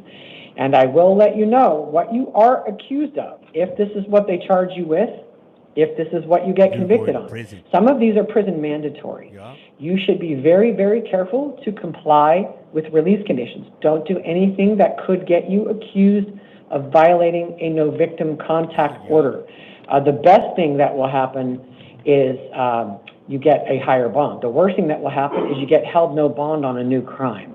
So read your conditions, comply with those. Do not miss any court dates if you bond out. If you step to your left, he has your paperwork. Thank you, ma'am. Thank you. Ms. Arispe, Adela Arispe. Maricopa County, yep. This is Maricopa County in Arizona. It's wild out there. Good morning, Hi, ma'am. Can I have your full name and your date of birth? Adela T. Arispe, Okay, what's your date of birth, ma'am? 12/4/1964. Okay, thank you. You're on a warrant from the Yuma County Superior Court, And in this case, it appears you've been charged with taking contraband into a correctional facility, a Class 2 felony, possession of dangerous drugs, and possession of narcotic drugs. Those are both Class 4 felonies. Also, drug paraphernalia possession, a Class 6 felony. I am going to let them know they should appoint a lawyer for you when you get there. Your court date in Yuma County is June 23rd at 8:30 in the morning. That's 5 days from now, which is Monday, I believe. Yeah, this Monday, June 23rd at 8:30 down in Yuma. I am affirming the bond ordered by the Yuma County judge, which is $30,000 secured. If you post it, you need to be in Yuma on Monday, or you could lose that money. There'll be a warrant issued for your arrest. If you do not post it, the Yuma County sheriffs will arrange your transport from Maricopa. If you step to your left, he's got your paperwork for you. Thank you. Hey, abuelita, she has the clavo on deck. Mr. Villa Senor, will you come to the What do you podium need? after that? She Johnny got Lopez, you. will you go to She the got chair? you. Whatever you need, she got that clavo. There, she put it up the keys. All right. Hi, sir. Can I have your full name and date of birth, please? Hi, Fernando Villaseñor, December 9th, 1996. 96 or 86? 96. Okay, thanks. You're here on a new case. You were arrested for armed robbery, a Class 2 felony. There is probable cause for it, and I am appointing a lawyer to represent you. Your next court date will be a status conference June 24th at 8:30 in the morning, with a preliminary hearing June 26th at 8:30 in the same court. That address will be on your paperwork. Now, the state recommended a $50,000 secured appearance bond in your case. Again, I understand why they might recommend that. I believe on these facts, this court believes that is more than is necessary to meet the purposes of bail. So bail is set in your case in the amount of $10,000. It is secured. If you post it, you're ordered to comply with all of your written conditions. You may not go to any part of the business where the crime allegedly occurred, including parking lots, no contact with any of its employees, no weapons, no drugs, no alcohol, absolutely no contact with the alleged victims. If you step to your left, you're going to get a copy of your paperwork. Thank you. Thank you. Mr. Lopez, Johnny Lopez. And then Kassan Suiter, will you please go to the chair?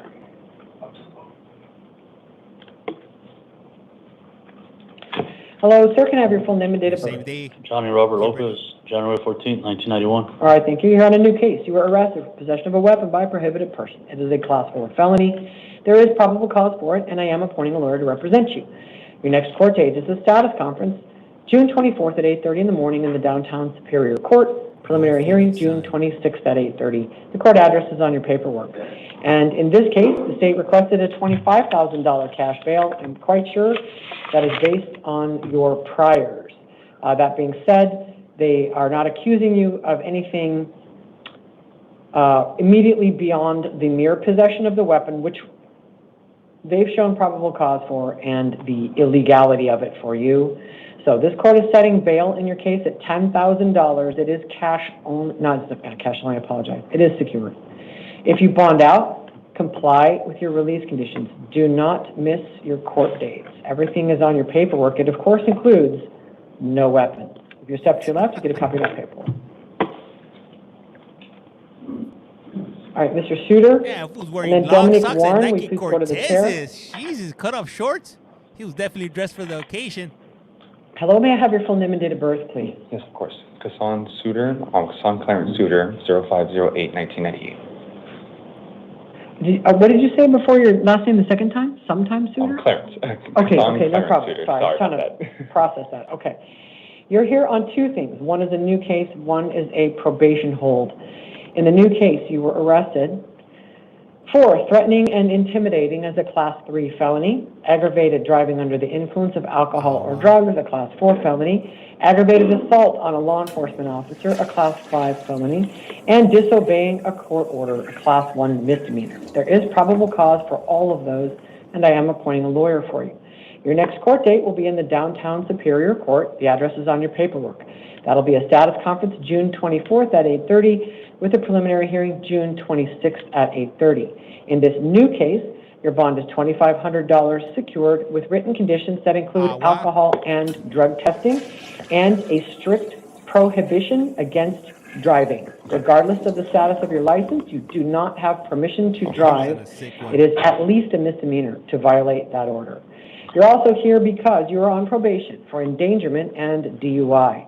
The probation department will be filing a petition to revoke your probation based on the allegation of these new crimes. So you will need a lawyer, and I am appointing one for you. The next court date will be in the downtown probation court. The address is on your paperwork. It is a revocation arraignment and possible disposition hearing June 25th at 8:30 in the morning. That will all be on your paperwork. In this case, your bond is $2,500 secured. That is in addition to the $2,500 in the older case. And I'll let you know. Yes, ma'am. I don't know if this is a typo or not. The state recommended a $100,000 secured appearance bond for you. Damn. That was getting hit upside the head. Okay, that may be a typo, and they may have meant 10,000. Even so, I wanted to let you know. So, your bond, your total bond is $5,000 secured across both cases with alcohol and drug testing mandatory. I believe probation probably already has the authority to do that. This mandates that they do it. Okay. No weapons, no drugs without a valid prescription, absolutely no driving. Everything's on your paperwork. If you step to your left, you get a copy of that. Thank you so much. Thank you. Have a great day. Ms. Warren?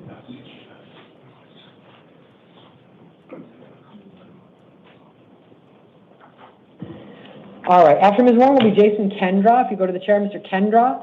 Hi, ma'am. Can I have your full name and your date of birth? Dominic Warren, 10/18/04. Okay, thanks. You're here on a new case. You were arrested for resisting arrest as a Class 6 felony. There is probable cause for it, and I am appointing a lawyer to represent you. Your next court date will be in the downtown Superior Court. The address is on your paperwork. Your status conference will be June 24th. That's this Tuesday at 8:30 in the morning. Preliminary hearing June 26th at 8:30. In this case, your bond is $2,000. It is secured. If you bond out, comply with your conditions. Do not miss court. No weapons, no drugs without a valid prescription. You may not leave the state of Arizona without the court's permission. Everything's on your paperwork. If you step to your left, you get a copy. Okay, thank you. Next!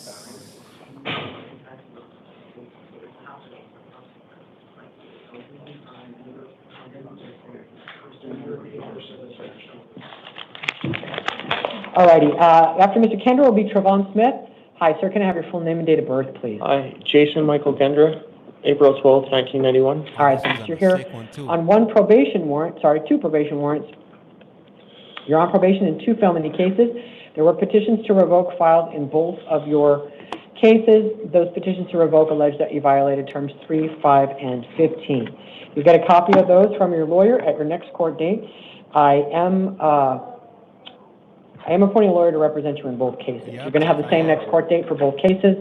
It'll be in the downtown probation court. Address is on your paperwork. A revocation arraignment, June 25 at 8:30 in the morning. We'll set that together with a possible disposition hearing. In number 21 on the calendar, your bond is $500 secured. In number 22 on the calendar, it is $250 secured. So that is $750 total across both cases with written conditions. And if you step to your left, the officer is going to give you a copy. Call your PO if you do bond out. The number's on your paperwork. If you step to your left, sir, you're all done. Thank you. All right, Mr. Smith, you come forward. After that, Flor Luna, will you please go to the chair? Good morning, sir. Can I have your full name and date of birth, please? Trayvon Jermaine Mordell Smith, in 08-2299. Okay, thanks. You're on a probation warrant. You're on probation for a Class 6 felony, and there was a petition to revoke your probation filed back on March 31st. It alleges that you violated terms 3 and 5. You'll get a copy of it from your lawyer, and I am appointing a lawyer for you. The next court date is in the downtown probation court. The address will be on your paperwork. It's a revocation arraignment and possible disposition hearing June 25th at 8:30 in the morning. I'm affirming the bond set by the probation court in your case. It is $500 secured with release conditions. If you bond out, follow those. Call your PO within 72 hours. The number's on your paperwork. If you grab that, you're all done. Thank you. Ms. Luna? And then Monique Richardson, will you go to the chair? Hello, ma'am. Can I have your full name and date of birth, please? Flor Luna, May 23rd, 87. All right, thank you. You're here on 2 things. One is an arrest warrant in a newly charged case, and the other one is a probation hold. In the newly charged case, There's been a criminal complaint filed against you, charging you with 1 count of dangerous drug possession, 1 count of narcotic drug possession. Those are Class 4 felonies. 1 count of unlawful use of a means of transportation, that's a Class 5 felony. Drug paraphernalia possession, that's a Class 6 felony. And shoplifting, a Class 1 misdemeanor. Your next court date, I am appointing a lawyer for you, sorry, in this case and in probation court. But your next court date for this new case is going to be in the downtown Superior Court, address on your paperwork. That's the status conference, June 24th at 8:30, preliminary hearing, June 26th at 8:30. Now, probation also, by policy, they will be filing a petition to revoke your probation based at least in part on this new offense. It does also appear from looking at probation notes, there will be multiple technical violations as well. It appears they were in the process of likely seeking a warrant for you already in your probation case. I did not see that it had issued though, but you'll get a total listing of the allegations against you in a petition to revoke at your next court hearing. Not ready. Your revocation arraignment and disposition hearing in the probation case will be June 25th at 8:30 in the morning. Those are in the downtown Superior Court. That's going to be on your paperwork. All right. In the probation case, your bond is $500 secured. In the new case, because you otherwise would have had a lower risk recommendation, although you have a lot of priors. Well, that's I'm setting a $50 placeholder. So your total bond is $550 secured. You have written release conditions. Your order to comply with. Now, what did you want to say? Oh, no, I was going to say, when they issued the warrant, I sent the summons to an old address. So yeah, I presume that. Yeah, that's why I didn't give you any extra bond. Yeah. In the new case, I gave you a placeholder bond. Yeah. $50. You have $500 in the probation case though, because the court does not trust you to get out and comply. So you're $550 total. If you bond out, probation's number is on the paperwork. Yeah. Call them within 72 hours. Because you're still on probation, even while you're in revocation, and you can only help yourself by complying while revocation. She let me know last week that I had that warrant. She's like, go take care of it. I haven't seen it. I don't know that it's hit the system, but from what I could see, they put in the paperwork. I just don't know that it's, I don't know where it is right now. What's a placeholder bond? A placeholder means it makes you eligible for credit for time in custody. It also ensures that if you don't make bond, if you're stuck in the jail, the sheriffs will physically take you to court for those hearings, because if you're technically released in that case, they will not take you to court. They only take people to court who have a bond in that current case. They have to be in custody in the very case that has a hearing. So if you have a family court hearing, if you have some other court hearing, they're not going to take you. So you need some bond sitting on the book before they are obligated to bring you from Estrella jail to court. Yes. So that's what a placeholder is. Everybody in the system knows what it is. Everything else is on your paperwork. So if you just step to your left, you'll be back in court next week. Is it a secured bond or? It's secured, yeah. You can use a bail bondsman and you'll be back in court next week. Thank you. Yeah. Alrighty, Ms. Richardson, after that, Jamisha Booth, will you please go to the chair?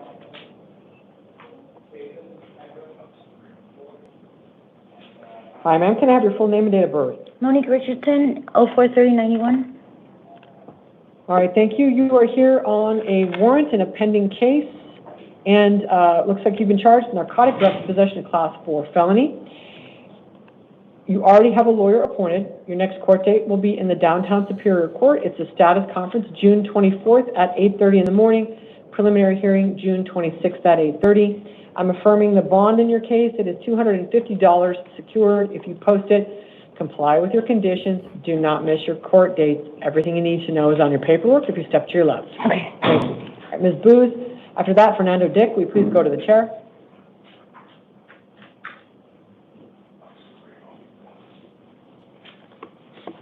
Good morning, ma'am. Can I have your full name and date of birth, please? Good morning. Jamie Shaboos, October 10th, 1997. Okay, thanks. You're here on a warrant from the Peoria City Court, where it looks like you have a pending case. It's driving on a suspended license, a Class 1 misdemeanor.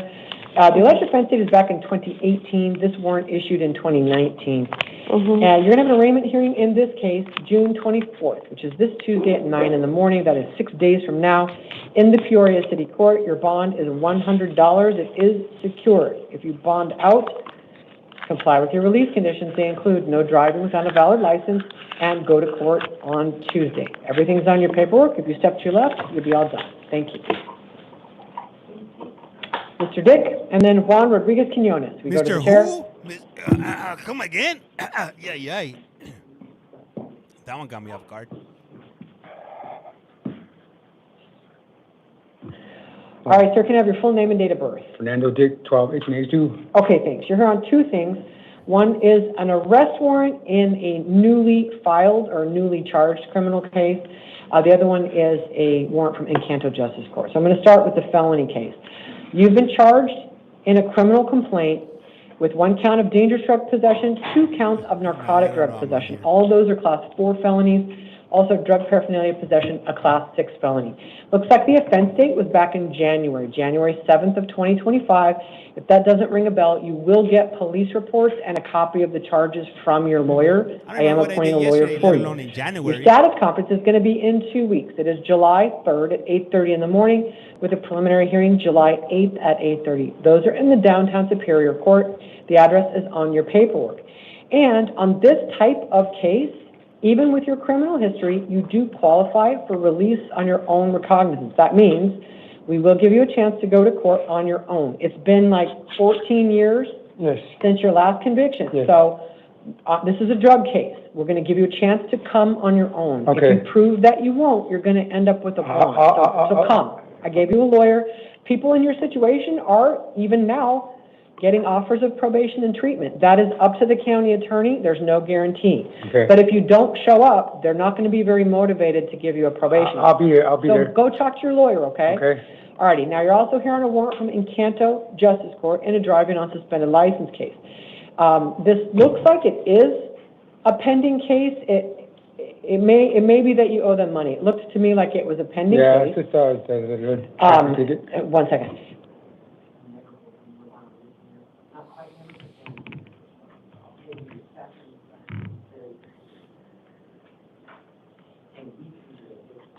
Yeah, he's gonna flee to the res.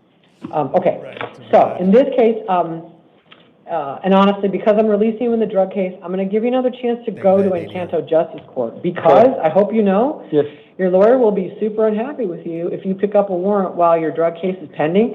Unfortunately, looking at the paperwork, I have to give you the same date and time. So I'm going to tell you what to do. It's July 3rd. It's in the afternoon, so it's not the same time, but there's no way you can be in Superior Court in the morning and make it to Justice Court in the afternoon. You're not going to make it.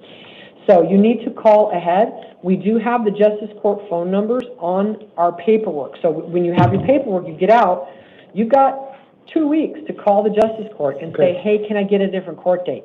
If you don't do that, they're going to issue a warrant, and you're going to be landed right back in jail. So you've been released in this case before. I can see that. You got released around January or February, and you just blew it off. So I am already giving you a do-over. I just want you to know that I can see it, because if you do it again, we're going to see it, and you're going to get stuck with a bond. Okay. Everything that's on your paperwork, don't lose it. Don't miss your court dates. If you blow this off, it's going to end badly. I'm not gonna leave. Good luck, sir. Okay, Just up to left to get your paperwork. All right, Mr. Rodriguez Quinones, and then Kennedy Durrell. Will you go to the chair?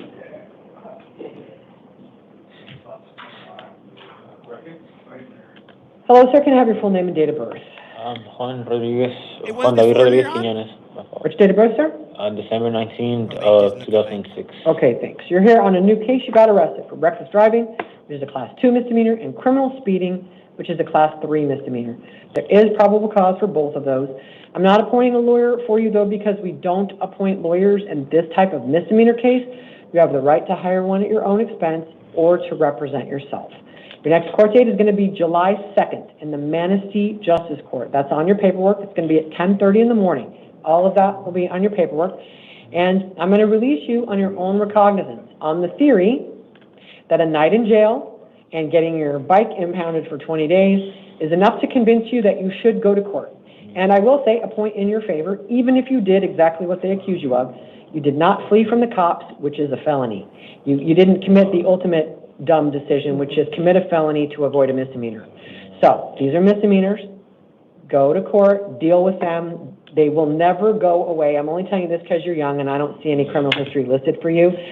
The system does not forget. If you blow this off, we don't forget. We may see you 7 years from now, but there will come an unpleasant day when somebody grabs you and says, you have a warrant that's been outstanding. So just go. That's my pitch. Go. Yeah, I'm not trying to spend So do the smart thing. Go deal with it. There's, and I think this ought to be enough to convince you that you never want to come back here. As long as you show up in a case like yours, you may very well never do another night in jail. So I just have go. a question for you. What's that? So to get my bike back, I have to wait those 20 days, or I could just... Yeah, you got to deal with, is it Phoenix who arrested you? No, CPS? yeah, Phoenix. Yeah. Who is it? Phoenix, I think. Phoenix? Well, whoever got you, and right now, it looks kind of like I think it was DPS to me. CPS, yeah. So DPS, you need to Google it. They're going to have a website with the Property Bureau and all that. You can call the Property Bureau and say, where's my bike? How do I get it? What do I need to pick it up? They deal with that all day, every day. So they are right now, they're saying we're sitting on your bike for 20 days. So you have to deal with them. We don't order them to do things. And but they're definitely going to have some guidance on the web, I'm sure, and a number you can call to get specific instructions about how to go get it and what you'll need to pick it up, okay? All righty. Good luck, sir. If you step to your left, you get your paperwork. Thank you. God bless. Mr. Durrell?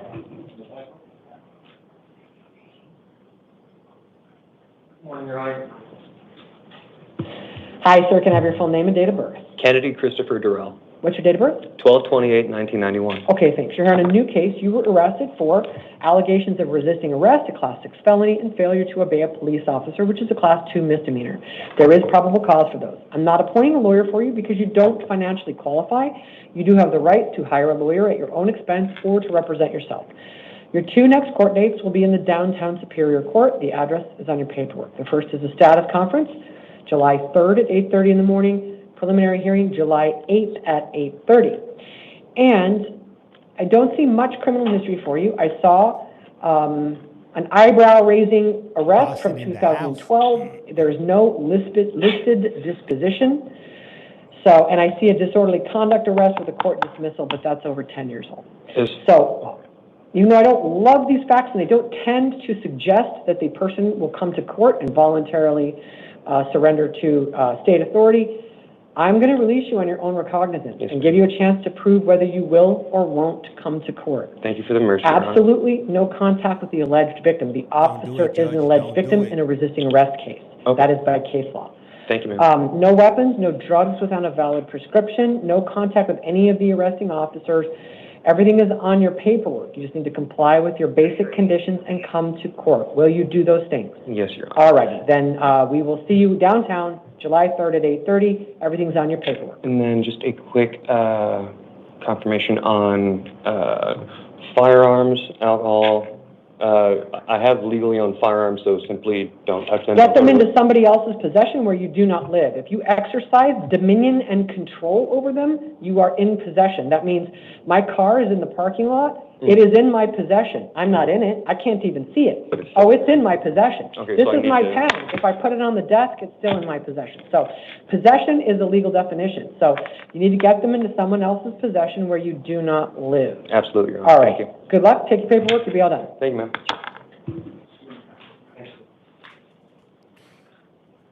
I like this judge.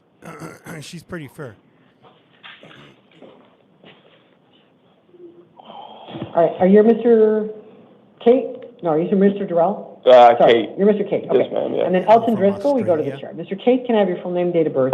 Cameron K, December 11, 2001. Thank you. You're on a new case. You got booked in for a whole pile of things. After reading the probable cause, I found probable cause for two, not the others. So I'm going to start with the two. The two are driving under the influence of alcohol or drugs while impaired to the slightest degree. They have amply provided probable cause on that. It is a Class 1 misdemeanor. They also provide a probable cause on failure to stay at the scene of an accident, which is it's listed as a Class 1. I'm pretty sure it's a Class 2 misdemeanor. It is what it is. They've made probable cause for the failure to stay at an accident.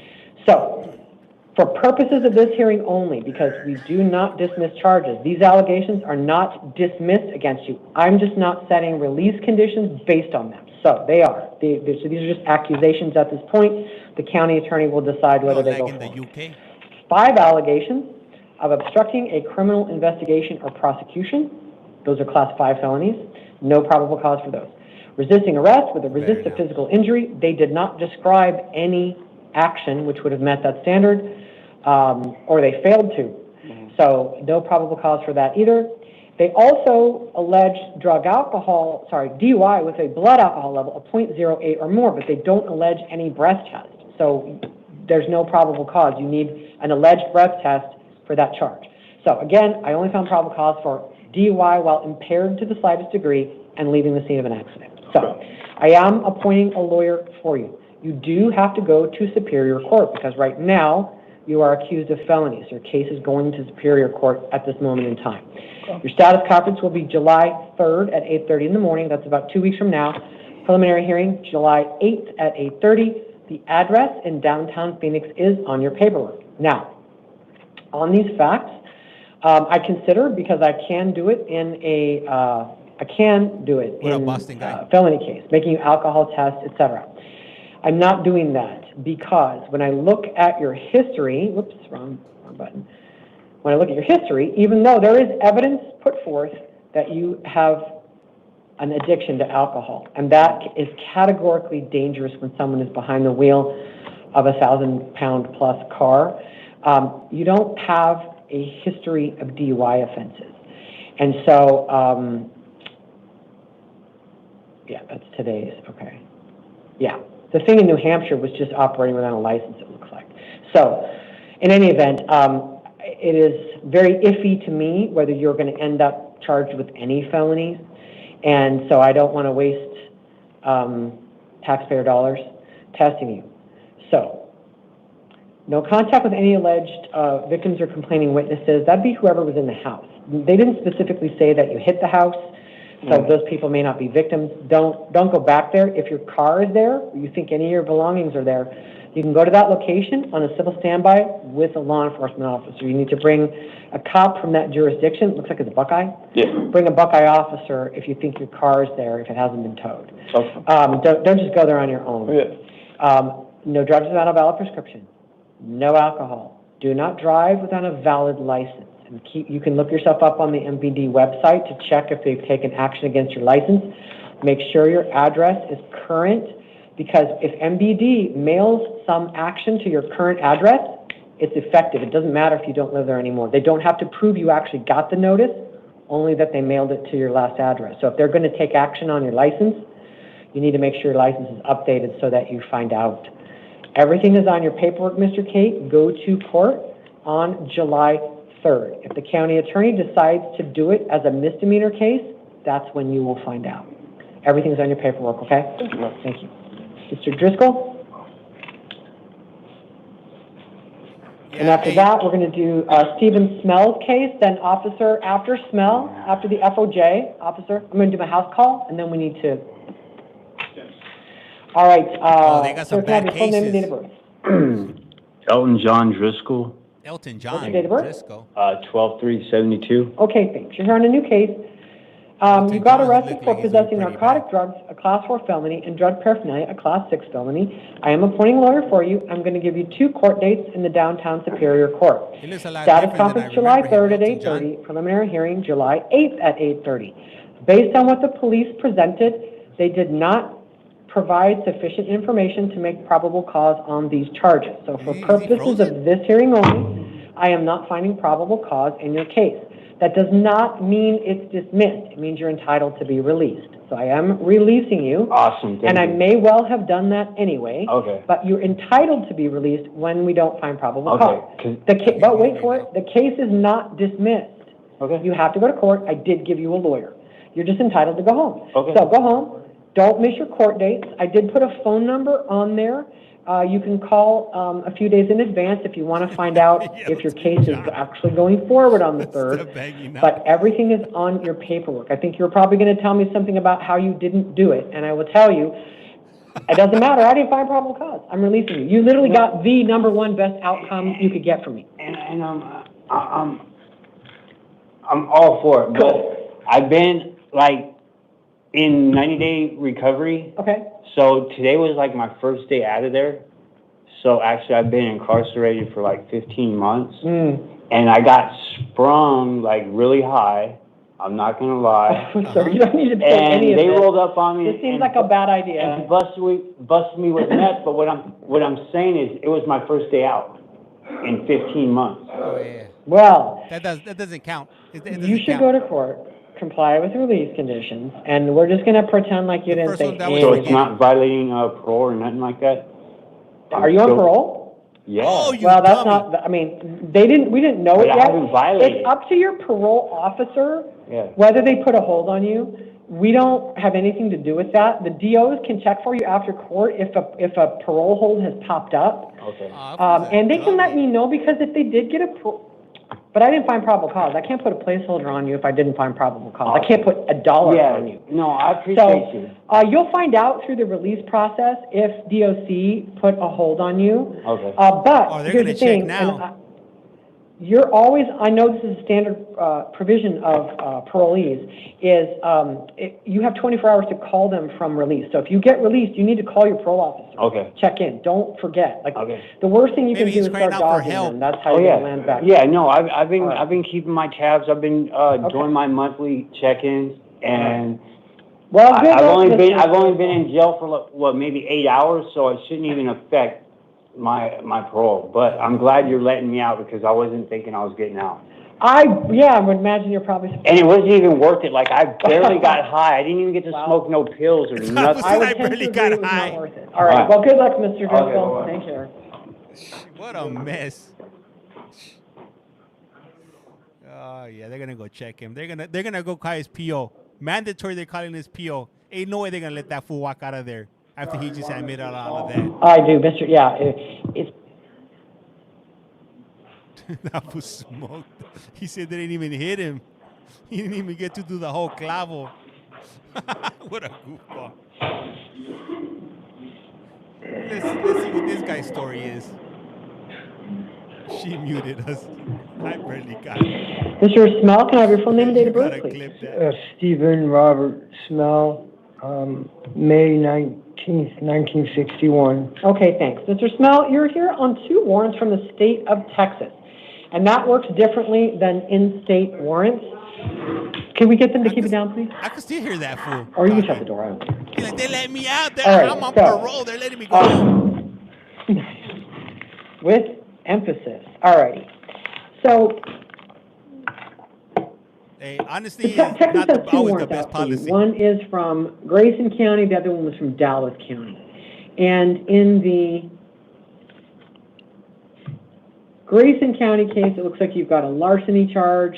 In the Dallas County case, it's forgery of a government or national government instrument or money, fraudulent use or possession of identifying information Did of somebody another say, catch person. me if you can? All right, Texas wants you back on these warrants. Before court, you should have been given some paperwork to review on a laminated card, were you? Yes, ma'am. Okay, great. Did you read it? Honestly, I can't even see right now. Oh, okay. Well, if you're not able to read the paperwork, then I'm just going to tell you your rights, and I'm going to set your next hearing. We can give you an opportunity to waive extradition and agree to go back. It's just an opportunity. I want to go back. Well, here's the problem, though, Mr. Smell. If you're telling me you can't read it, that's what you're signing. We have to make a record that you understood what you were signing and you had a chance to read it. So I'll give you another chance to read it while we go maybe do a couple other cases. But can you give him the card and let him sit out there when you clear? And then when I come back, I've got to ask you, did you read the paperwork? If you tell me that you didn't, I cannot take your waiver, okay? So I'll give you another chance to read it, Mr. Spell. If it's not a good enough chance, and like I said, my first question, if you want to waive, is going to be, did you read the waiver of extradition paperwork? If you tell me no, I can't read it, I can't take your waiver. So I'm going to give you another chance, but if it doesn't work, then I'm very sorry, and we'll have to set you over for a next hearing in extradition court. You can go over the rights there and get another chance to read that then. So, but for right now, I'm just going to have you sit outside the courtroom gallery. You'll get another chance to read it, and you can let me know when you come back if that was enough or not, okay? All right, thank you. Just go ahead and take the card with you and step out to your left.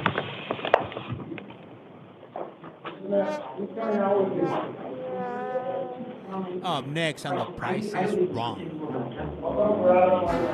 I always do. I don't know what is real question. You don't like accidental trust fund? You get the rights. So when we make those papers, then you can't just, no. I'm sorry, let me transfer. That door was loud. Those are the type of doors that'll take your fingers off.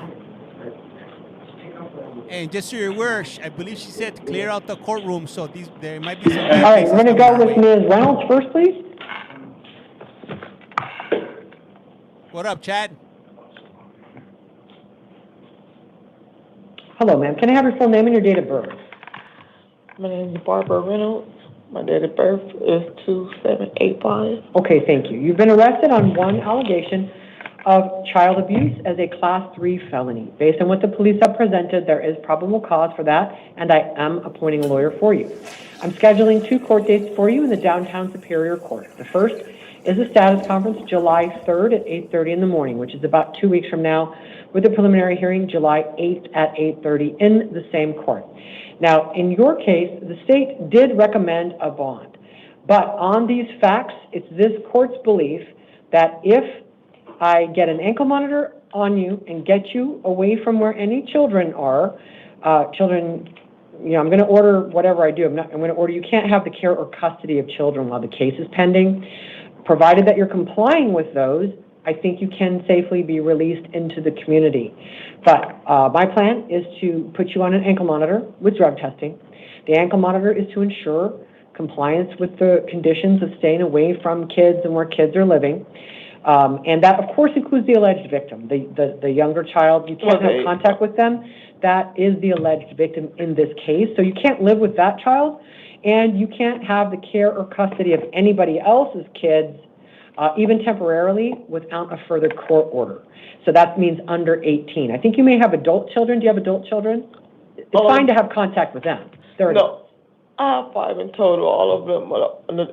All of them is an adult except my toddler that they took last night. So it's fine to have contact with your adult children. It's just the toddler you can't have contact with right now. Yeah, they took him to, they wouldn't even allow my older one to get him. Okay. Well, and so at this point, it sounds like DCS is probably involved, and so that's going to happen through them. I understand. What's that? I understand. Okay. So in this case, don't have any contact with the witness or the arresting officers, no weapons, no drugs without a valid prescription. And what I've written as far as where you can live is, because I realize that it may be that if the toddler's not in the home, you could go back and live there. And so what I wrote is, you have to find an alternative residence and provide proof of new address within 24 hours. You can do a civil standby, collect belongings. Then I wrote, if pretrial services is able to confirm within its sole discretion, which means however they choose to confirm it, that no child under the age of 18 is residing at the residence, then you may return to and reside there only with the advanced permission of pretrial services. So I just want them to confirm. Nobody else has kids under 18? Do you have any grandkids there or anything? Okay. No, so I just want pretrial services. They'll basically probably have to do a site visit real quick and just say, okay, we're good. DCS has the kid, or maybe it's up to them how they do it, but they may be able to confirm with DCS, yes, we have the kid. Good. Then you can go and live where you were living. I just don't want you to live where the child is living and saying, well, I'm not taking care of him, someone else is, or her. No, apologies. Okay.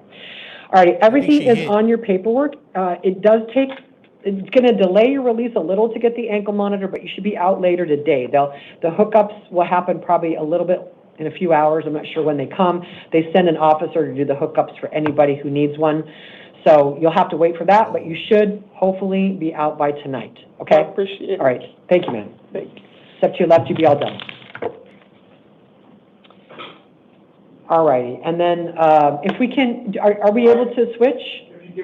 Yeah, thank you. Sounds good. Yes, yeah, I'm pressing on that, right.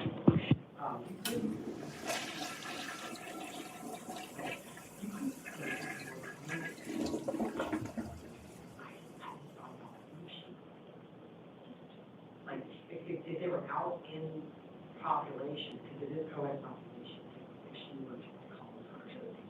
And I don't never know. So even though. Yeah, this one is going on OT.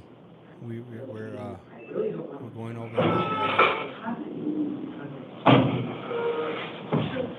All righty, sir, can I have your full name and date of birth? Denzel Wilson, July 24th, 1994. Okay, thanks. You're here on 4 total matters. 1 is a new case, 3 are probation holds. In the new case, you've been accused of 3 counts of sexual conduct with a minor Aged 15, but from a position of trust, making each of those a Class 2 felony.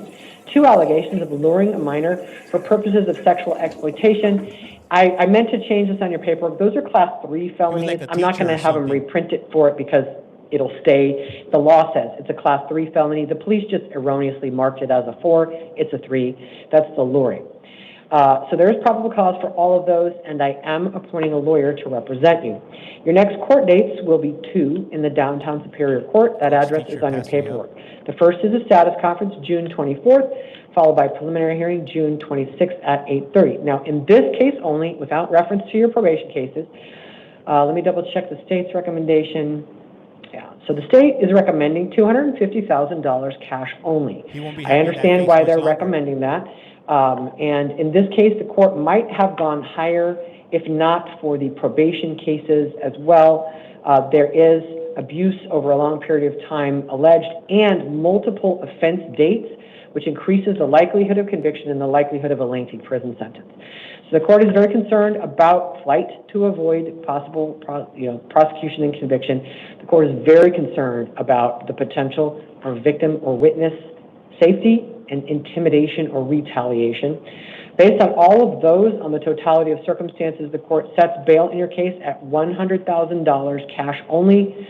By law, if you post that, you must be on an ankle monitor because you are accused of sexual felonies against children. So you have to wear an ankle monitor. You may not have any contact with the alleged victim, not from jail, not out of jail. You may not go to the scene of the alleged crimes nor live there while the case is pending. Absolutely no contact with anyone under the age of 18, and that very much includes your own children. When people are accused of this type of offense, research strongly indicates that their own children can already have been or become victims of that type of behavior when people are alleged to, a degree of probable cause, to have engaged in sexual contact with children. Their children are also in danger. So absolutely no contact with your children unless and until you get a different order from the trial court. No weapons, no drugs without a valid prescription, no alcohol. Now, you are also on probation in 3 felony cases. Probation will be filing petitions to revoke your probation in all 3 cases based on this new case. So you will have a lawyer appointed in all 3 of those cases. You have the same next court date in each of those cases. It is June 25th at 8:30 in the morning. That's in the downtown probation court, and the address is on your paperwork. And that'll be a revocation arraignment and possible disposition hearing. Now, 2 of the cases, that is your Class 2 felony probation case and your Class 4 felony probation case, the one that is not a Prop 200 case, which is number 33 on the calendar. This court finds that you will, in all reasonable probability, suffer a term of incarceration, which means go to prison. So you are not given bail today. The court finds you are not eligible for bail. You're held no bond. Now, the last case, number 32 on the calendar, that is still a Proposition 200 case, which makes you legally entitled to bail. Bail is set in that case in the amount of $50. It is what we call a placeholder bond. It is there to ensure that you're eligible for credit for time in custody and that the sheriff's office will take you to court for hearings in that case. So everything I've just told you is on your paperwork. You should end up with the same lawyer for everything. You will be back in court next week. You step to your left, he's got that paperwork. Thank you. Thank you. All right, so I'm going to make my house call record while you go get Mr. Smell. Oh, and is Andre Murphy not physically present in court because he's been isolated by the sheriff's office as a potential danger to himself or others? Yes. Okay, thank you. I do have an affirmative answer on Mr. Murphy. So I will see Andre Lamar Murphy, born 11/194, in-house for his initial appearances. He's here on 1 new case and 1 probation hold. In the new case, he is accused of aggravated driving under the influence of alcohol.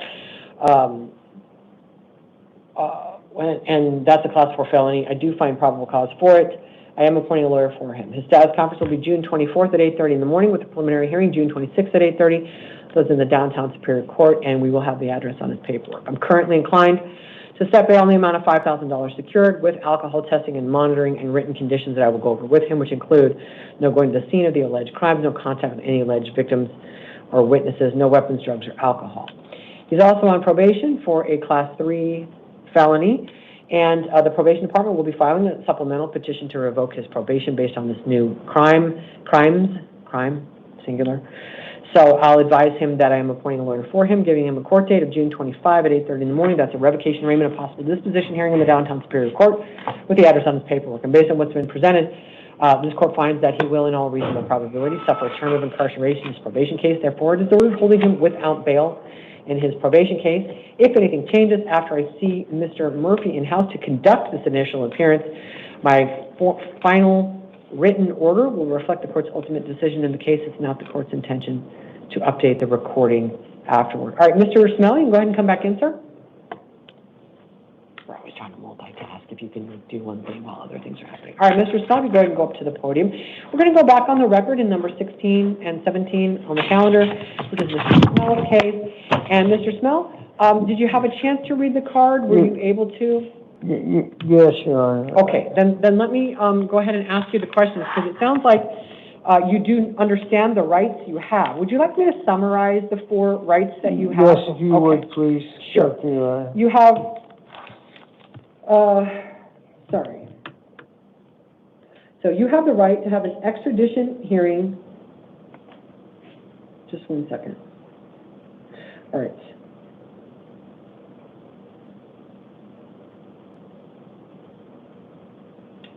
All right, I'm gonna read you from the script to make sure I get it all right, okay? All right, if you were to choose to have your extradition hearing and not waive, right? If you're gonna have your extradition hearing, I will then set your hearing for, let's see, it looks like June 30th at 1:30 in the afternoon in the downtown Superior Court. I cannot appoint an attorney to represent you because extradition matters are civil cases. But you would have the right to hire a lawyer at your own expense if you choose. Extradition is not a criminal matter. The criminal matter is happening in Texas. You are entitled to bail in these cases. Even though Texas ordered one of these as no bond, it appears under Arizona law, as we currently understand the facts, that you are entitled to bail.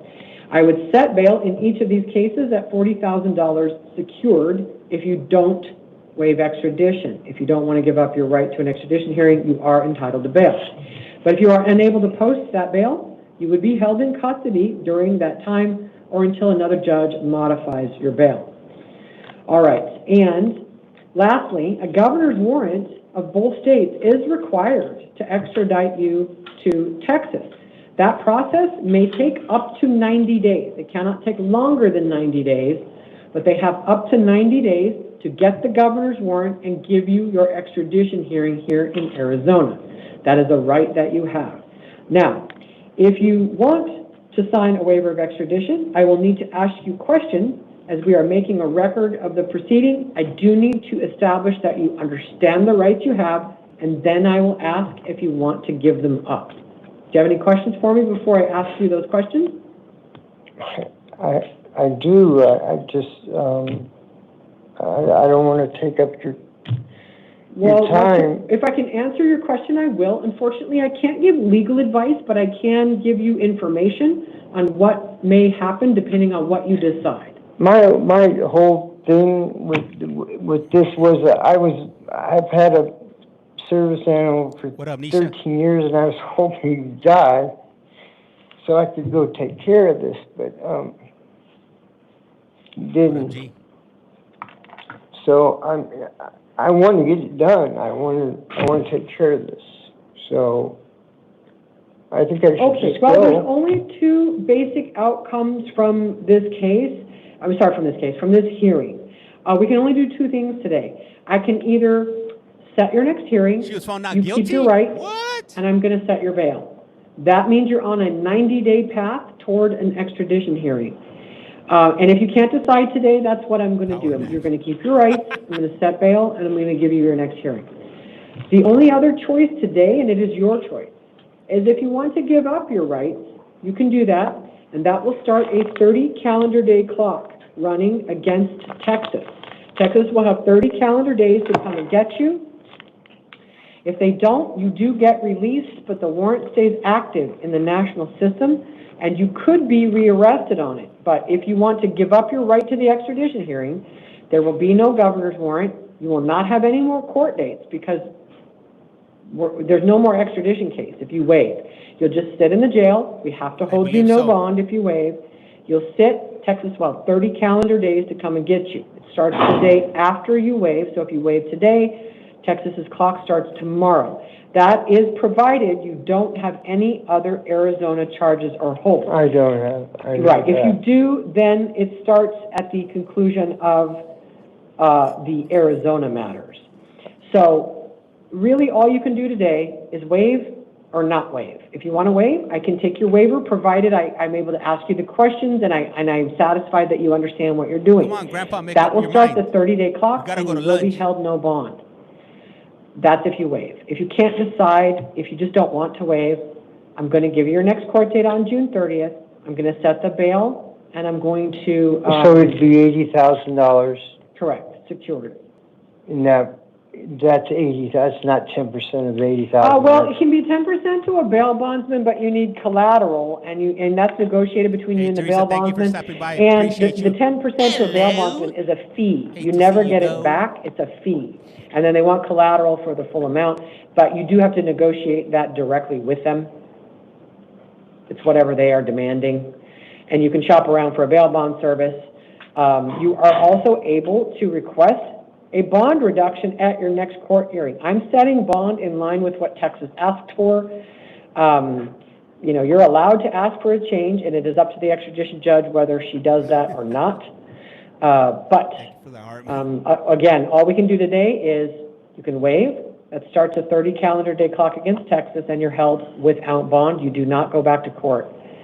If you don't waive, you will go back to court June 30th, and I'm going to set that bond. It'll be $80,000 total, and the state is going to start working on those governor's warrants. That's the big thing that they have to do. That's why they need 90 days, because they're sending things back and forth to governor's mansions in 2 states. They need an actual signature from the actual sitting governors. So that's why they get 90 days. If you don't waive, it takes time to get those governor's warrants. So, but you won't go back to court if you waive. You can't change your mind. If you don't waive today, I'll send you to court on the 30th. If you change your mind and you want to waive on the 30th, you can waive on the 30th. This isn't your only opportunity to waive. It's just your first one. If you waive today, the waiver clock starts June 19th. If you waive on the 30th, the waiver clock starts July 1st. And the waiver clock is the 30 days. That's really the only difference. Is you can start the clock now if you wanted to. You could also start it on the 1st of July if you wanted to. So I can't decide for you, Mr. Snow. I understand it is very complicated. If you're not able to decide, then I'm just going to have you keep your rights, and I'm going to send you to court on the 30th, okay? I'd rather just I'd rather just take care, do what I need to do to take care of the warrants out of Texas. Okay. Does that make any sense? Well, it does, but I guess I'm not sure. I need to be very clear that, are you telling me you want to waive your rights and give up your right to an extradition hearing and agree to go back? I think I'm going to have to deal with this. It's not going to go away, so I'd rather deal with it sooner than later. Okay. You're making it I appreciate your time, but it doesn't matter. At some point, this has to be taken care of. I would rather do it sooner than later. So, so the reason that I'm trying to be very specific and trying to get you to be very specific is that if you're going to give up legal rights that you have, I am required to make sure that it is clear that that is what you wanted to do. If you're giving me hedge kind of statements, that doesn't work. You have to be super clear. Do you want to do this or don't you? If you respond by saying, I think it's a good idea, that's not an answer. But there's no, Your Honor, I understand what you're saying, but you're making it sound like by me not giving my rights up, that there's some upside to that. Oh, no. It's just that then you have them and you could change your mind later. If you waive your rights, I will absolutely take your waiver, provided you understand the rights you have and you want to give them up. I will take your waiver, and that is absolutely fine. But if you're feeling unsure, if you're not sure you understand, then part of my obligation is to protect your rights.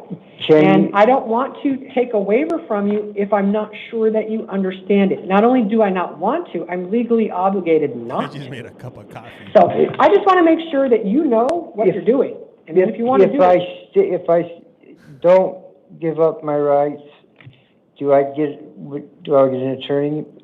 So that I have somebody I can cannot talk to? appoint one for you. No, But I'd I have to will get my tell own. you, but what I'll tell you is, there is a public defender who is generally assigned in extradition court, not because anyone has the constitutional right to it, but because our county has the resources, and it helps a lot if we've got somebody in court who can give people advice. She can give you legal advice, I cannot. She's very experienced. She's been the same woman for at least a decade. Now, she is not individually assigned to your case unless the extradition judge chooses to do it. You can request it, and then it is entirely up to the extradition judge. Sometimes she does, sometimes she doesn't. She decides. It is not in any way up to me. I don't know the criteria that she uses. So we do not promise you we will ever assign you a lawyer because you're not constitutionally entitled to it in a civil case. You are in a criminal case, but that's in Texas. So, can you talk to a public defender at the next hearing? Definitely. But is she individually assigned to your case? Not unless the extradition judge does it in her discretion. So we don't just blanket tell people that because it's a little complex. But I didn't want you to think you couldn't ever speak to a lawyer when I know for a fact we do have a public defender who just works extradition court so that she can give advice to defendants. They're lotto tickets. If that helps you make a decision. Wow, this is just a lot to sink in. I know. I think, and I'm sick, so. He's too old to be doing crime. The worst case scenario is I'm waiting 30 days, and maybe I'll get a public attorney I'll be able to talk to. No, if you waive, sir, if you go on the 30-day clock, that ends the extradition case today. There's no reason to have court hearings if you gave up your right to them. I mean, if I said that backwards. Oh, okay. So worst case scennario, I'm here for another 30 days, but I might get an opportunity to talk to. No, I'd say the worst case scenario is you're stuck in jail for 90 days on an $80,000 bond that you can't afford, and you get to talk to a public defender. There's no 30-day clock that gets you to a public defender. If you pick the 30-day route, you will not go back to court on this case. You will sit in the jail and wait to see if Texas comes to get you, because think about it.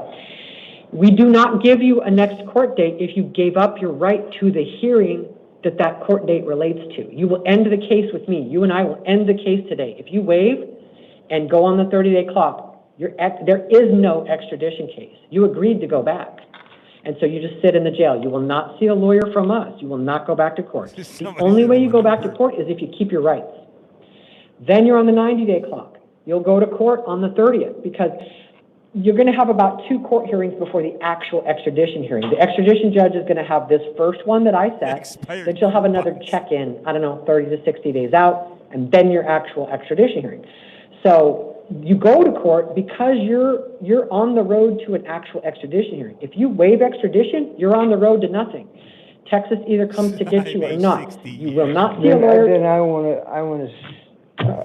want to wait. You want to keep your rights? Okay. Yes. That's the way that you end up in court on the 30th, possibly talking to a public defender. Okay. I think that sounds okay. All right. Makes sense. And it's the safe choice in terms of you could always choose to give up your rights on the 30th.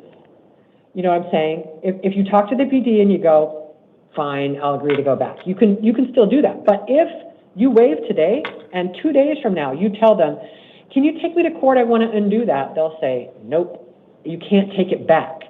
That's why I think, if you're unsure, it is probably better to keep your rights and go to court. Because you can take it back. But if you waive today, you can't take it back. All right. We're going to print that up for you, sir, along with a copy of the rights to keep. And we'll send that out to you, okay? All right. Good luck. Thank you, Your Honor. Damn, this was a rough one. So, this is really pushing me to the brink of not having patience anymore. Jesus, he's really testing my patience today. And he's still asking questions?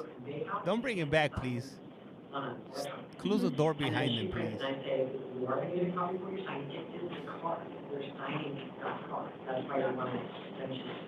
Right, Nisha? All of a sudden he doesn't know anymore. You gotta pay attention to details if you're making those plaques to make money.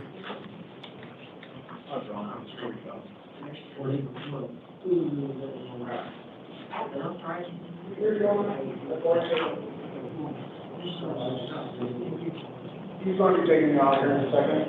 I promise.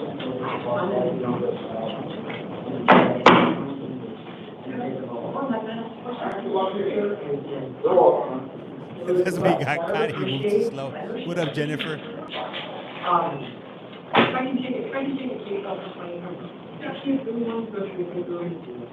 If they're nice, they don't know. Damn, he's gone. Locked the door right behind him. All right, guys, this was going to be the last court. How did you like the El Salvador, man? It was fantastic, man. Boy, all that pollo campero, whoo, man. The food. Don't even get me started. I just found your live today. I can't believe I missed this. Damn, I can't believe I've been on for 4 hours already. Anyhow, hey, I got to take a break, guys. For those of you guys that don't know, I also have a YT page at CollectCallFrom. I do run the streams continuously throughout the day. Sometimes when I'm not on, you can still catch him at CollectCallFrom on YT. And I start running streams at 6 a.m. in the morning, Pacific Standard Time. I start off with Dade County.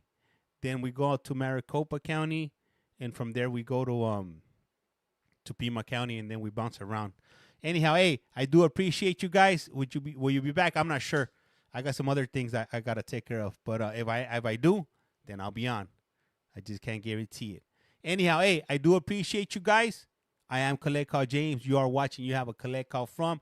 And like I said around here, life's like a candle. Once you blow it out, it lights out. And with that, I'm out. Don't forget to hit that follow button. It's free 99. Don't be a Krabby Patty. Don't be a Scrooge McDuck. Follow. It's free for you. It's free for me.